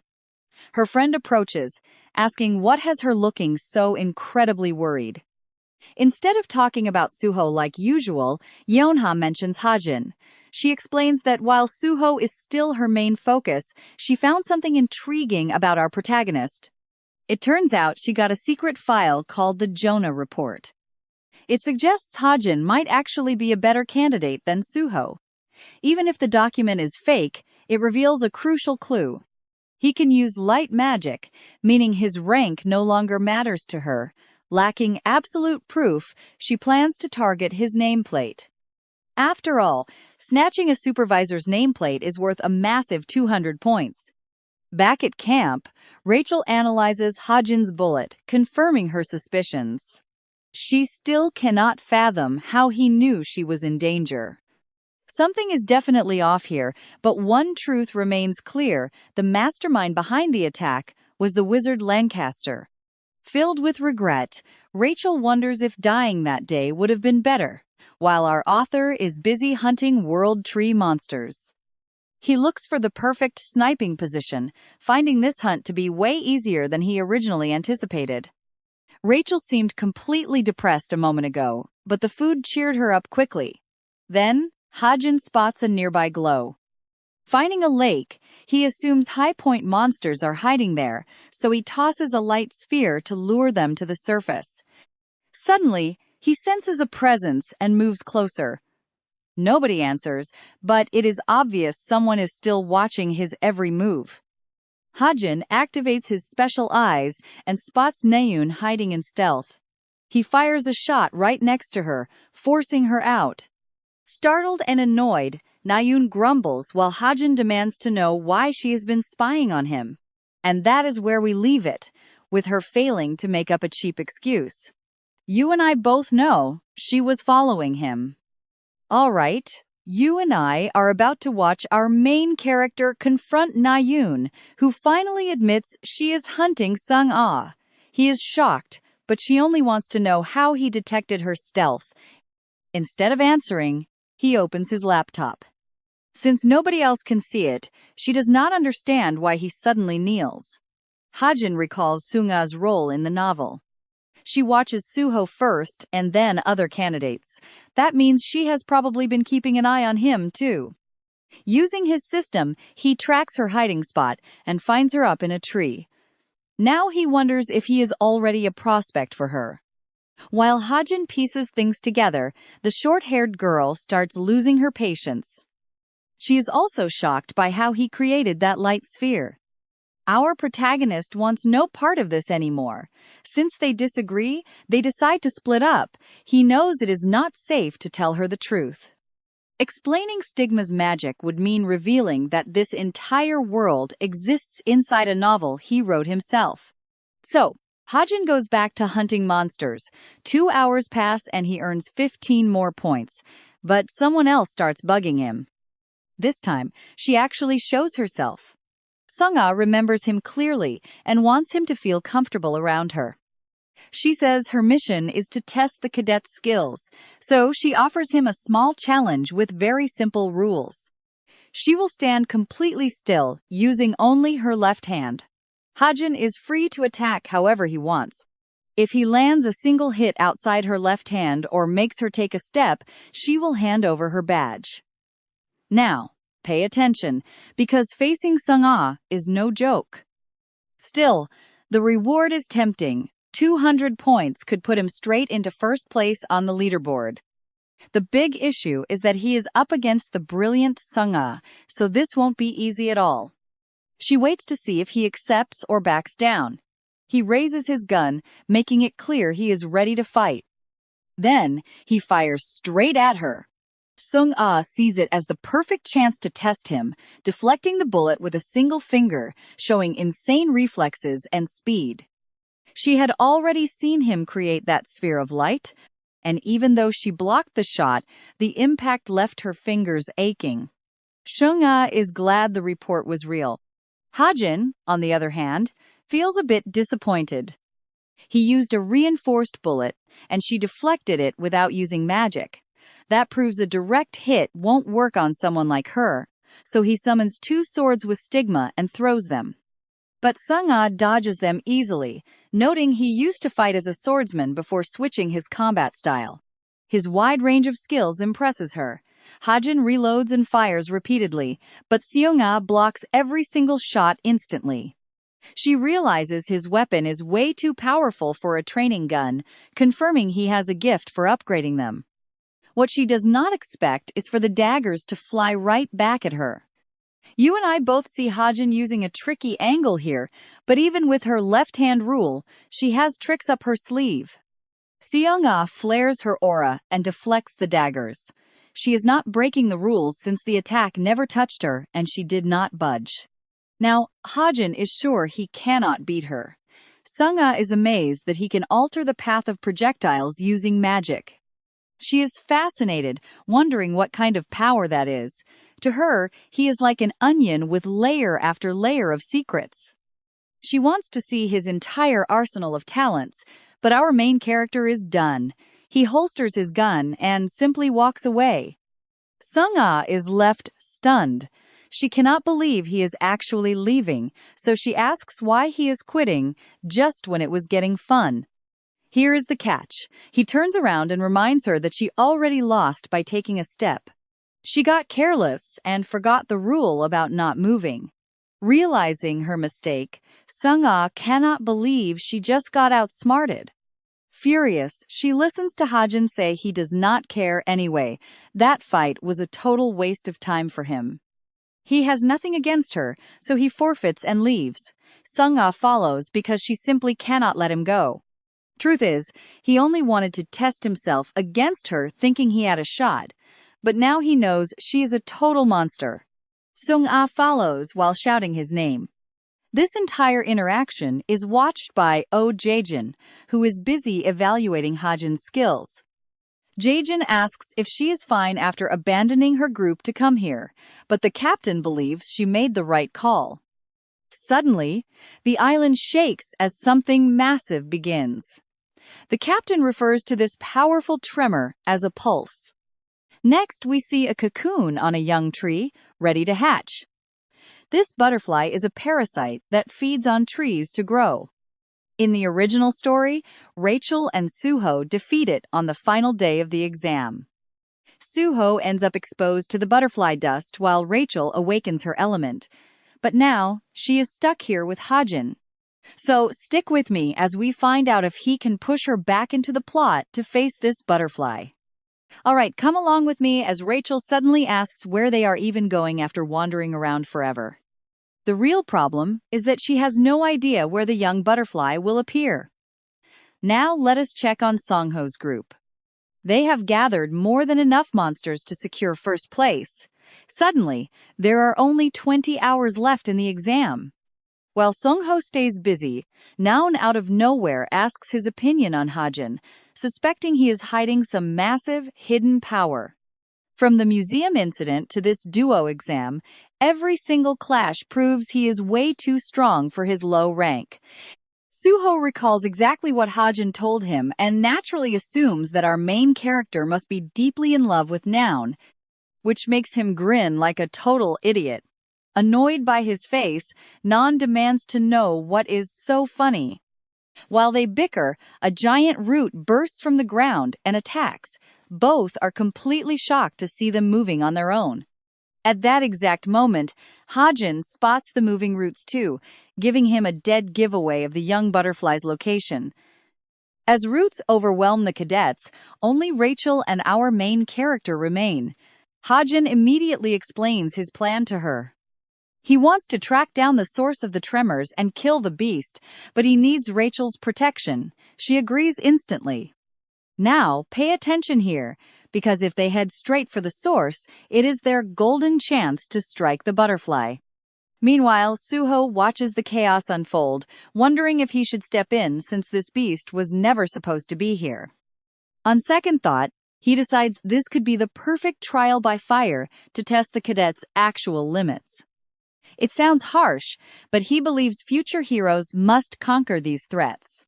Real adversity is what truly builds legendary figures. Suddenly, Nan drops down with a powerful magic sword slash, cleanly severing one of the incoming giant roots. Even she is shocked by the sheer power of her own strike, while Suho reacts with absolute excitement. Like a true swordsman, he starts lecturing her on slashing angles and blade control, totally ruining her epic moment. Still, those roots are going down. Suho quickly realizes that just fighting off the branches is useless. They must destroy the core connected directly to the trunk. Several cadets notice the tree looks incredibly bizarre, suddenly discovering a massive creature squirming inside of a giant cocoon. Suddenly, the cocoon cracks open, and the giant caterpillar reveals its true form. Its terrifying size paralyzes everyone with fear. The newborn butterfly detaches from the trunk and takes flight, releasing a highly toxic storm of pollen over the helpless cadets. Nan is the first to sense the danger as the deadly dust drains her strength, and the other students collapse too. Nan passes out completely, but Suho catches her right before she hits the ground. For some reason, he is still standing. Did you and I both see that coming while everyone else collapsed? It is because Suho held his breath to avoid breathing the poison, but he is at his absolute limit. Just as he doubts they can win, two figures materialize out of thin air. It is Rachel and Hajin. They already prepared gas masks beforehand and are now charging forward at breakneck speed. Dashing straight toward the beast, Rachel spots the unconscious cadets on the floor and immediately realizes what the pollen does. What confuses her most is how our main character knew this would happen. He quickly distracts her, pointing at the airborne threat. His plan is to shoot it down himself, while Rachel uses her skills to hold off the incoming roots. Hajin fires a massive shot that completely tears off one of the creature's wings, causing the shrieking butterfly to sprout even more roots. Rachel was waiting for that exact opening, slicing through them with an absolutely mind-blowing display of swordsmanship. Suddenly, she senses roots striking from deep underground, turning back toward Hajin with a face full of sheer panic. A massive root nearly crushes him, but Rachel reacts in time, pushing him away. Tragically, another root snares her right ankle. It flings her high into the air and slams her violently against a tree. Distracted by worry, Hajin pays a heavy price. Roots close in on him for the kill, but Suho rescues him at the very last second, though the sudden movement breaks his breathing control. He looks over at Rachel, completely horrified to see she is knocked out cold. Right then, the mysterious seed slips out from his jacket towards Rachel. Hajin can barely believe what he is witnessing. The seed bounces onto Rachel's face, showing her pure affection. Our main character gets annoyed while a weakening Suho begs for help. With no options left, the main character calculates fast. Using his stigma magic, he can only manifest 3 fire bullets. That means he only has 3 chances to take down this massive beast. Glancing at Suho, he knows he needs his support. Then, completely out of nowhere, a bolt of pure lightning strikes the young butterfly, slamming it violently into the dirt. Hajin instantly wonders who could have fired that. It is none other than the masked guild leader, crackling with raw electricity. As the butterfly crashes down, our main character begins to suspect that she knows a lot more about this toxic pollen. With that massive opening, Suho uses his very last breath for a final blow. What an insane ride we just witnessed. Alright, stay with me, because just as Suho collapses from exhaustion, Jane steps up to the giant butterfly to claim her prize. Suddenly, Hajin stops her in her tracks and demands she step away. He tells her that power does not belong to her. As our author knows, even Boss has no idea how powerful that dust really is. She only wants to sell it for quick cash. But if she takes it, Suho loses a crucial upgrade for his future, though Jane barely registers the threat. She glances around and realizes that everyone except Hajin is completely knocked out. As the dust clears, Boss cannot believe an ordinary cadet resisted her. Now she marks him as someone to watch closely. In reality, our main character blocked the toxic dust by using ether and carefully controlling his breathing. He tries to put his mask on, but Jane traps him in a dark portal. Inside that void, Boss reveals her true identity. She already knows Hajin saw right through her from the start. He stays cautious, trying to recall the fake name he used during midterms. For a moment, even Boss has to pause. She uses so many aliases that keeping track of them is a massive headache. Then she remembers the card she handed him. Our main character wonders if she might actually be an exam supervisor. Boss remains highly suspicious, pressuring him to finally speak up. Now pay attention, because this is where the tension skyrockets. He tries spinning a web of lies, but she threatens to end his life right there before recalling his heroic role. Panicked, our author confesses that he figured it out the second she handed him that smartwatch. He claims to have unique eyes, but she knows a simple optical power is not enough to pierce Jane's disguise. Thinking it over, Boss suspects that Hajin's mana might be naturally infused with anti-magic properties. If that is true, any trace of magic leaving his body would carry strong anti-magic traits. That would perfectly explain how he saw Jane's technique just by focusing his energy straight into his eyes. Accepting this logic, Boss decides Hajin is incredibly valuable. She shatters the illusion barrier and, as a sign of goodwill, shares the butterfly dust with him. She tries setting a condition, but Jane cuts her off before she says too much. In the end, all she asks from him is his phone number. After that intense encounter, our author can finally breathe. He seriously thought his life was over. Even so, he got what he came for. That precious dust is finally his. Now, you might be wondering how he will pull this off, because Boss totally ruined his plan to secretly slip the dust back to Suho. Then he remembers Rachel and the protective seed. Suddenly, a bright light envelops him, shocking him as he realizes the seed is finally about to hatch. The flash surrounds Hajin while Rachel slowly wakes up. Standing before her is a tiny girl who hugs her warmly, instantly healing all of her injuries. There is something incredibly familiar about this girl, almost like a mirror to her younger self. She tries to speak, but Rachel cannot understand.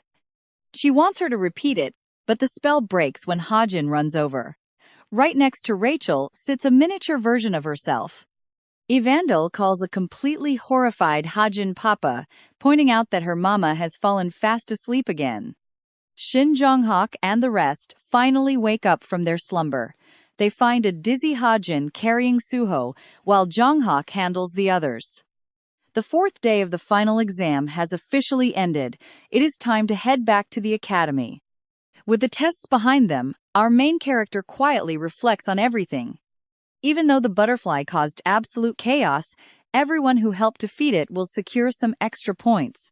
Checking his smartwatch, he notices she still has not messaged him, despite stealing his contact info for her schemes. He is still clueless as to why she is so interested in him. While lost in thought, Nayeon brings up the magic dust again, prompting him to remind her that it knocked everyone cold. She heard from Suho that Hajin defeated the butterfly by shattering its wings, but to her, it makes zero sense for a basic pistol to destroy those wings. He deflects by asking why she chose a sword over her usual bow. Since he loves teasing her, Nayeon instantly snaps back that he was the one who suggested she make the switch in the first place. Hajin plays it off, pretending he was only worried about seeing her struggle with a weapon she is not fully trained in. Still, she insists she is fine. She is great with a sword too, so it is not an issue. Our main character accepts it and asks how it felt wielding it again. Seeing her freeze up, he assumes she was secretly terrified. That instantly makes her tense and defensive, since she desperately wanted to look like she had everything under control. He easily detects when Nayeon lies. After all, he wrote that trait himself. He smiles, knowing that even as the plot changes, she is still exactly the same. And that is where we leave it, certain everything turns out fine. Come along with me as we see him tell Nayeon she was born for the sword, just as planned.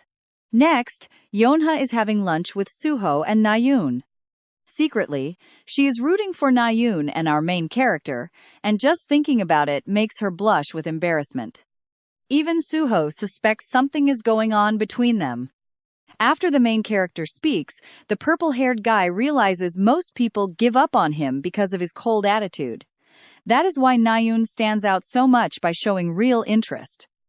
Nayeon tries to defend herself by reminding Yonha that she made the first move, though that only happened because Yonha wanted to get something out of him. Our main character and Nayeon feel different. Totally flustered, she tries to hide her nervousness while the others wonder how she will handle this whole messy situation. And speaking of Hajin, they spot him nearby, making poor Nayeon immediately pretend that she does not care at all. The main character glances at her and keeps walking, which only gives Yonha more ammunition to tease her even more. Deep down, Nayeon's defenses are starting to crumble, and it shows on her face. Anyway, our author heads back to his room and finds Evandel. She looks just like a tiny version of Rachel and is thrilled to see her dad. She leaps toward him, asking where Hajin went. Now pay attention here, because he begs her not to call him dad to avoid massive trouble if anyone ever discovers them. The little girl gets stubborn, demanding to know why. He slowly starts to realize the sheer amount of patience needed to raise a child. The little one flashes a sweet, innocent smile, and our protagonist cannot help but smile back. Evandel actually evolved right next to Rachel on the final exam day. Hajin was completely shocked when he found out. She even hugged him, so happy that he had raised her so incredibly well. The main character panicked when a scouting helicopter suddenly began searching the area for the cadets. He quickly begged Evandel to turn back into her seed form. She refused, calling Rachel her mommy, heartbroken at the thought of leaving her. Even so, Evandel eventually returned to her seed form, allowing Hajin to safely sneak her back into his room. While the little monster girl keeps wreaking havoc, this guy has suddenly become a teenage single father overnight. During lunch, Evandel happily devours her food. He wants her to hurry up so he can focus on the butterfly seed dust. This magical dust clings to a target to awaken their hidden potential, working absolute wonders on both people and ordinary everyday objects. The problem is, it was supposed to end up with Suho, but the captain intervened and ruined the entire plan. Now, Hajin still needs to find a clever way to deliver this highly valuable dust directly to Suho. Don't you find this curious? Because now we see Rachel resting in bed, dreaming a vivid dream about a sweet little girl.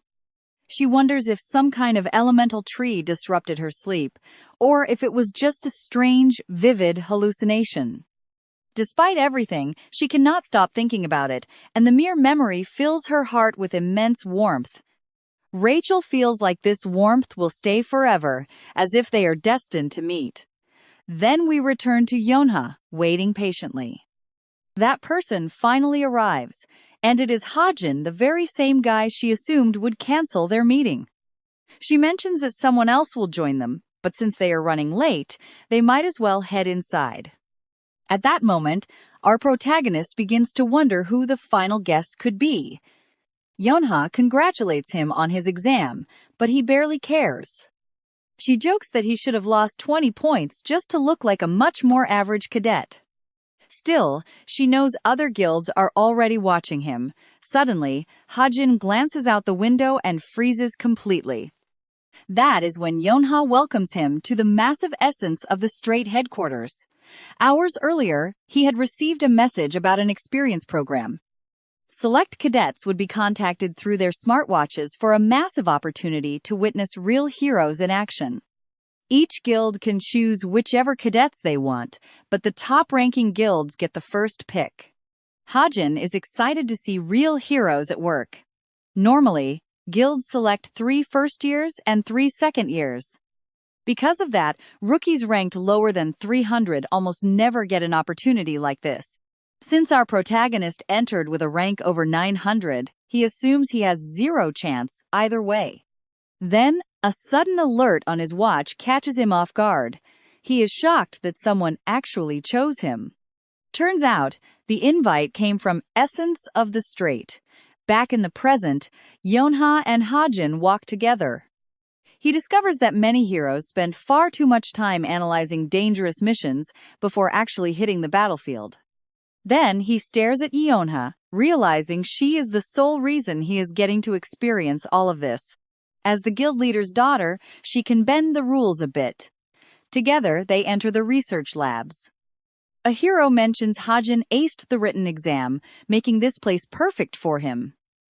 Sangho is a hero, and Yonha's trusted ally.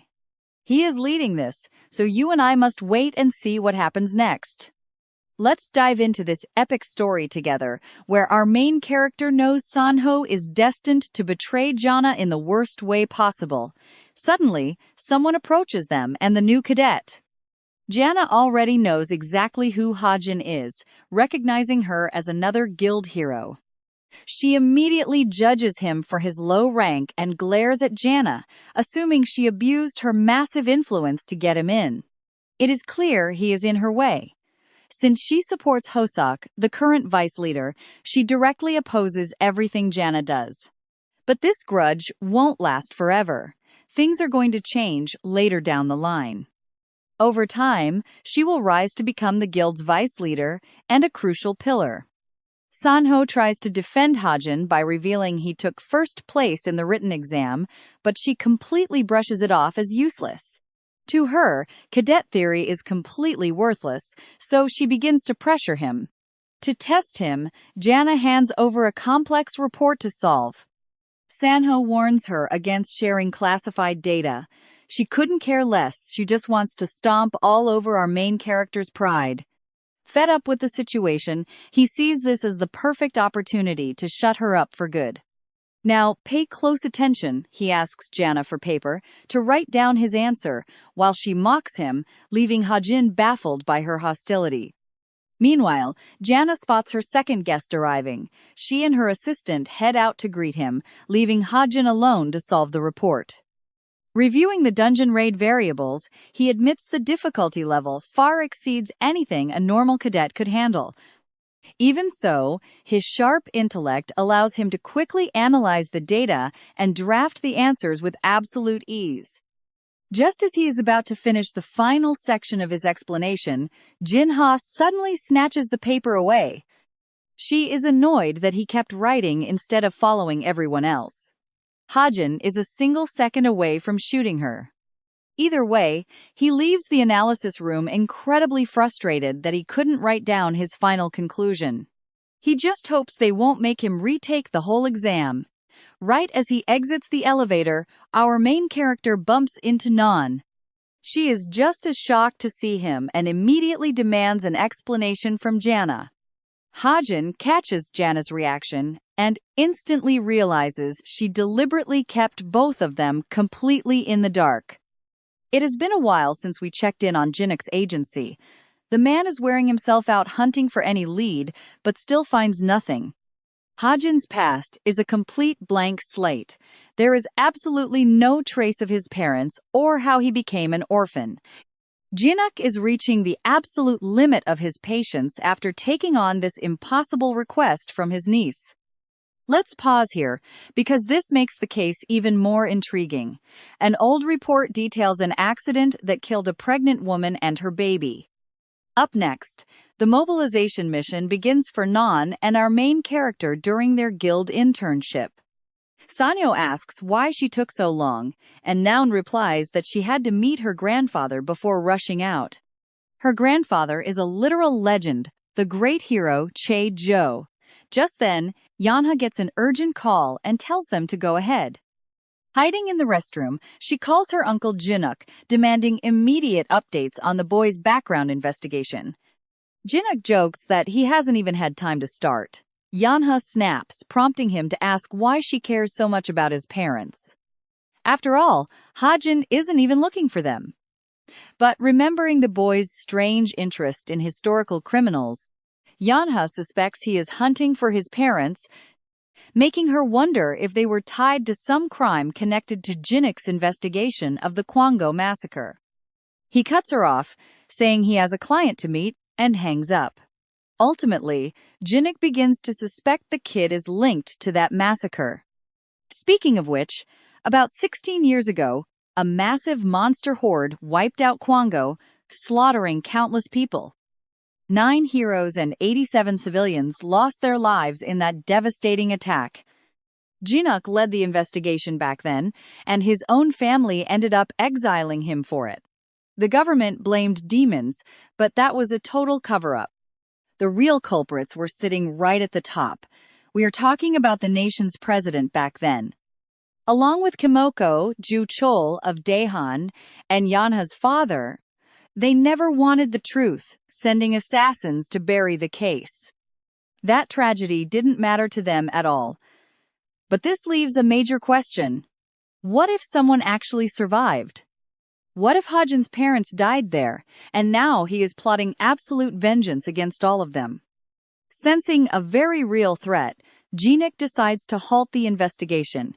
If Ju Chol targets him, his own life is in danger. We cut back to Nan, who is having fun running ahead with the others. Unfortunately, our main character's physical stats are terrible, and he barely keeps up. Sanho wonders if Hajin will be okay. Noun doesn't seem to care, but for some reason, Yanha looks completely frustrated. Almost all of that rage is directed at her useless uncle for hanging up the phone on her like that. They reach the monster zone just as giant golems are causing chaos. Trust me, you're going to want to see what happens in the next chapter. Let's dive into this epic fight where a giant fist is about to smash the ground until Yana's whip stops it cold. That perfect opening lets Sanyo charge and throw his spear with full power while Jonghak launches his own to shatter the golem. Meanwhile, Hajin finally catches up, and Noun gets ready to shoot an arrow before realizing her sword is actually a much better choice. Remembering that these golems share the exact same weak spot, she dashes forward to slice right through their ankles. Her blade surges with magic, but just as she leaps in, the monster catches her off guard and lands a devastating punch to her stomach. Nan screams in pain as she crashes hard onto the ground, unable to believe these monsters have gotten this insanely powerful. The golem moves in for the finishing blow, but a voice screams at her to move, and Hajin swoops in to save her with his ether magic. The rescue works, but they land way too close. His pure desire to save Nate Toon made his ether react on its own, creating some seriously awkward tension. While he desperately scrambles to think of something to say, he decides to offer some real advice, telling her to keep her distance and reminding her that her giant sword can launch long-range attacks. Even though Nate Toon is not actually mad, her mind goes completely blank, so she just puts on her usual tough girl act. She turns away and mumbles a quick thanks, while Hajin recalls the crucial reason why she has to keep using that massive sword. Now pay attention to this huge detail: that sword lets her store 10 times more magic than a regular hero using the Ocean of Mana gift. Basically, her magic reserves are completely off the charts, easily surpassing even Suho's insane raw power. The battle wraps up with the monsters defeated and the team clearing the area, but suddenly, Hajin feels someone staring intently at him. The very second their eyes meet, he knows exactly who it is. Nun calls out that it is time to leave, so he walks away feeling a bit bad, while elsewhere, Jinha is struggling in her office. Her assistant suggests delegating some of the work, but this stubborn woman still believes that nobody can do a better job than herself. But as she looks over Hajin's report, she remembers she was planning to grade his exam super harshly because of his low rank. The moment she actually starts reading his paper, though, she is left completely speechless and all her arrogance instantly evaporates. She immediately starts spamming our main character with messages, demanding that he give her a phone call this very second. Too bad for her, because Hajin has absolutely no desire to go back to headquarters or deal with her drama. Instead, he messages Jung Hak saying he is skipping tomorrow's training session, knowing things are about to get way more interesting. Meanwhile, Jana fires back at Jung Hak with some harsh sarcasm, bringing up his mediocre academy rank and saying he is not worthy of such an elite guild. I know you are probably laughing, but Jung Hak completely explodes with rage because this whole mess started because of Jungha's big mouth. Even though he knows Jana is going to be absolutely furious, Hajin is still totally convinced this is the right move. After such a long day, exhaustion finally hits him, especially after spending hours keeping his energetic little companion entertained. He gently picks up Evandel, quietly wondering what he should do next while she sleeps so peacefully. That is when Hajin pulls out the mysterious powder to inspect it, a clever new plan already forming in his mind. There is a massive amount of it, easily enough to buff several key characters and himself, so he splits it into 3 portions. He knows he has to survive alongside the main cast, which means using every single resource with absolute maximum efficiency. After dividing it, he looks at his own share but realizes that using it directly on his body would be a total waste. Since he has no physical talents to awaken, the smartest move is to dust it over his ether sphere to boost his magic. The magic should kick in very soon.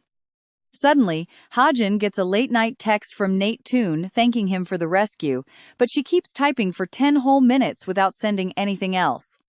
Once his patience finally runs thin, he texts back, asking what she is trying to say. Noon plays it off like it is nothing, so he just tells her to go to sleep because she is acting incredibly weird. Instead of getting mad, she actually laughs, leaving him even more confused, since chatting so casually with her is already strange enough. He started out as a powerless background character, but now he is right in the center of this world's major players. This honestly makes him wonder if he has officially upgraded to a real supporting character now.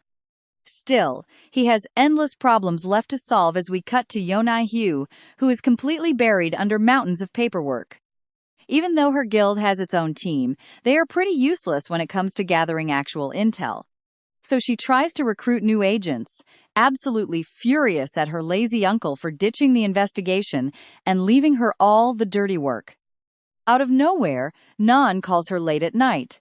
Yonai says she is busy, but her friend immediately cuts straight to the chase. She and Zhu Ho are attending a seminar, and you and I will definitely be following them next. All right, you and I are diving into some major drama today. She almost refuses until she hears Jonghak will be there. Yongha wants to hang up, but Nayun shifts focus to the drone footage of the golem. Yongha confirms it exists. Since she had to write the guild report, she already watched it. Being super sharp, she instantly notices Nayeon is incredibly anxious about the scene where Hajin caught her. The camera captured an incredibly clear shot of them together. Nayun prays that the video never gets leaked, but Yuna just teases her, asking if it felt nice being held in his arms. The call ends with Nayun blushing hard as Yuna hangs up. Looking at her, she is completely red from sheer embarrassment. Meanwhile, Yuna knows Nayun is just running from reality, and she gets back to her duties in a fantastic mood. That joy is short-lived, as she receives a message so shocking it makes her jump right out of her seat. Huan abandoned the guild experience, all because of Jenna's stupidity. Now, Yuna is absolutely furious. She tears into Jenna for ruining such a promising candidate, also annoyed because he never does what she expects. Back with our protagonist, his story points are dropping because his influence on the plot keeps growing. Since he did not plan on getting many points lately, he decides he must spend what he has very carefully. Hajin admits his physical stats will keep lagging behind.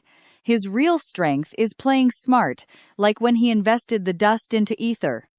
Watch closely here. He decides to gamble everything and spend his precious points on upgrading his weapon. It seems pretty risky, but the payoff is worth it, especially since his crazy luck always saves him.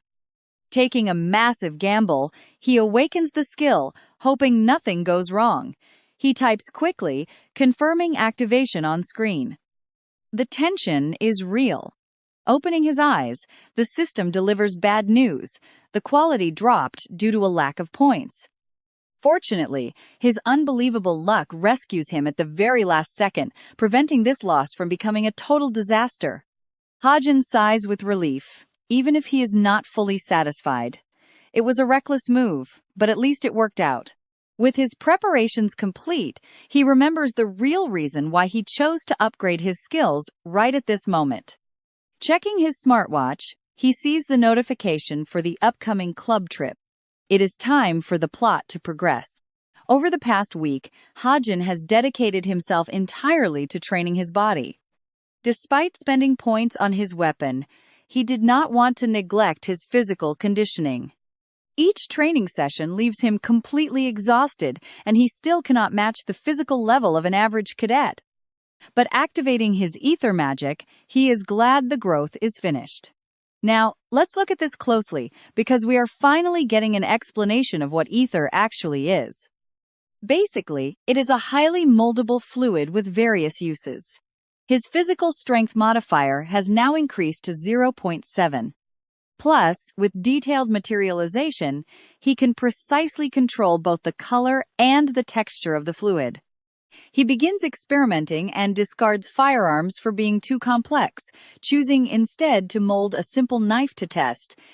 The result is flawless and feels completely normal, yet it holds a massive difference. Using his observation skill, Hajin sees the weapon gains a massive attack boost of up to 44%. He throws it with all his might to test it, and the blade slices clean through solid rock, something impossible for any ordinary weapon. This upgrade is incredible, especially paired with his random enhancement. Even if it does not reach the level of a mythic weapon, it is easily enough to fool his enemies. Any careless opponent could end up severely injured by a basic knife, which plays heavily to his advantage. Next, we see Evandel playing with the ether. Hajin asks her to stay in the room while he heads out for club activities, promising her a delicious treat if she behaves. He teases the cute little girl for a bit before taking his leave. Evandel smiles, waves goodbye, and promises to wait for him. Meanwhile, a servant visits Rachel to check on her safety. Following the recent attacks, the Academy assigned high-profile guards to protect her. They also bring up the cadet who saved her life. The Royal Guild wants to recruit Hajin, which makes Rachel incredibly happy. She knows his combat level far surpasses that of a low ranker, and assumes other guilds are preparing their own offers. However, no one can act openly since recruiting cadets at this stage of their career is illegal. Even if the Royal Guild is not the absolute best in Korea, they are experts at scouting fresh talent. Rachel feels confident they will give him the top offer. Next, we cut to the travel club president welcoming everyone to England. The heat is brutal and Nayoon is already sick of it, while Jonghak wonders why Hajin is still wearing his uniform. Nayoon is shocked he is so cool in a coat. That is some wild stuff you and I will keep watching in the next video. Stick with me here, because those guys have no idea he is wearing Rachel's temperature-regulating black coat.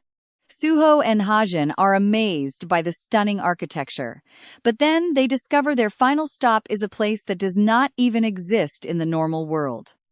This is Clancy Island, a massive floating island that you can only reach by stepping through a portal. Our main character explains that this artificial island is government-owned and was built using special floating stones. It is a paradise of massive wealth, entertainment, high-end auctions, and exclusive product launches. In short, a golden island that is basically this world's Las Vegas and the perfect stage for the coming chaos. Arriving at Clancy, Nan gets super excited. Suho is shocked to learn that both Haina and Nan have actually been here before. But for Nan, the memories are painful. She last came here with her brother, who suffered a tragic accident shortly after. To cheer her up, Suho asks her to be his personal guide.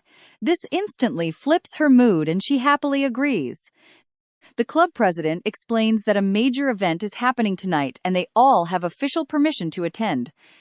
Until then, they are free to explore on their own. Noun immediately raises her hand and asks to visit the casino. She is definitely a born gambler. Since cadets are treated as adults here, they are allowed right into the gaming area.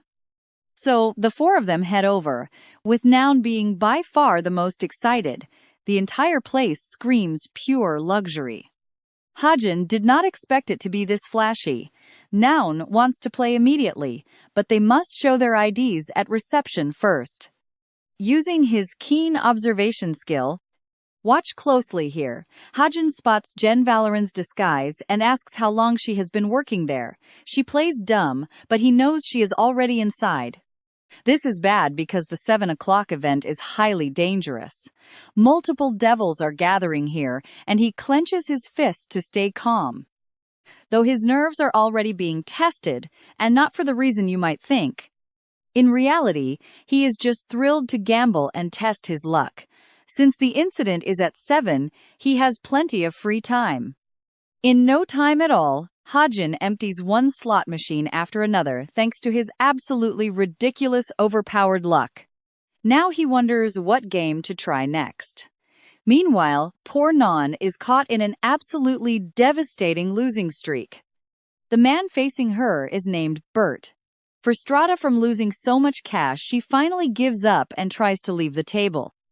But Bert stops her and offers to return 21% of her losses out of pity. That pity only makes her way angrier. She slams the table, taking her anger out on the game. Hilariously, in about 2 hours, she will be crying here penniless. Unfortunately for her, the shady casino staff are completely controlling how the games play out. And their leader, Bert, is actually a minor but very crucial figure in this story. I know what you are thinking. It is finally time for Hajin to step in. He sees her losing to a cheating pro, so he confidently takes her seat to turn the tables on them. Noun thinks he is being reckless, especially with a minimum bet of 100,000. Even so, Hajin joins the game, which makes her even angrier. The players receive their cards and start checking them. Then, one of the men looks surprised at our main character and asks why he has not flipped his cards yet. He calmly replies that he does not need to, since his unique skill lets him read them face down. To the others, it sounds like childish arrogance, and they doubt he even knows how to play. Hajin ignores them and reveals his lowest card. One of his rivals gets completely fed up with our main character's attitude and how he seems to look down on him. Our main character coldly shoots back, reminding the guy that he was the one who started talking first. The situation almost gets out of hand, but Bert steps in to demand composure, since they are dealing with a cube cadet. Bert is also shocked by Hajin's play, but he hides it well, keeping his composure until our main character ruins that too. Time ticks by, and Jen Valoran, still undercover, confirms there are 6 villains and 3 association heroes currently infiltrated. She also detects a fraudster and a lone hero who, for the moment, seems completely harmless. On top of that, she runs into her captain's favorite boy, wondering if he will recognize her after their last encounter. Her captain warns her that he is fully capable of seeing through any disguise. She assumes he wouldn't use it on random people, but she is wrong because Hajin's gift is always active. Now, back to Bert. His patience wears thin as our main character plays with absolute confidence. They are on round 12, and the pot is near 60 million. Bert holds the ace of hearts in his hand, giving him an incredibly strong and nearly unbeatable setup. Despite holding such an amazing hand, he maintains a stone-cold expression and decides to match his opponent's high bet. Another player raises, Hajin follows, and Bert calls. Trust me on this one, beating a hand like that is going to be almost impossible. You and I both know winning here is basically impossible, but our main character is far from ordinary. Bert stares him down. His eyes lock onto the ring hanging around his neck, the exact artifact he secured back in the chamber. Nayeon notices and questions him, but he plays dumb, acting like it is no big deal. Still, knowing her, she assumes he is saving it for someone special, so she forfeits the game and stands up to leave. Hajin asks her to stay, but Nayeon insists it is over. She even offers to cover his losses rather than see him risk such a valuable ring. Our main character holds her back, assuring her everything will be fine because he simply never loses. That sudden touch flusters her completely. He then tells Bert his ring is incredibly expensive, so to play, Bert must wager his bracelet. Bert agrees. With both artifacts resting on the table, it is finally time to reveal the truth. Bert shows his hand, first 3 aces and 2 jacks, a full house. Nazlan is absolutely devastated. Bert offers a mocking apology as he reaches for the chips, certain of his victory, but Hajin reminds him his own cards are still left. The match is not over yet. Offended by the claim, Bert quickly flips the remaining cards and uncovers a lethal 4 of a kind. Her face says it all, and honestly, I bet you guys did not see this crazy twist coming either. Hajin brushes it off as pure luck, but Bert is ruined. Unable to comprehend how this happened, he loses all composure and furiously attacks our main character. Things spiral so far out of control that security guards have to step in and hold him back. After a thorough investigation, they confirm Hajin's clean victory. As she examines his brand new bracelet, Nayeon thinks Bert looks completely pathetic. It is a special magical artifact that reduces damage taken by the wearer, converting that raw energy directly into mana. The funniest part is Bert did not even know its true function.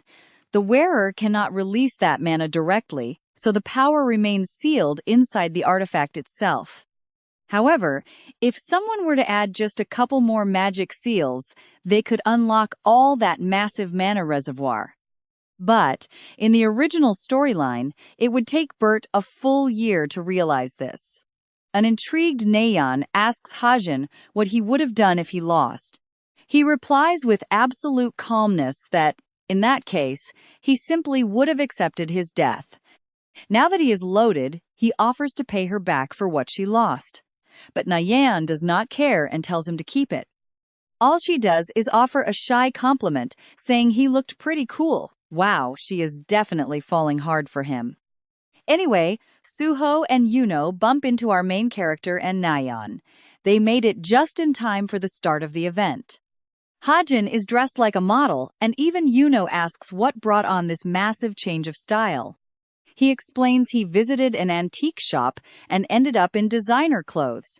When money comes up, Nayan proudly brags that he won every single bet like an absolute madman.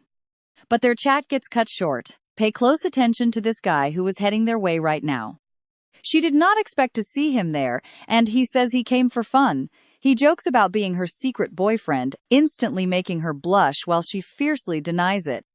The guy turns out to be Jun Woo from the Forgotten Plains Guild, the very hero Jane Valoran once called harmless. Jane Valoran seems quite pleased by this encounter, greeting him in an incredibly polite manner. The two chat while the guild's masked captain watches them from the shadows. She summons Jane Valoran, who appears using her magic, fully prepared to take action. The event kicks off, with dozens of cameras broadcasting live. As they mention the global personalities in attendance, the massive scale of this ceremony becomes crystal clear. They are about to unveil a revolutionary method to utilize the mysterious white crystal, and the whole world wants to witness it. Rachel arrives in a luxury car, immediately stealing the spotlight the second she steps out. A swarm of reporters rushes forward, begging for her statement, but the princess ignores them as her guards hold back the chaotic crowd. She closes the door behind her and stops right in front of what appears to be some kind of spatial portal. Rachel is grateful for a quiet moment, but suddenly the chief executive officer, Zealand, appears to greet her. Showing her displeasure, she seriously questions their anti-demon security. He guarantees that Clancy is the absolute safest corner in all of Europe. The most powerful heroes are fully present to prevent any disturbances, so absolutely nothing will go wrong. Lethon Corporation strongly supports the Royal Guild, seizing the chance to boost their own prestige, but Rachel senses there is something hidden behind his speech. That smug, superior smile suggests he is hiding something dark, yet he simply invites her to enjoy the gala. Meanwhile, Hajin sits by himself. There are 30 minutes left until the official start, yet the hall is already packed with guests. What bothers him the most is why they would organize something so risky in a place crawling with demons. The author invented several evil corporations for this story, but Lethon easily takes first prize. And that is not just because it is infested with demons, but because the humans running it are utterly detestable. They hold the priceless white crystal, a treasure no demon should ever get. Trust me, today you and I will watch 3 of those monsters reveal themselves. And the last one is Hakio, the feared captain of the harvesting team. Now, pay attention here at his current level. Our main character can't stop them and must let fate run its course. Suddenly, an unexpected voice calls out. It is the masked guild captain, catching him off guard while patrolling the area for security. Jane Valoran teases the captain about talking to her crush. She gets furious, leaving poor Hojin wondering if it is all his fault. After calming down, the captain apologizes, explaining that she heard a strange noise through her earpiece. To her surprise, Hojin heard it too. Meanwhile, Zuho spots him talking to this stranger and asks who she is.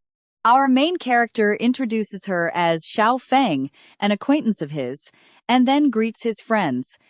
She acts like she already knows them due to their high ranks.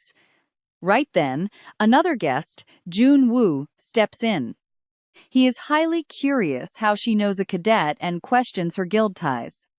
It seems he already figured out her true identity. Time passes and the event kicks off. Zuho and Yuha stick together, leaving Hojin behind with the other 2. Xiaoeng avoids giving a straight answer to his question, quickly leaving by saying she must return to her guard post. As she walks away, he breaks out in a cold sweat, hoping that Clown has not uncovered his real identity yet. Check this out. Rachel looks down at our main character's table, smiling when she notices him wearing the black coat she gave him. The ceremony begins. Zealand introduces himself as the company's chief executive officer and talks about driving technological innovation. He then explains the exact energy that powers the monsters in the first place, mana. When this power naturally condenses, it creates incredible treasures. The white mana crystals are by far the most valuable. In all of human history, only 480 have been found. Nobody knew how to use them, but Zalan says that just changed. Revealing the artifact, he announces that after years of research, they successfully found the perfect way to harness this white crystal. The valuable crystal rests sealed inside a chamber, hiding its true and mysterious purpose from the world. The crowd applauds in wonder, while Hojin waits silently. Word is, that vacuum chamber is linked to the ancient Persian Empire. Midway through the presentation, Rachel keeps her eyes locked onto several highly suspicious individuals. At first, they looked like simple security guards, but now she has some serious doubts about them. She senses something terrible is about to happen but cannot act without proof. Suddenly, she spots Hojin getting up and leaving quickly. It makes absolutely no sense for him to run off before the ceremony even finishes. I know exactly what you are thinking. With his mysterious vibe and knack for trouble, there is no way Rachel would not suspect him. She immediately orders her guards to check the hallways. They rush off at once, leaving her completely alone. Rachel taps her ring to activate Shadow Step and conceal her presence, allowing her to move around completely unseen. Her goal is to follow Hojin because she senses danger. Both Zealand and he know something will explode inside Clancy Hall. The confidential documents of the Leth Corporation have already been investigated. They believed the item inside Clancy Hall was a real artifact, an ancient vessel. The weird part of all this is why Zealand would risk the original piece instead of using a replica. Hakio thinks Zealand is being overconfident and only wants to inflate his own company's stock value. It makes sense in theory, since the entrance portal to Clancy is heavily guarded and the island was built with magic. So artificial demon portals will not work here. Because of that, Hakio and his group decided to travel by plane. Nobody would ever expect an aerial demon attack. Meanwhile, Hajin heads toward a hidden spot with Rachel hot on his heels. She watches closely from a distance. Thanks to her active skill, she notices he is trying to force open the rooftop door. The only problem is that those entrances are always locked tight for security reasons. Hajin thinks for a second and pulls out a hammer, leaving Rachel totally confused. Is this idiot really planning to smash the door down? Weapons are strictly banned in Clancy, so a work tool is the absolute closest thing he could get his hands on. Even so, bashing a reinforced magical door seems insane, but he does not care and obliterates it in a single strike. Rachel is left speechless. She cannot believe her eyes. This guy is just walking casually with superhuman strength. Suddenly, chaos erupts in the hallway. The raid has officially begun, and several demons are already on the move. They are mercilessly slaughtering everyone, including Zealand. Amid the disaster, a villain manages to seize the white crystal. But out of nowhere, a hero fiercely attacks the villain. The hero is shocked to see him dodge using cloning. And trust me, you and I are about to watch this get wild. Alright, let's dive into this epic mess as elite hero Shang Chen gets totally ignored while the villain's clones scatter in pure panic. Shang Chen calls them cowards, completely lost on which one to chase first, while the masked guild captain watches closely, waiting for her moment. Monsters crash the event, leaving Nayun completely frozen in shock. Now, they have to fight off both demons and beasts at the same time. Covered in blood, Juno rushes to save her, tossing a sword to Suho so he can actually fight back since he came unarmed. Juno brought Suho along for this exact reason, so now he expects the guy to step up and show what he can really do. Up on the roof, Hajin watches everything. Just like in the novel, Nate split into 8 clones to escape with the white crystal. One hero goes after one of the copies, but it is completely useless, since that clone does not have the real crystal. Jane Valerin chases another fake, while the captain heads straight for the real deal, the one holding the actual white crystal. Just like the original story, a massive horde of demons ambushes her, completely overwhelming her with sheer numbers. But they forgot just how deadly she is. She throws a tiny dark sphere, and the fools make the mistake of underestimating her. Now pay close attention here, because the moment they touch it, the sphere sucks them in, and one screams as gravity devours him. The crushing pull keeps dragging the rest of the demons in until every last one is completely swallowed up. Even Nate is terrified seeing a technique that insane. Suddenly, a dark whip snags him, piercing right through and freezing him in place. Even though Hajin wrote those skills himself, seeing this terrifying combat style in real life still leaves him completely speechless. By the book, the masked syndicate was supposed to secure the crystal, but suddenly, the plot takes an unexpected turn. Turns out, this Nate is just another fake clone, forcing our main character to check his laptop to see if the story mutated. There are no notifications, meaning this is definitely not a planned system update. The world's variables are shifting on their own, which is terrifying because Hajin has no clue how to handle things he never wrote. Then, he remembers his stigma, his ultimate trump card. He channels his magic power into it and activates his eagle eye vision. Pushing his senses to the absolute limit, he scans right through the solid walls to easily search the entire surrounding area. With no sign of the white crystal, he keeps desperately hunting for the thief who ran off with it. I know what you are thinking. Will he find it? Just then, a vehicle carrying the vacuum cube appears, but a massive impact blasts it back. A massive flood of data suddenly crushes his brain, making him stumble. He has pushed past his limits, but he cannot stop now. He leaps high into the air to widen his vision and spots the crystal at the exact perfect second. He hops on a motorcycle, whispers an apology for stealing it, revs the engine, and guns it. Back in the absolute chaos of Clancy Hall, Nayun is doing her best to help people escape when Hajin suddenly appears, making her snap at him for lagging behind. Right then, he tosses something incredibly valuable over to her, the legendary magic sword he swiped from Sidious. He explains that the weapon adjusts to her own power, and she will need a real blade to survive against these demons.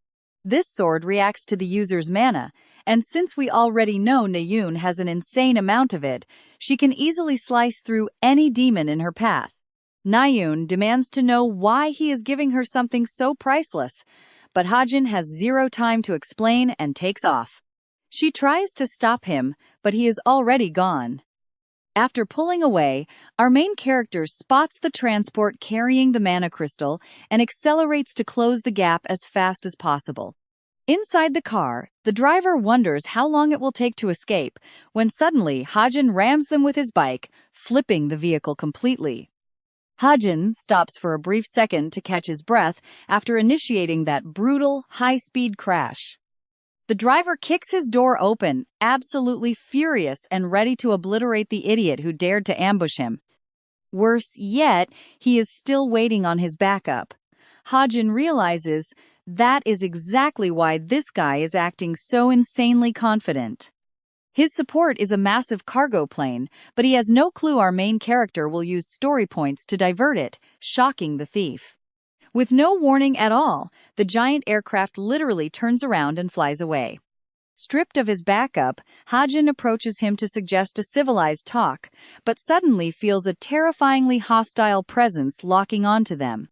A split second later, a colossal shockwave crashes down from the sky, obliterating everything in its path. It is the exact same giant from the Masked Syndicate who assaulted Rachel. Talk about the absolute worst timing for this monster to show up. Hajin's entire advantage vanishes in an instant, and panic surges as he spots Rachel lying completely knocked out nearby.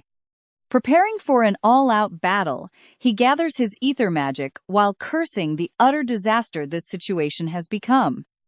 The massive opponent notices his battle stance and warns him not to fight if he wants to survive this night. But our main character will not back down, aiming right for the crystal case, and trust me, you and I are going to love this showdown. All right, come along with me as we watch this brute realize how deeply our main character cares for the princess, proving he only brought her here for the crystal. He cannot understand why she matters so much to him, but immediately traps him with a cruel decision. He demands to know if he will actually dare to shoot before he rips off Rachel's head. Our author does not back down and prepares to pull the trigger, warning that proceeding will only destroy their highly coveted prize.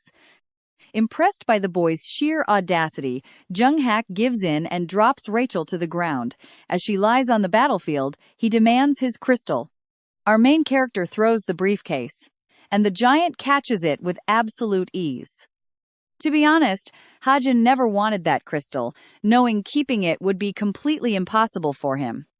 At best, it was only meant to save a life, and this time, that life belonged to Rachel. He still has many questions when, suddenly, the brute grins maliciously and tries to ambush our protagonist with a devastating punch.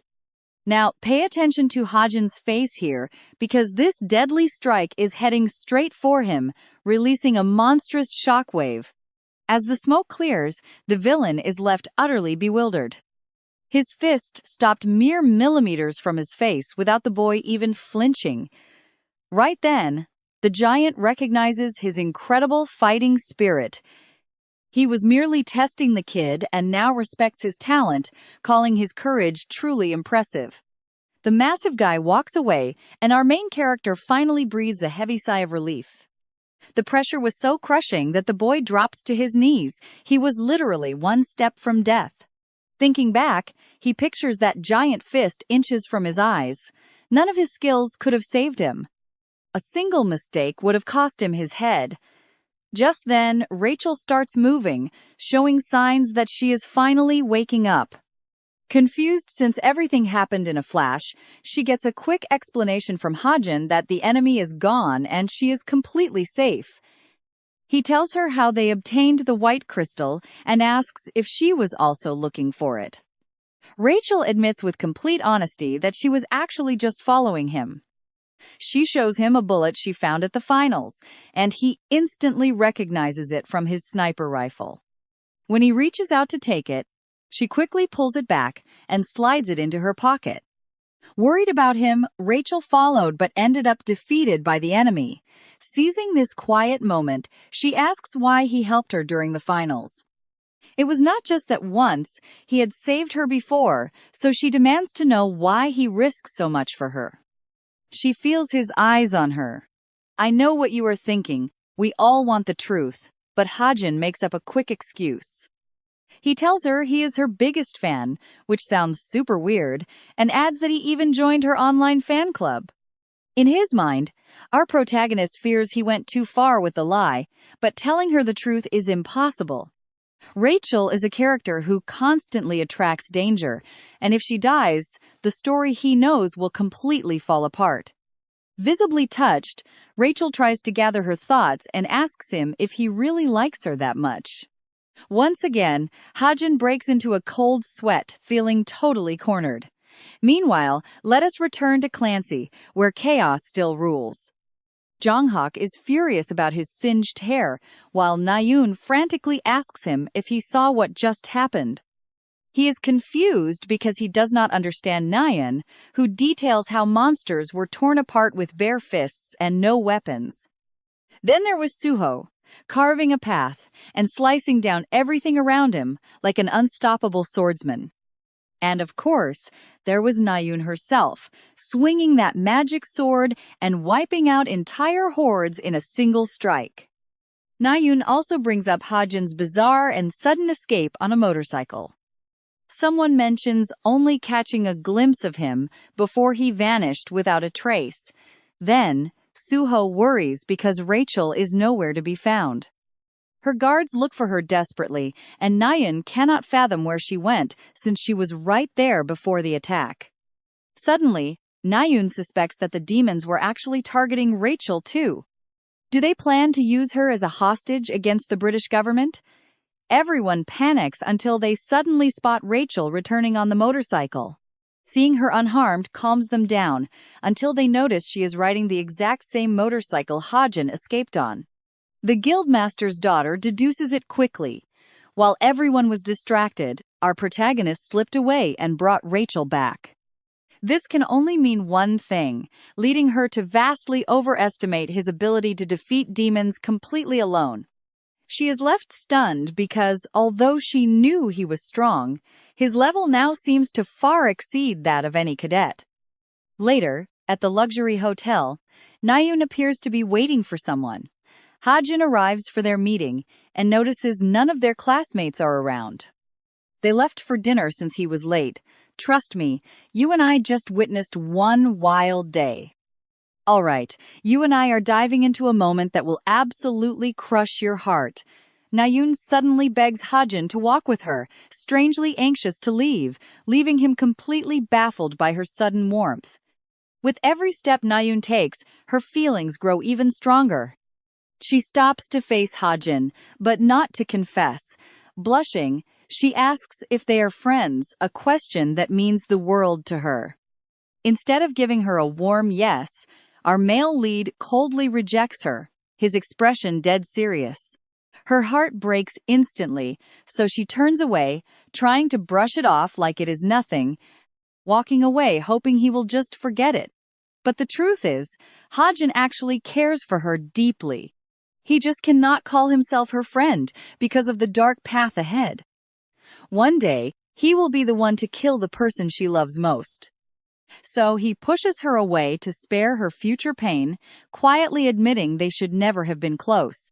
The next day, he returns to the dorms, where Evandel is absolutely thrilled to see him again. He brought her delicious fried chicken, sending her running around in pure joy. Honestly, he is starting to truly cherish her sweet company. Now, with zero distractions left, it is time to get back to work before break starts. First up, he syncs his smartwatch to his computer. He was tired of rushing to edit the novel, so he finally bought this upgrade. Now, pay attention here. Yoo Yeonha's strike did not just stop because Hajin wanted it to. His absurdly high author luck stat kicked in at the very last second, saving his life. After earning story points from that close call, he is ready to spend nearly 200 on the smartwatch. With the sync complete, he can manage everything from his wrist, wondering why he waited so long for this massive upgrade. Next, he calls his agent Yoo Soo-hyuk to check on his special order. It turns out he requested a high-end motorcycle. Soo-hyuk explains that the cheapest option costs at least 150 million won, an absolutely insane amount of cash. But our male lead wants to go all out and blow his entire budget, forcing Soo-hyuk to remind him how ridiculous that price is. Even so, he buys it anyway.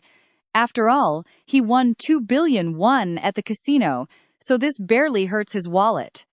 Plus, the plot is nearing the moment where the Warhorse Guild leader raids the dangerous Devil's Nest dungeon. When that happens, his stock prices will skyrocket, and Ho Chan's investments will finally pay off massively. Realizing he is about to become filthy rich, he laughs like a total villain. Soon, vacation ends and Hajin watches the excited students return. You might be wondering about the others.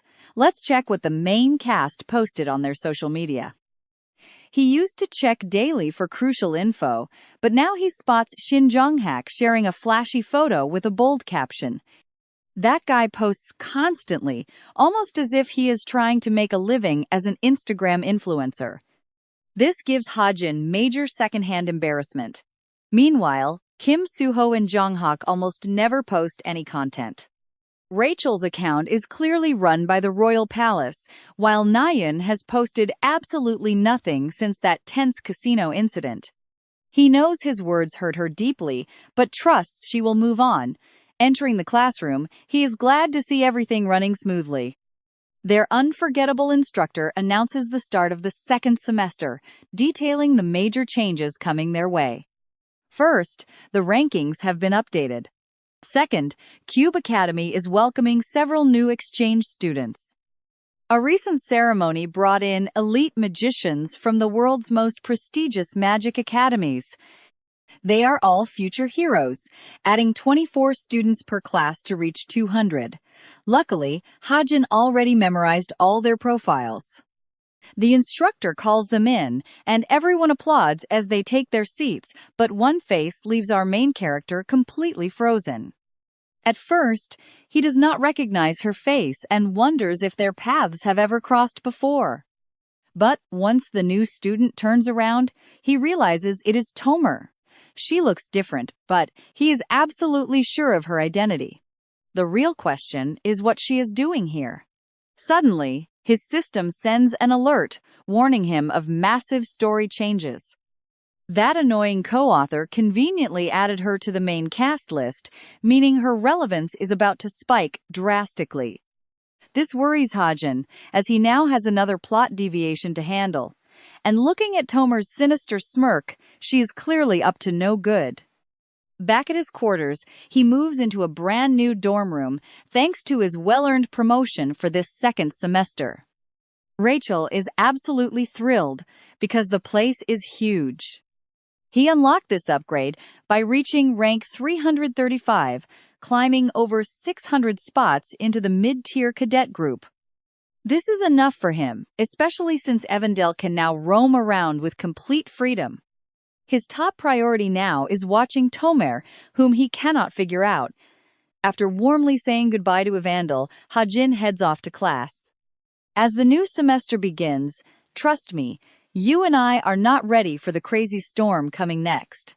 Come along with me to see how both rookies and veterans are forced to cooperate in this dangerous hiking exercise. And even if there are no real monsters on the mountain, the place is packed with traps designed to mimic those deadly demon-tier beasts. But this time, the risk is massive, because a single tiny mistake will send any cadet straight to the hospital. The tension is real, as everyone splits into groups of 12 to start from their designated points. Nayeon and Suho end up in the same group, while Rachel and Hajin head elsewhere. With the teams ready, the hike begins. Nayeon's team feels uneasy because of the creepy, dark atmosphere, especially since it was just morning a second ago. Suho warns them to stay alert because traps are everywhere, and right then, a student triggers one and gets snatched by monstrous vines. The cadets draw weapons and try to fight, but in the end, everyone falls except the two swordsmen. Nayeon helps free them, but then a creepy girl straight out of the ring scares them to death. Both Suho and Nayeon are left shaking, fully aware that was a moment of pure, unadulterated terror. To cheer her up, Suho praises her hard work, which prompts Nayeon to ask him the same question she asked Hajin. She wants to confirm if they are truly friends. Surprised by such an obvious question, Suho instantly replies that of course they are. He asks why she even doubts it. Still uneasy, the answer makes her uncomfortable, but she chooses to keep quiet. She figures anyone else would have reacted normally like Suho, but Hajin is a completely different story. He shut that idea down completely, leaving the confused girl wondering if he plans to confess and wants something more than friendship. Now, watch closely, because they suddenly cross paths with our main characters group in that very same area. Once they meet, the cadets mention rumors of an illusion barrier, since they have been wandering around the woods for an hour. They point directly to Hajin, who stepped up, took charge of the situation, and successfully guided them out of the barrier. They praise our main character, like some sort of divine guide for the feat, while he and Jiwon remind everyone that training is about to start. When asked if they have chosen a training partner yet, both Naeun and Suho admit they still have not decided. Ji-won has seen more than enough of Cadet Hajin to decide that she wants him as her partner. Her offer shocks Naeun and Delik, but since they want balance, picking a mid-rank cadet like him is actually a smart move. Naeun feels frustrated without really knowing why, only muttering that he is just an incredibly stubborn guy who is hard to handle. Honestly, even Naeun is baffled by her own attitude. But Dak approaches and brings up those shady rumors about the sharpshooter. Word is he constantly sneaks off campus to blow massive amounts of cash on ultra-expensive purchases. This instantly catches Suho's attention, which only serves to make poor Naeun even more furious. She snaps at a clueless Delik, demanding to know if he has ever seen Hajin do that, both she and Suho rejecting the pointless gossip. They even defend him, arguing he is actually a good guy. Thoroughly annoyed, Naeun storms off and Suho suggests they keep moving. The scene shifts to Yeonhee, who has just finished setting up her voice-altering magic. Since this is her very first official meeting, she refuses to make even a single mistake in front of this crowd. We're talking about the Falling Blossoms Intelligence Guild, a brand new organization entirely under her control. Cloak on, Yeonhee speaks to them with absolute confidence. She has already split the guild into 3 key departments. The first unit will gather intelligence on rival guilds. They are the spies. Their priority is uncovering enemy secrets, while the second team focuses solely on tracking elite monsters inside dangerous dungeons. Then we have the third and final squad, operating in absolute secrecy, completely hidden from the public eye. Their duties handling highly unusual matters, including brutal tasks that go as far as cold-blooded assassination. Known as the Shadows, they operate in total stealth, and she commands them to investigate 5 specific targets. Their golden rule is simple: blend in and do not get caught, but the twist is that 4 of those targets are fake. You and I both know she is just testing their skills to see exactly how they handle this pressure. Out of all those names, the only real target is her obsession, Kim Hajin. Back with him, his alarm blares way too early. He is quite shocked to find little Evandel fast asleep on his bed, completely out cold. He gently pets her until he hears a meow outside. While summoning phantom beasts with witch magic is easy, this cat is on another level. It is a living, breathing animal, a familiar born directly from her incredible power. For now, it seems like just an adorable guest, but it could prove incredibly useful later. After that, he heads out for breakfast. On his way, he crosses paths with Jonas, and trust me, you and I are going to want to see what happens next. They walk together as Yeonha discusses his rank. Stick with me, because this story is about to get good. At the same time, he admits this is his limit, making her ask about his future. Kim Hajin simply replies that he isn't worried at all. He thinks they still have time, but Yeonha disagrees and reminds him that the real hell begins in their 3rd year. So she directly invites him to join the Essence of the Straight Guild, the group she will lead one day. Joining would basically guarantee success, but to her surprise, he prefers the abandoned Plains Guild from his very own hometown. He isn't sure they will accept him, but admits he really likes their mercenary style. Trying to sway him, Yeonha claims she could change his mind if she finds out what he desires most. This makes our co-author uneasy, and he immediately asks her what kind of information she is talking about. Yeonha elegantly dodges the question and reminds him she already dealt with Gina for bothering him. Back in the classroom, our co-author quietly watches Suho, who will soon be raiding a dungeon. In the original novel, after returning from vacation and climbing Mount Geomag alone, he finds a hidden dungeon and clears it solo, supposedly an impossible feat. Like any true main character, he defeats the final boss, securing an incredible weapon and a massive upgrade. That weapon should have made him unstoppable with the butterfly storm, but since Hajin has the mystic dust, he won't get that upgrade yet. Now, watch closely, because right here, our guy plans on sneaking into that dungeon with Suho. This version of the story is not going to be as kind to the hero as the original was. And let's be real, greedy Hajin wants a piece of the action because he knows treasures are waiting inside. Later in his room, the co-author plots how to deal with Tomer. With Evandel resting on his lap, he tries to build a solid plan before hitting the dungeon with Suho. Tomer does not get along with demons. If he tracks down her father, he could win her over as an ally.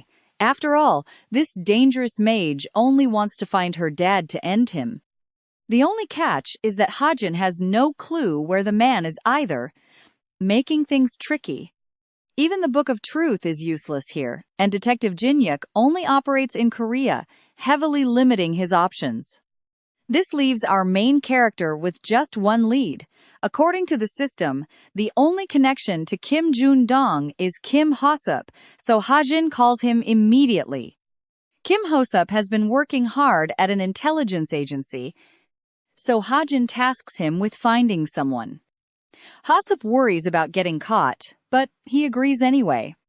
Our main character wonders if that school bully is still bothering Hosup, since he sounds like an absolute zombie. He advises him that if he ever wants to quit, he can always join Yeonha's guild to save himself. The call ends, and he feels like he helped Yeonha. But think about it. The real hype is Suho's solo raid coming up. The hero is training hard, perfecting his sword strikes. Seeing this, Hajin approaches and Suho wonders if he also practices this late. He thinks Suho is pushing himself too hard for the start of the semester, so he casually asks if he is training for some special dungeon mission. At first, the boy hesitates, until our main character directly mentions Mount Geomag, proving he knows exactly which dungeon he is looking for. Shaken up, Suho demands to know how he found out. Hajin lies, saying he simply spotted it while exploring around. Pointing to his sharp eyes, he boasts that detecting things is his specialty. Right after, he makes a very tempting offer. He proposes joining forces with a 90-10 split, promising he will only tag along and let Suho take the lead. Suho confesses he found the place last week and, since it looked small, thought he could clear it completely alone. Knowing how risky a solo run is, he admits that going together actually makes perfect sense. Still, he admits he doesn't fully trust him in real combat yet, so he decides to test his skills. Out of nowhere, he challenges him to a duel. Our protagonist's only hope is if Suho holds back, and even then, the gap is massive. Even so, Hajin decides his best strategy is to focus entirely on dodging. He accepts, but complains that the open field favors Suho too much, who very seriously notes, this isn't about testing weapons or trying to win. He will call off the fight himself once he feels it's enough. Our main character realizes Suho is dead serious and won't hold back. So, he decides to rely on his only useful asset left, his brain. Suho's wooden swords are fully coated in mana, instantly rendering our main character's bullets completely useless. Relying on them would only end in utter embarrassment, so his only truly dependable weapon right now is his absurd luck. Suho asks for the signal to start. Hajin buys time by tweaking his stats, and trust me, you won't want to miss this. Get ready, because you and I are about to watch one of the most brutal training matches ever. A dead serious Suho starts the fight by rushing in at full speed. Hajin triggers bullet time to buy himself a few crucial seconds and react to this lightning-fast charge. Thanks to that, he manages to predict the path of Suho's sword right before the strike lands. Barely dodging, Hajin avoids most of the strikes, but Suho's monstrous speed is cornering him, and our main character knows he can't just stay on the defensive forever. Finally, striking back, Hajin fires a shot directly at Suho's face. Suho calmly reacts and blocks instantly, turning this duel into something pretty humiliating for our writer. Even with time slowed down, Hajin still can't completely dodge all of Suho's relentless slashes. If this keeps dragging on, he's done for, so he does everything he can to bait Suho into making one tiny mistake. Watch closely now, because in a blink, Suho vanishes and reappears right behind him. Exposed, Hajin quickly uses ether magic to hook onto a tree and swing away. The hero's brutal impact completely shatters the ground, a level of force that even surprises Suho. Immediately, Suho charges forward again to confront our main character. And honestly, that was exactly what he wanted. He was baiting him the entire time just to step on his jacket. The second his foot touches down, an explosion blasts Suho into the air, catching him completely off guard and letting Hajin seize the moment in an instant.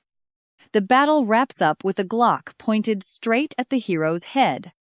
He knows he didn't deal any real damage, but that modified jacket was a trap crafted with story points. That clever move wins Suho over, and seeing our main character's sheer determination, he agrees to take him to the dungeon, sealing their new alliance with a handshake. Next, we cut to an abandoned factory littered with shattered glass. It turns out Yunjin destroyed the relic under Dun's direct orders. A cold, calculated move to inflate the relic's market price. Now, all that's left is to activate the mysterious white crystal. Drew starts the process, and the crystal shoots a powerful beam of light, shaping the material into deadly weapons. Magic swords. Exact replicas forged entirely from simple, basic fragments. Drew concludes they don't need to search anymore, as this experiment proves they can craft replicas superior to low-tier relics. They make 30 swords from just one fragment, and the doctor estimates producing around 600 in total. At 800 million each, they would earn 500 billion. An insane payout of almost $400 million. Yunjin realizes they just hit the ultimate jackpot of their lives. Jane Valorin brings even more good news, mentioning that the Packhorse Master Guild plans to raid the dungeon very soon. That will be their next target, especially since the leader of the Mask Syndicate wants to seize absolutely everything. Thinking back on their duel, Suho notes that Hajin left over a dozen openings, yet he still couldn't defeat him. The strangest part was our main character's bizarre final move, something Suho still can't quite wrap his head around. He wonders if Hajin pushed him back using raw physical strength, or maybe some massive burst of mana. With a smile, the charismatic hero admits he has no clue how Hajin's power works, but now he knows one thing for sure. I know what you're thinking. Our main character is incredibly strong but hides his power, and honestly, Suho totally relates to that, since he's keeping secrets too. He just didn't expect to run into someone so similar to himself. A nearby noise distracts him, leading him to find Nayun training in the park. Hearing Suho's voice instantly startles her, making her blush. She's also shocked to see him out so late, which gives our hero a brilliant idea. He casually brings up Hajin, making her ask why they met. To tease her, Suho jokes they were talking about how much they support her, absolutely infuriating her. Demanding a real answer, she presses him until Suho confesses they were just doing a little training. This leaves her stunned, since she always believed Suho was on a level completely unreachable for Hajin. So she sees no point in them practicing together. Suho decides to keep the details to himself, which really annoys her. Tired of his teasing, she goes back to her practice, prompting Suho to offer a few quick sword tips. He shows her how relaxing her grip incredibly speeds up her slashes, leaving her totally speechless at his raw skill. Fascinated, she begs him to repeat it, and just like that, Suho ends up giving Nayun an impromptu training session. Later in her room, she remembers Suho's offer to train together and begins to grasp his true intentions. Nayun gets up, grabs her virtual reality headset, and logs into this game that's been wildly popular lately. where they host live-streamed seasonal matches that launch the absolute best players straight into global stardom. And trust me, removing stats and gear from the equation is going to make everything way more interesting. Trust me, you will want to watch this crazy duel. Nayeon boasts 98 massive wins and only 17 losses. She does not care about rank right now, she just wants a fight. Her eyes lock onto a swordsman named Extra 7. His record is perfectly balanced at 50-50 in platinum rank, the ideal target. She expects to crush him in seconds. She sends the duel request, and Extra 7 accepts. The match countdown begins 3 seconds. Nayeon closely watches her opponent, waiting for his first move. But she never expected him to strike before the timer even ended. That first brutal clash forces Nayeon back. Instantly, he grabs her neck and trips her up with a low kick. Extra 7 delivers the final strike. Just like that, Nayeon loses to some guy with a basic 50-50 record. She gets so furious she suspects he is cheating, demanding an instant rematch. She only ends up biting the dust again. A third match begins, but the outcome stays exactly the same. Nayeon is crushed. Surely the next round will go differently, right? Nope. Watch closely here, because Nayeon faceplants again, completely powerless, while her opponent just stares her down, totally unfazed. He wants to log off and sleep, but she begs for another match. That is how she learns his usual gaming schedule. So, Nayeon asks him to teach her new moves next time. Extra 7 briefly agrees and logs off. Our main character takes off his headset, baffled by her stubbornness. He just beat her 7 times in a row. His goal was simply testing the game's random upgrade system, using it on his gear to boost his stats. Turns out, this random upgrade system is incredibly useful. It is expensive, but it powers up gear and elevates his skills to another level. Because of that, his senses feel way sharper than before. It is a bummer the limit is 44%, but Hajin believes his luck will push it even higher. Evandel is stuffing her face with a whole cake. The main character jumps in quickly and pulls it away. She bursts into tears begging for another slice, but he pulls out the ultimate trick. He puts it high up, lifts her, and promises treats in the morning. That calms her down. Hajin promises to keep his word, as long as she does not sneak any more cake tonight. Once she falls asleep, he checks his smartwatch and spots a message from Suho, inviting him to the raid meeting.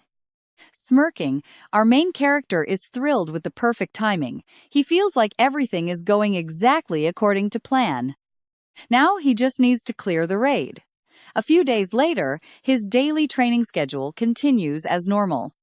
Classes are the same too. In-game, he accidentally destroys Nayeon again, making her even more obsessed with studying his swift movements. Since Hajin is honestly a terrible teacher, he does not have any actual advice he can give her. I know what you are thinking. It is totally bizarre that he has a 50-50 win rate while being this overpowered.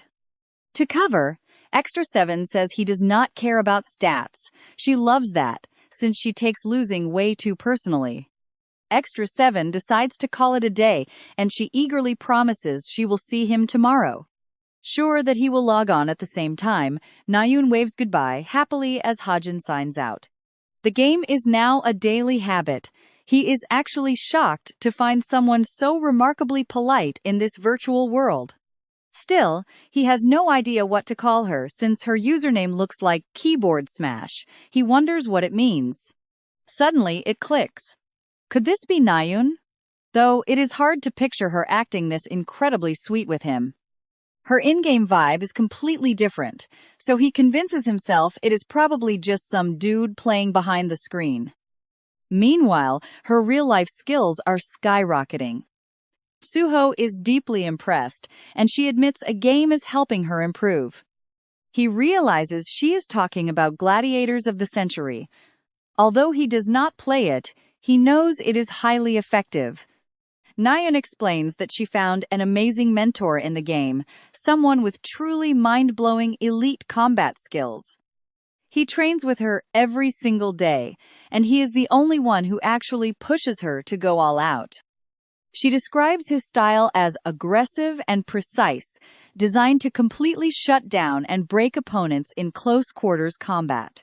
Suho guesses this genius must be a pro hero, but Nayeon reveals she already asked and he is actually not. Suddenly, Hajin's voice breaks their conversation, and she spins around to look at him, completely flushed and embarrassed. Our main character is surprised to see them together.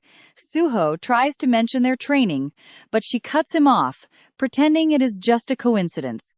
He is left totally confused while Nayeon tries to cover it up with a cute, annoyed pout. Hajin suggests they get moving, so Suho says a polite goodbye and heads off. Curious, Nayeon asks where they are heading, but Suho keeps it quiet. Before leaving, our main character wishes her a good training session. And that is where we leave things today, with a highly suspicious Nayeon wondering how those two got so close. Let's jump into this together because Chae Nayeon has completely lost her mind. She thinks those two are meeting in secret because of her, and her imagination is running wild.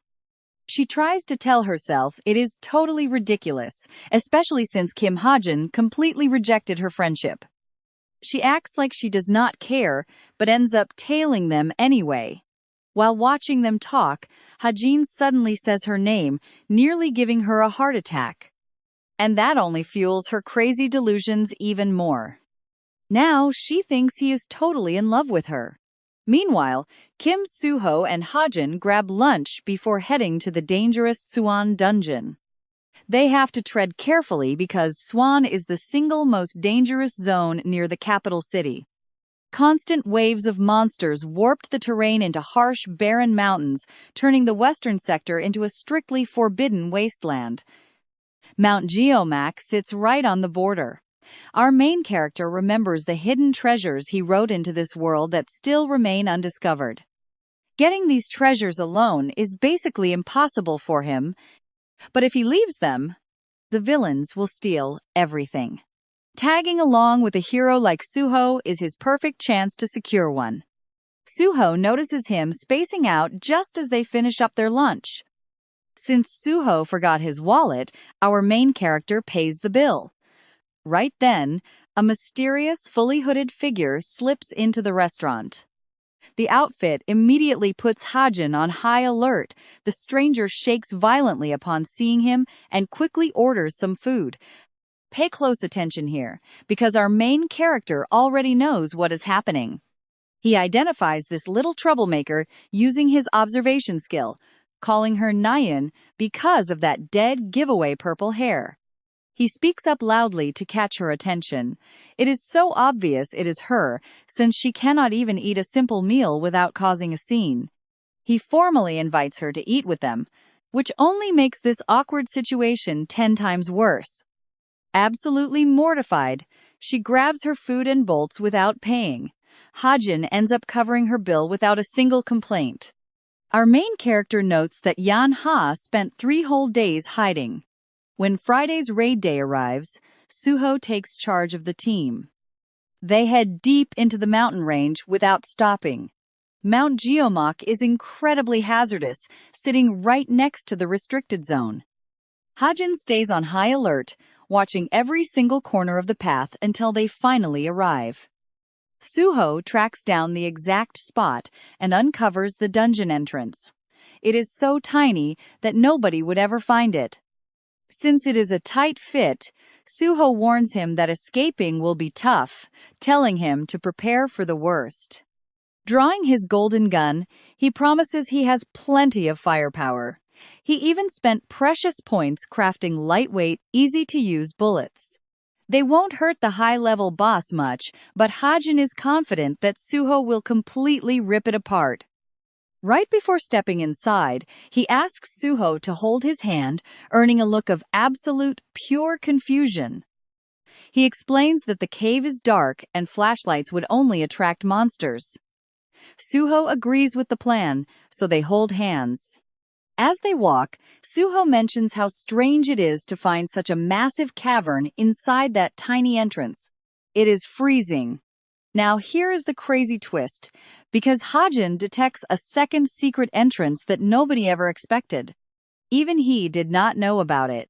Activating his perception, he senses multiple intruders approaching from the other tunnel. Judging by the heavy footsteps, he confirms that two men are heading their way from the opposite side.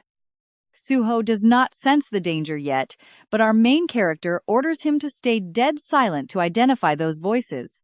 Their dark energy makes it clear they are a massive threat. Suddenly, the system displays a message from the co-author, who changed things. They thought the original dungeon was way too boring for the loot, so they rebuilt it as a hidden stage linked to Devil's Nest, which means both dungeons are directly connected to each other in this current timeline. Panic-stricken, Hajin asks for the date. Today is August 14th, which is the absolute worst possible day. Today is when the guild raids the Devil's Nest. He is positive those men are with them. His body completely tenses up. Hajin whispers the enemy's position. That guild is easily one of the most powerful forces on the entire continent. And these scouts are mid to high-tier false heroes. If even the original main character would struggle here, what are they supposed to do? Luckily, fortune is on their side. The two demons only wanted to scout the area and decide to head back to their main squad. Hajin realizes this is their single chance to take down the boss quickly. He activates Eagle Eye, boosting it with his stigma. His vision expands massively, letting him lock onto the terrifying boss's exact location. Trust me, you are not going to want to miss this, as Hajin orders Suho to strike immediately. At the exact same time, the main team at the Devil's Nest is completely exhausted. Their leader contacts the forward scouts. Jin Wung, the guildmaster, receives the chilling report about this highly unexpected and dangerous hidden portal. Come along with me, Jin Kwang orders them to stay put while waiting for backup. That complicates everything for our heroes, since Jin Kwang now cares more about the hidden zone than the main dungeon. Before leaving, a member notices two people are missing from the group and taps his earpiece to alert someone. Right behind them, Keeling just opened a massive dark portal without anyone even asking him to do it. Keeling looks annoyed and refuses to explain.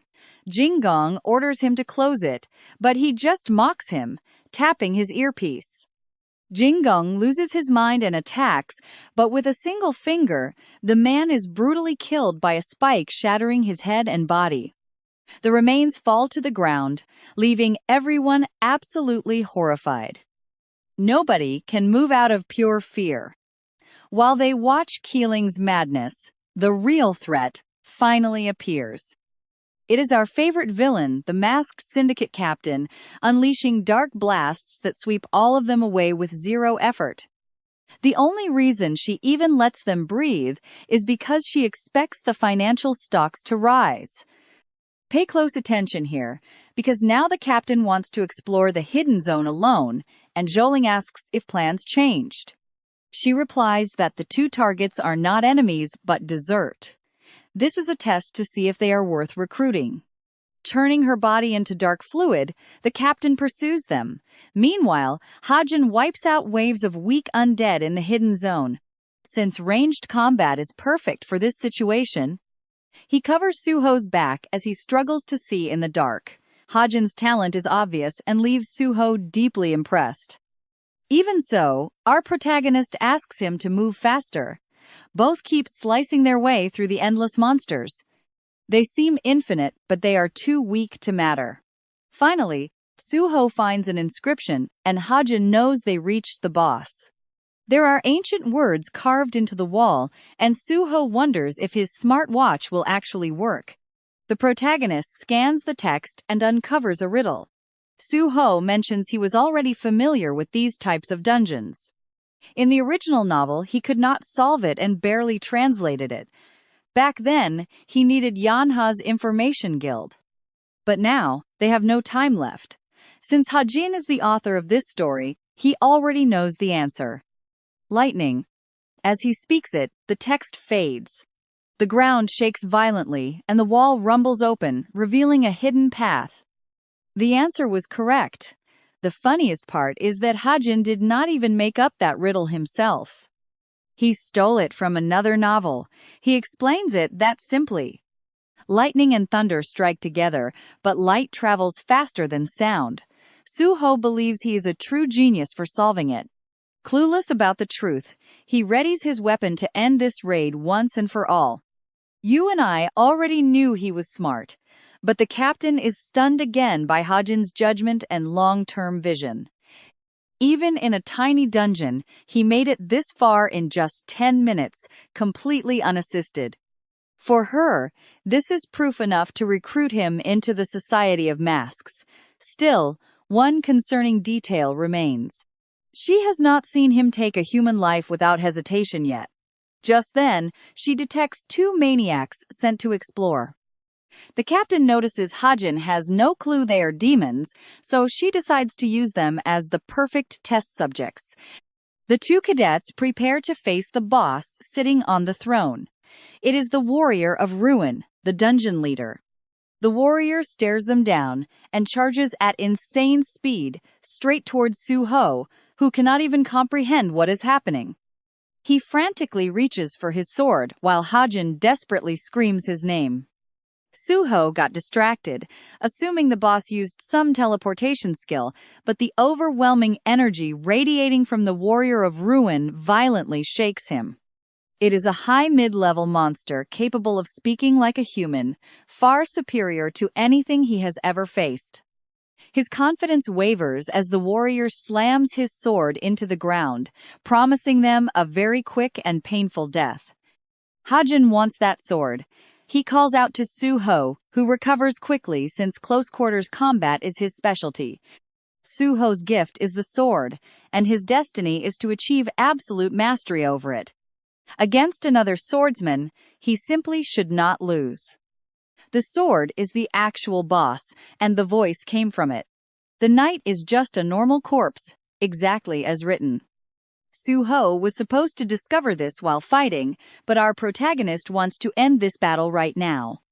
He tells Suho to focus on the sword while he shoots the knight to provide backup from behind. Before he can even finish speaking, the warrior of ruin lunges forward with a surprise attack, catching even Hajin completely off guard. The impact carves out a giant crater and Hajin fears for Suho, but trust me, he is still the ultimate main character. Come along with me to watch this intense sword clash that sends both warriors flying from the sheer impact. Suho charges in again, catching the knight off guard with an incredible overhead attack to completely disorient him. But the knight reacts just in time, smugly believing he finally has his opponent completely cornered.